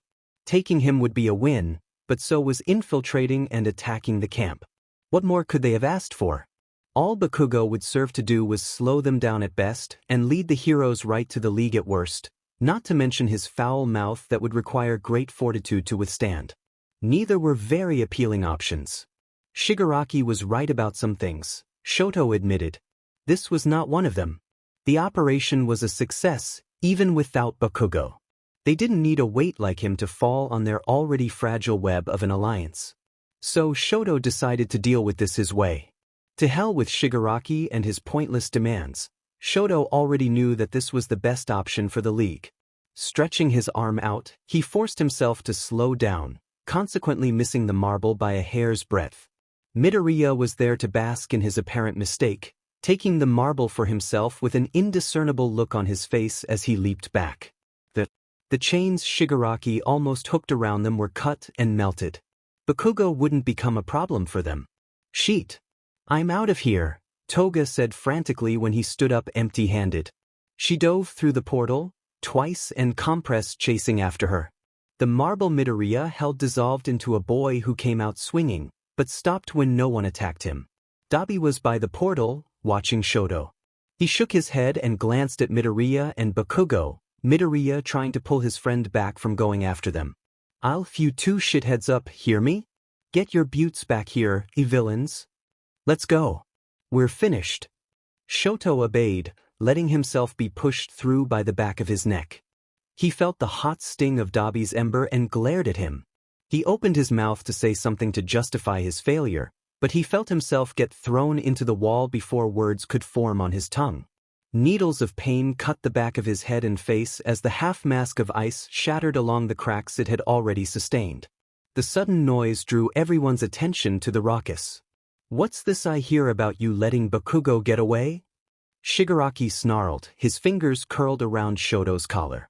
He wore gloves that prevented his decay quirk from going off, but Shoto could still feel the phantom sensation of what he thought skin turning to ash felt like. I got beat in terms of speed. That's all. Shigaraki laughed cruelly at him. You've been causing me nothing but problems, you goddamn brat. Why shouldn't I kill you right now? Hey, calm the F down, Dabi cut in, pulling Shoto out of Shigaraki's grasp to separate the two of them. If we start killing each other now, we're done. Even if we didn't get to take the kid with us, this was still successful. Yeah? Where's everyone else, huh? Magna and Spinner are supposed to be here too. Compress took a step forward, offering a solemn shrug. We just got unlucky and they didn't get to the rendezvous in time. We'll move on without them. Shoto found Toga's eyes and waited for her to look away. She never did, staring intently and with a small curve to her lips, so Shoto was the first to do so. They were disposable. Nothing else to say about it, he supposed. It was a shame that they lost some of their own before they were even properly introduced, but they must not let it slow them down or tear them apart. Shoto's error shouldn't be the reason for the league's demise when it hadn't been an error at all. Shigaraki's glower realigned its focus onto Shoto. He didn't make any moves towards him with Dabi standing between them, instead clawing at his neck. Kurojire's getting the Nomu, he said at last when the silence had extended for too long and began to either irritate or suffocate everyone in the room. No one effing bother me. He stomped out of the room. No one said anything for a short while, but eventually, it was broken. It was even harder to hold one's silence after getting berated than it was to simply get berated. Twice laughed. It was a dumb mission anyway. The beat. Then another. Dabi, Toga said. Dabi halted when he was halfway out the door. You said this was successful. We didn't get what we came for. The only person who wasn't successful tonight was Shigaraki, he responded casually. We struck while the iron was hot and got into their training camp, hurting UA's precious students. It's the principle of it all. He grinned at her. UA's failed twice in protecting their kids. We got another blow to hero society by our hand. It was an answer that satiated the longing to know why they were even sent to the camp, and Shoto knew then that Dabi was the better leader between them. He let himself fall back into the shadows, the place he preferred, and said nothing. During the moment he could have taken the marble but didn't. It hadn't been entirely the league's best interest in mind. He hated Midoriya, yet it was more than that. Shoto just felt bit. Seeing one person fight so hard to protect another was horrifying and sickening, like swallowing a thorn bush and feeling it writhe in his stomach. He knew he was in the right, but he didn't feel good about what they were doing to get to their ideal goal. It felt wrong seeing the terror on their faces, in the trembling of their hands, and in the speed in which they fled, but Shoto was not a leader. He didn't say a word. There were secrets he kept that he would take to the grave. This would be the kind that sent him there. He fixed his collar, wrinkled where Shigaraki had grabbed him and left the room. Though going back to his room enticed him, he didn't want to be found by anyone, not for a while. There was one spot he hadn't seen of the bar yet, so he found the stairs and climbed. The roof was how he expected it to be. With hefty doors to push past and the only reward of his efforts being a mess of wires, hopefully none of them live, and vents that were all turned off. A powerfully chill wind brushed over Shoto, slow enough that it only dried his eyes dismally. Clouds above him were lined silver and thick, perhaps the forewarning of a snowstorm or a passing rain shower. He wouldn't mind a flurry, with October coming to an end soon and November beginning to show its face. Shoto looked away from the sky and almost startled. What the hell are you doing? Dabi asked, holding a cigarette between his fingers. Smoke blew out of his nose and mouth as he spoke. He was looking over his shoulder at Shoto in a crouched position near the edge of the roof, in no real danger of falling off due to the thin yet rather short ledge. Only getting some air. I didn't mean to bother you, I'll leave. Dabi shrugged, turning back around. Nah, I don't care. Do what you want. Shoto took him up on his offer and went to stand by him, keeping a few feet of distance between them. At his arrival, Dabi glanced up, holding a box out. Wanna try? He gave Dabi a diseased look, shaking his head. I've always seen myself dying in many ways. Lung cancer is not one of them. Yeah. Me neither. Dabi took another drag. An uneasy peace settled between the two of them. Shoto almost felt compelled to give Dabi his gratitude for breaking up his dispute with Shigaraki, but he didn't want to draw out any impatience on the chance it exasperated him to do so. To distract himself, Shoto picked up a crumpled cigarette from the ground with a bit of curiosity guiding his fingers. He examined it blankly before flicking it over the roof and rubbing his thumb over his nails to clear away the ashy residue. You slowed down. Shoto's face remained made of stone, but his heart thrummed in his chest. He said his line just how he meant to. I don't know what you're talking about. The cigarette in Dabi's mouth tilted down slightly, similar to his eyes, which drifted down to the monochrome concrete, bland and cold. No one else saw it, not from where they were. Pretty sharp of you, Shoto. He took the cigarette from his mouth and crushed it against the cement. The way his name was said made Shoto narrow his eyes. A secret, mysterious venom boiled underneath the syllables, and he couldn't help but think Dabi was waiting to pour it onto Shoto. One thing he felt certain was that Dabi couldn't stand him the same way he couldn't stand Dabi. Whatever that amounted to would be determined by them alone. Think what you want, said Shoto. That won't make it true. Geez, how'd you get so stubborn? Last time I saw you alone, you were on the verge of tears in Hosu. That brought an indignant noise out of Shoto, breaking his decorous passivity. He folded his arms and stared down at him. You're blind, Dabi, and falling apart at the seams. Focus on pulling your staples together before trying to psychoanalyze me. So defensive. Dabi was grinning as he tossed his dead cigarette over the edge. Was I right then? Shoto scowled at him. You really are a prick. Dabi laughed, and Shoto would have assumed it was genuine if he thought Dabi was capable of that. He didn't, however, think that, so he turned away and walked towards the door. Upon pulling it open, he heard Dabi stand up and talk to him. I knew you'd say that. Izuku had a lot on his mind.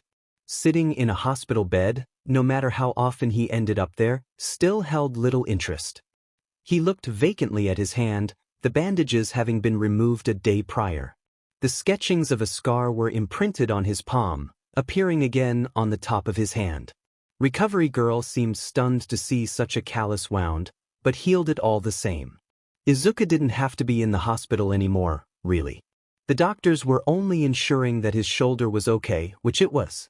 He rarely thought about any of that. The only person he could keep his mind from wandering astray from was Shoto. It was becoming quite a habit, turning back to the villain when all else failed to capture his attention, because he always could. Somehow, there existed even more pieces of the puzzle Izuku hadn't even started to question. He never would have guessed that ice wasn't his only quirk if he hadn't been given the opportunity to fight him. Police had questioned him once the 1A and 1B students were secured and safely being transported to the hospital. Izuku told them about Shoto, but failed miserably to do completely good on his threat. Do you know his name? Tsukachi had asked. He never said it, Izuku replied, because it was the truth. That didn't mean he didn't give the best description he could, that of a boy who covered half of his face in a shell of ice, putting on display his pale hair and eye carved of flint. But that was it. Izuku should say something. To anyone he knew he should say something, but that look. That demon look in Shoto's eye when the fire appeared on his arm.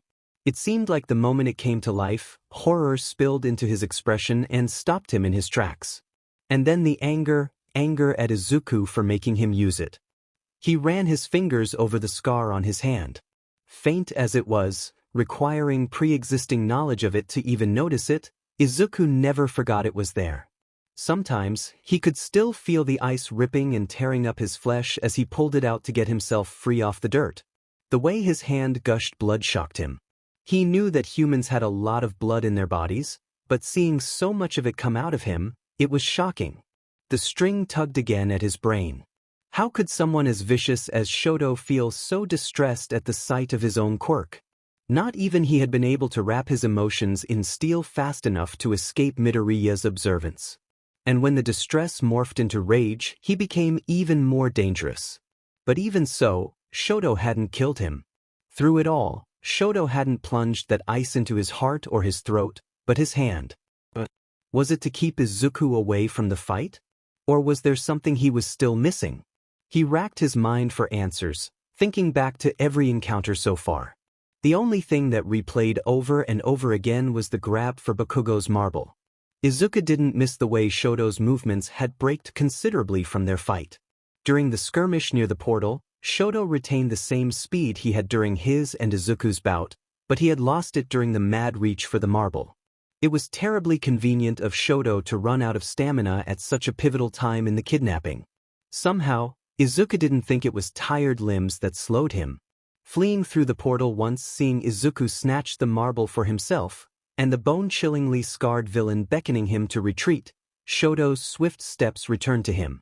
To anyone else, it could have been the rise and fall of adrenaline in the heat of the moment. To Izuku, the entire 3 seconds of crucial timing had been calculated by none other than Shoto himself. There wasn't a doubt in Izuku's mind. Shoto had allowed him to walk free that night with Bakugo, which could very well mean he was to face the burdens alone for failing. The League didn't strike Izuku as the forgiving type. And that realization, it made him sad. Though Shoto had been right and Izuku had not truly been the one to stop him from getting Bakugo, the villains did have Bakugo for a good sum of time. Shoto had simply let Izuku take the marble from him. Was it remorse? Regret? Did a slide of humanity pass through him in the 3 seconds it took Izuku to reach the marble? Or had it always been there, tucked away and waiting to reveal itself? Izuku didn't know. How could he? The more he tried to find answers, the more questions ended up dawning on him.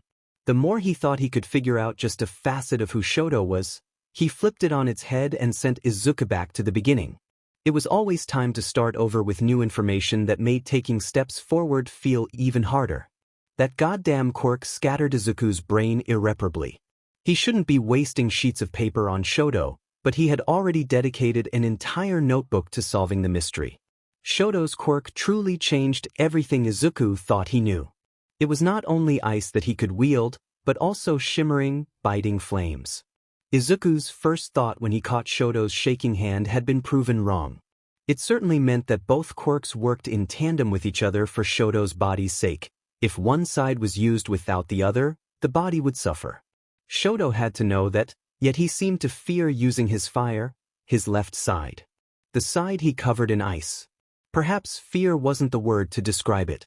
Terror had taken hold of Shoto for only a short few moments before his composure was regained and he could be properly furious against Izuku. But if Shoto didn't fear fire, then what did he fear? What did he see that Izuku couldn't? While Izuku had hidden himself in the cover of the trees, he'd witnessed Shoto shove a glacier into the forest nowhere near the place that Izuku was crouched. It didn't make him wonder in the moment, dismissing it as Shoto mistaking something for Izuku. Now, though, with all the data gathered, could it really be called a mistake? Shoto was precise to a disquieting degree. He didn't move unless it served him a purpose. He had wasted energy attacking a non-existent foe, and for what? Intimidation? Showing off what he would do if he found Izuku? The query made him laugh to himself. What a stupid idea.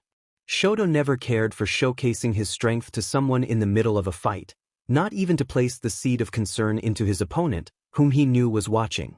So then what had Shoto seen? Izuku didn't get to consider it as much as he'd like to. His notebook was miles away in a fake bottom under a drawer that he crafted during another sleepless night at the dorms. Even if he asked a nurse for paper and a pencil, he didn't exactly jump for joy at anyone asking what he was doing. Bakugo entered the room and sat down on a chair next to Izuku's bed. He didn't say anything, so Izuku followed his lead and copied. They hadn't spoken at all since the kidnapping attempt. This would be Bakugo's first time paying him a visit in the hospital, which meant he was probably forced to buy Mitsuki. It was barely worth a blink to Izuku when Bakugo succumbed to the quiet. Hey, Kaken. Izuku didn't mean to sound so tired. He wasn't really, but his head seemed to be. Too much thinking and far too many dead ends. Dumbass, Bakugo mumbled. I didn't need your help. You're right. Izuku almost gave a light laugh, but he didn't want to patronize him completely. I'll just do nothing next time. Bakugo sneered and let his knuckles hang between his legs. There won't be a FNG next time. I'll just kill all of them. Despite being very used to Bakugo's aggressive yet always lacking warnings, Izuku let the back of his head collapse back into the pile of pillows behind him. Like the stilts had been snapped, he sighed. That's stupid. The hell do you mean it's stupid? Bakugo asked. Those motherfuckers thought they could get away with kidnapping me. Of course, I'll wreck their sheet next time. You don't get it, Kaken, Izuku snapped. Bakugo curled his lip like he wanted to interrupt, but didn't. The League wasn't trying to kidnap you just to kidnap you, and if they wanted you dead, you would be dead. There's something else going on that we don't know about. If they had gotten away with this, who knows what would have happened? The door rattled and the two turned, not giving Bakugo the chance to retaliate and leaving Izuku deflated with relief. He didn't lose his patience very fast with Bakugo, knowing the way he ticked nearly as well as he knew himself, but the weights on Izuku's shoulders were starting to wear on him. Inko poked her head in, a small paper bag being pulled from her purse with a nervous smile. I snuck this in. Don't tell anyone. With her arrival, Bakugo stood up with a lasting glare at Izuku. This isn't done, Deku, he said, and left the room, giving a parting word to his mother, and even refrained from slamming the door. It still left Izuku with an empty resolve to their argument, but it was at least nice of him. Inko perched on the chair closest to Izuku, which happened to be the furthest one away from where Bakugo had Saturday. Katsuki looked upset, she said, handing him the miracle of real, edible food. Did you two fight? Izuku nodded, taking a savory bite of the rice. I guess. It was kind of dumb, honestly. We both want the same thing, so. He lifted his shoulders as if that was the conclusion, not even grimacing in pain. It's scary, Inko supplied, being the target of something as horrific as that. Try not to be too hard on him, Izuku. He doesn't think things through the same way you do. Clearly, Izuku thought with unreasonable bitterness. It wasn't Bakugo's fault that he was lashing out. He would take it as a humiliation to be hunted by the League, even more so as he was nearly taken. Certainly he would see it as a flaw of his own character and skills and not an unlucky circumstance. Leaving the thought of Bakugo alone for later, Izuku realized that he was sitting in a hospital after a villain attack, his mother flitting over him like a butterfly to a flower. He was sitting in a hospital bed, his mother next to him, treating him to suspiciously good food. She had snuck this in, she said? And then his stomach dropped. Hey, Mom, he said, putting his utensils down and bunching his hands into the blankets. He was sitting over them, by all means ready to get discharged at that very minute. Is there something going on? Inko was in the middle of stealing a bite for herself when she looked at him. Her feathery eyes softened and she rested her hand on Izuku's wrist. We did make a deal, Izuku. But. She heaved a sigh, putting her elbow on the bedside table and holding up her cheek. But you didn't break any bones. You didn't pass out from your injuries or exhaustion, and you didn't overwork yourself.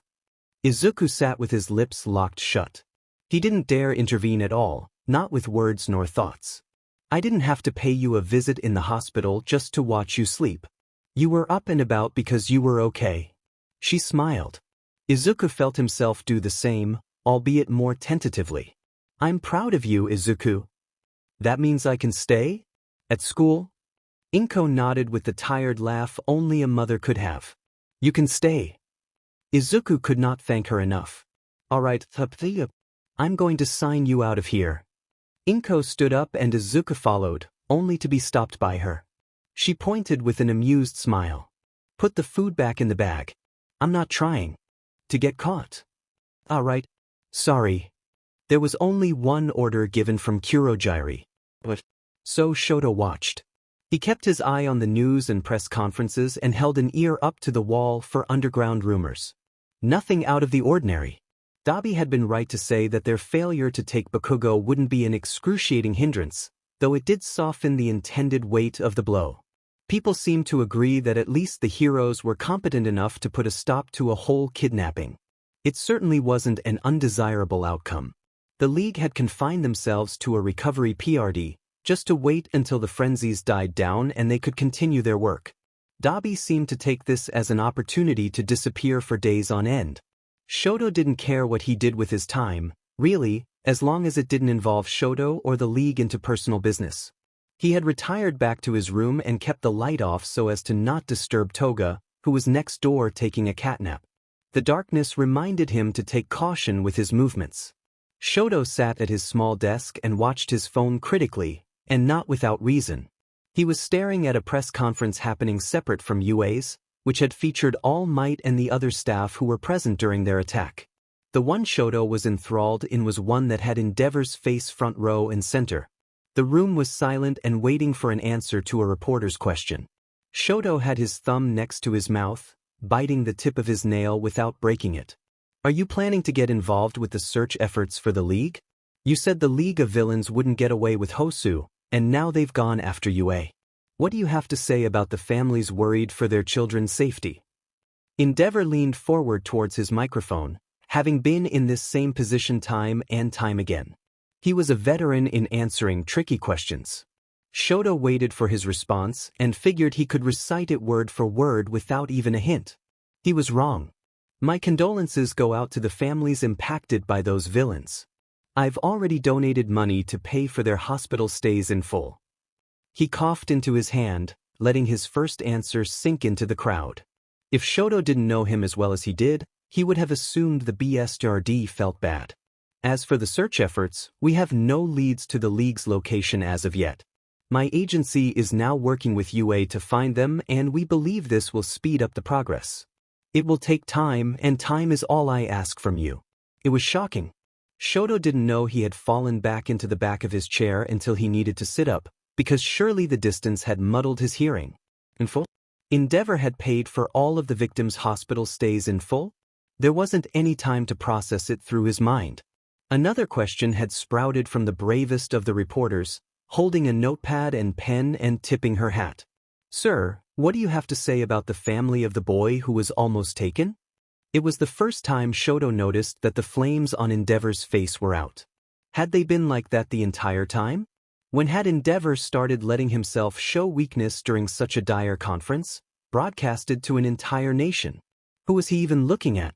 Endeavor's voice was still stern and rough around the edges. Some things never change even after 5 years. I commend the young man for his courage and have reached out to his family privately. All of the students at the training camp and the heroes who defended them have my respect. That is all I have to say. Shoto curled his fingers around the arm of his chair, chunks of ice budding around it. Izuku Midoriya. Katsuki Bakugo. They had Endeavor's respect without even meeting him. Shoto never had his concern for 10 years as his son. He left his desk with one very distinct handprint branded into the wood, searing it to a near black. His chair scraped the ground unbearably as he drew himself up, breathing unevenly and frayed. He didn't care. This was what Endeavor did best, control him. But 5 years had passed. He didn't care anymore. He had unlearned that behavior, that necessity to impress him. 5 years.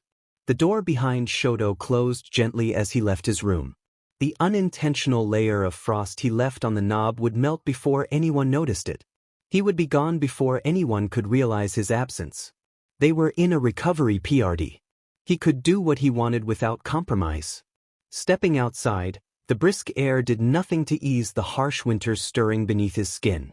He pulled his collar up as far as it would go, having left his mask and fabric eye patch behind. It wouldn't make a difference, as no one knew what half of his face yet looked like. In the town next to Kamino, Shoto tolerated the occasional shoving of rare pedestrians and gross sneers of shady lurkers.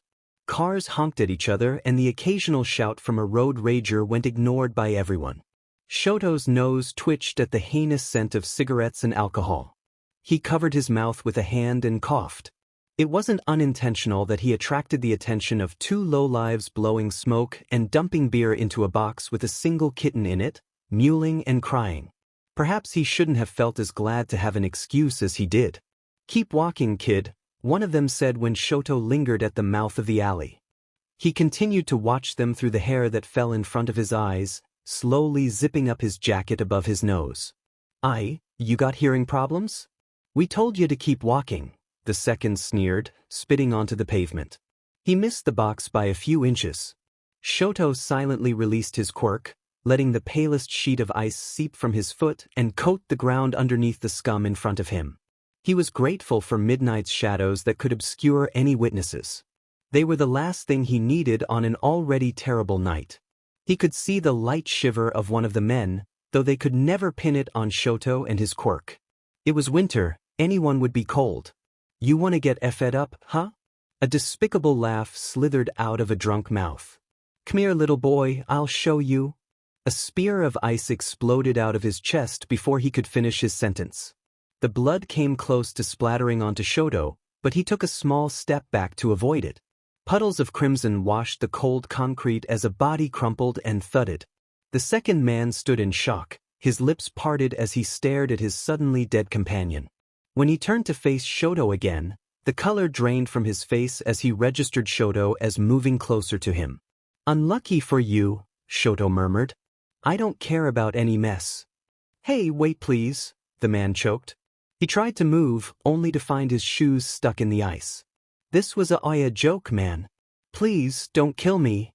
The drunk hazardously kicked his shoes off. A relatively smart decision, if he wasn't so outclassed. Taking one step into the open pavement was his biggest mistake, as he practically handed over his life to Shoto, who ensured the ice would stick onto the man's bare feet. He stumbled, but was physically kept from falling to his knees and let out a shout. A snap hit the air, some tendon or muscle in his leg tearing. Shoto approached the sniveling, whiny, pathetic excuse of a human.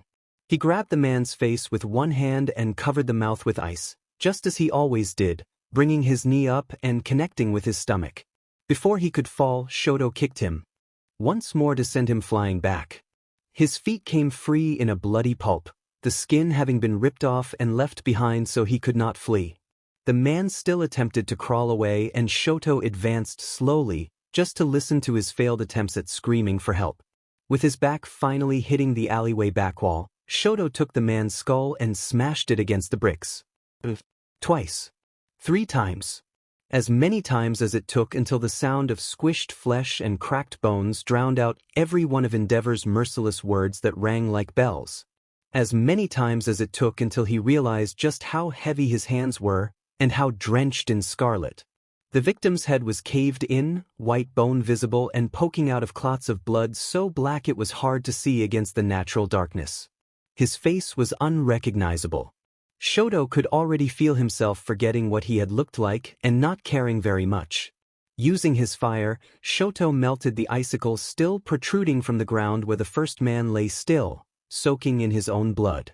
When the evidence was gone and turned to water that mixed with red ink, Shoto cleaned his own skin up as best he could. His clothes were already dark, so the bloodstains were hard to see. If they were noticed, he could explain it as any other liquid without suspicion. He might need to lie, as well, as he took the box with the kitten in his arms and left the alleyway.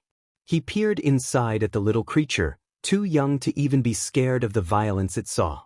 It was so young, likely only a few weeks old.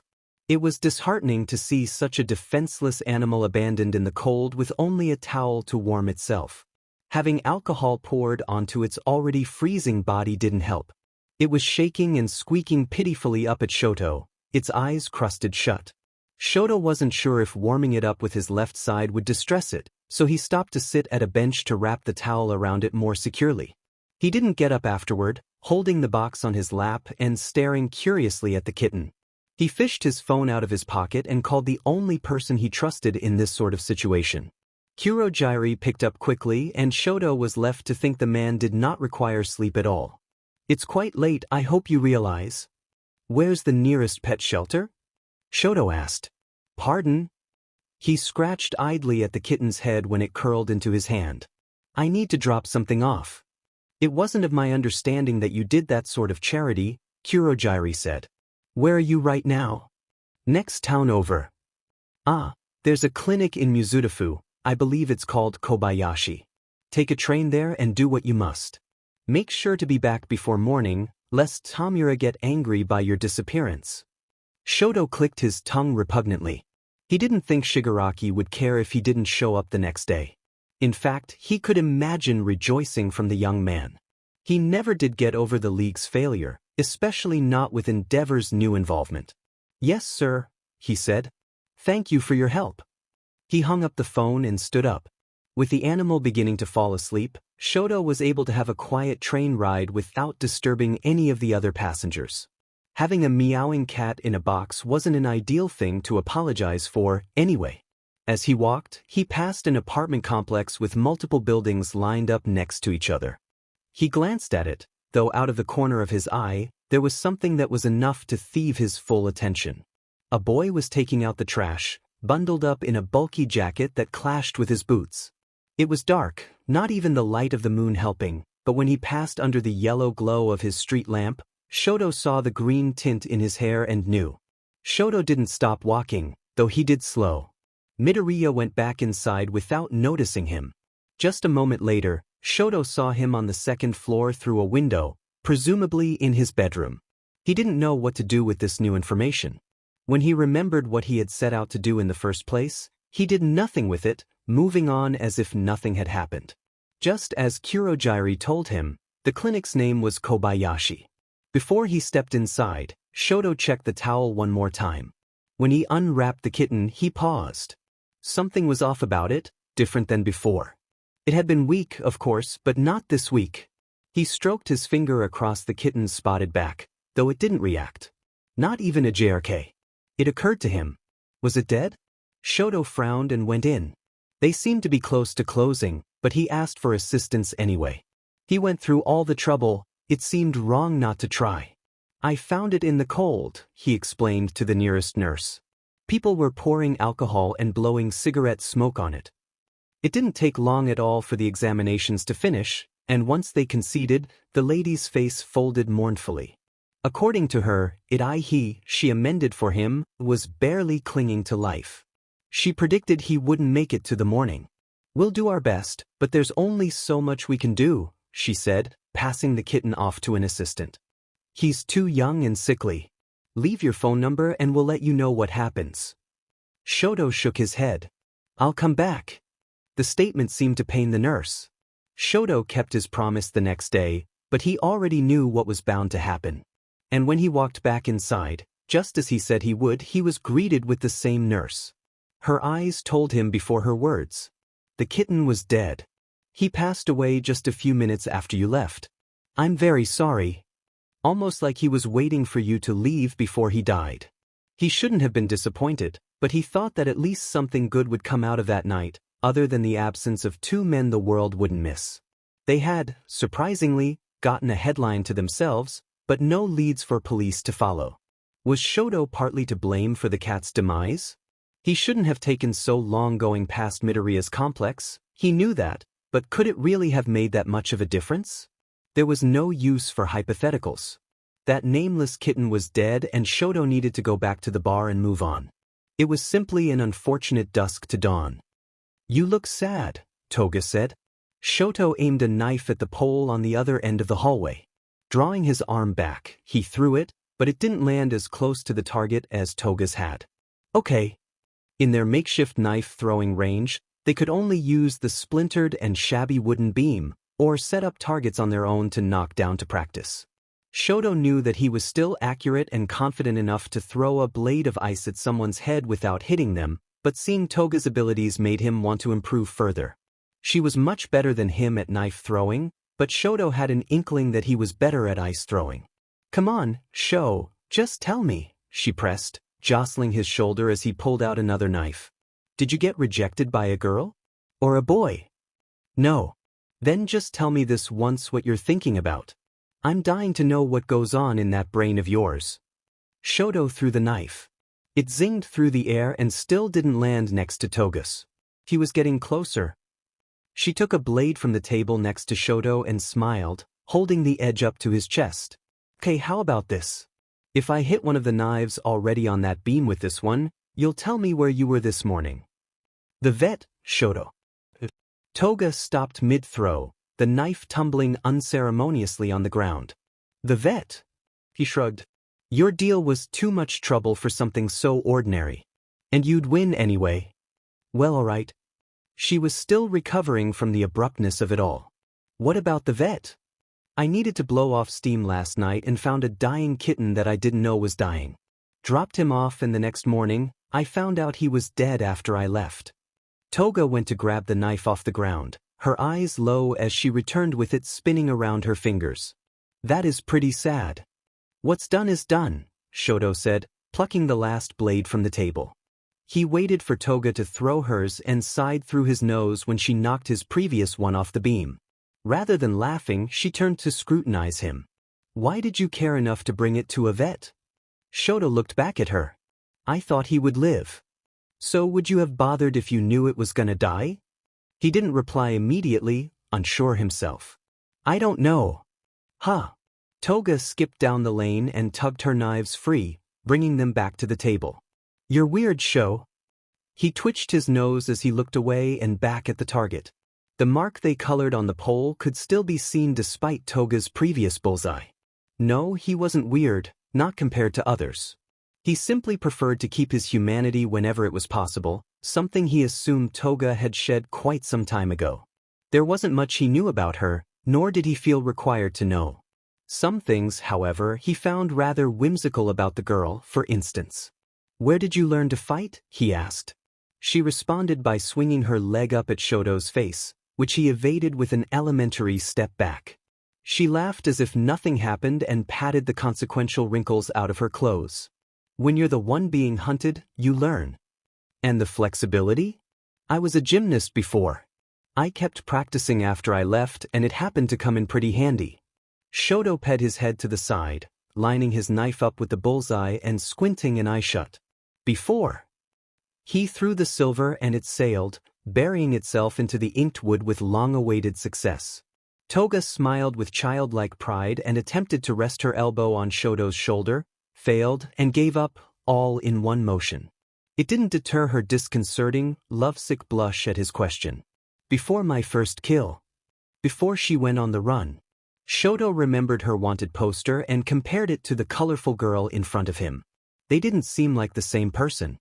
She certainly looked happier in real life than frozen in time in a photo. You like it, don't you? Shoto asked. Killing. A low laugh was muffled into her sleeve as she gathered all of their knives, putting them in a pink case after wiping them down with a handkerchief. I love it, she said lightly. It's like I'm dreaming when I get to cut them and see them bleed.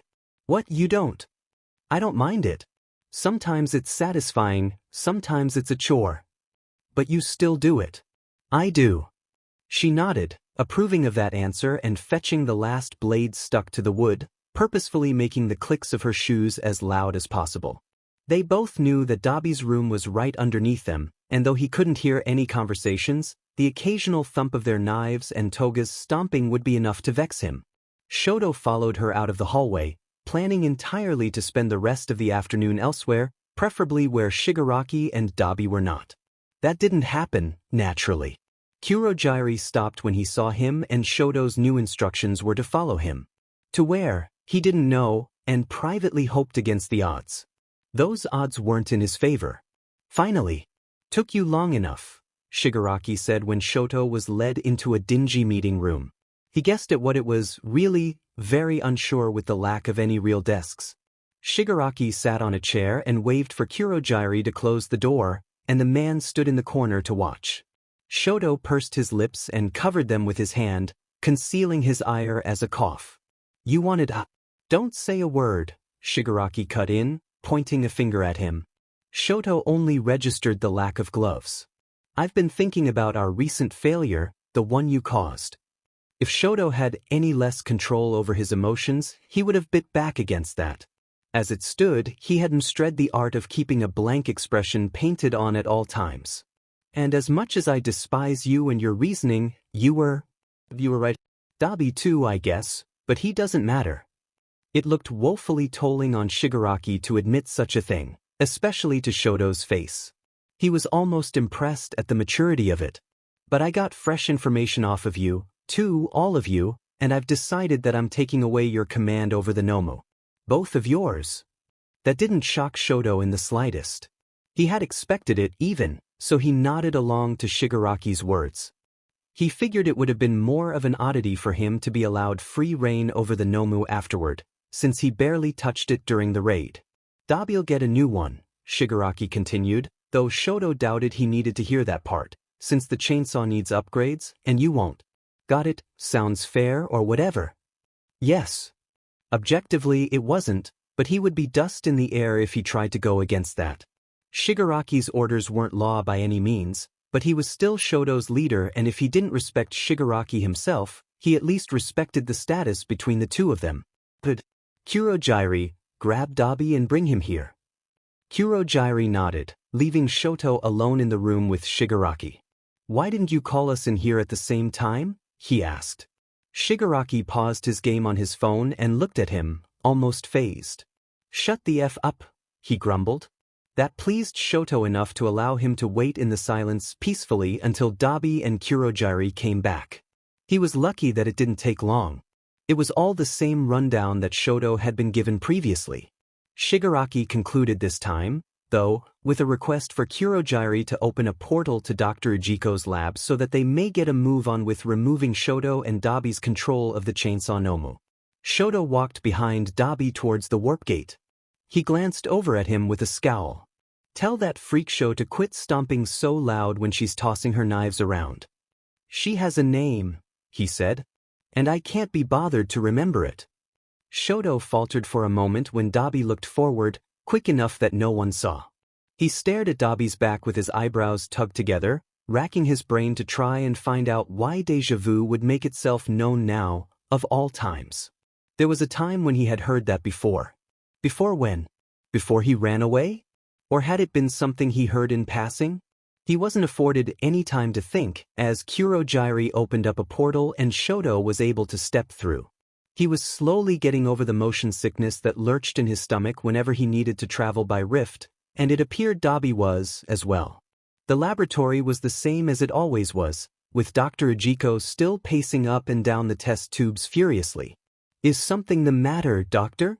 Kurogyari asked, examining the tubes with a swift glide of his head because there was something about this type of pacing that stuck out to Kurogyari. "Hard to say," Ujiko said. "I've triple-checked every piece of equipment, down the plates and extensions, but the system still tells me that something is wrong." Notwithstanding his fraught anxiety, he still had time to jab a hand at Dabi and Shoto, ever the mistrustful scientist. Shigaraki rolled his eyes, uninterested by the technical aspect of his tools of destruction and chaos. "Tell your useless system to be more specific, Doctor. It's not so advanced yet. I'm doing all of this on my own, mind you. You'll have to forgive me for not groveling in every minor detail." Once the bickering was finally through, they returned back to the test tube that held the chainsaw Nomu. Shoto touched the back of his neck as he watched it float aimlessly in the revolting liquid. The process of relinquishing control over the Nomu was quick and unremarkable.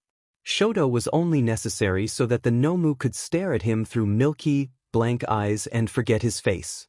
Shigaraki, Kurogyari, Dabi, and Ujiko all moved out of the way to find other Nomu that would be of use to them for other missions, ones that Dabi might get to pick out himself with Ujiko's permission. Shoto wandered in the warehouse, stepping over thick metal cables that kept the tubes glowing with toxic purple luminosity. Where did doctors like Ujiko get such ambition? What drove them to create fiends such as the Nomu? Without knowing the scientist, he knew the answer would never be one he understood. People like him weren't meant to be reasoned with. They were mad for purposes unknown to anyone but themselves, and it was what made them so fascinatingly horrific. Shoto stood at the other end of the warehouse, next to the wall that was showered with wires and air vents. Outlets were never empty and vents were always turned on, but the faint odor of a laboratory conducting ghoulish experiments never circulated out. He turned away from the Nomu holed up beside the wall and began to walk towards the others. He didn't get very far. Something rumbled. Shoto didn't know what it was, but it almost reminded him of Midoriya's cannonball assault from the air during the training camp. No windows existed for him to look out of to try and get a better look at what he thought he could sense. He never got to open his mouth to voice his concern when the wall next to him detonated. Shoto was thrown off his feet, and the only thing he could get out was a searing hot cough of blood when his head hit something sharp. It was strange. The last thing he saw was Tuya running towards him on a ground slanted sideways. And then the world caved in on top of him.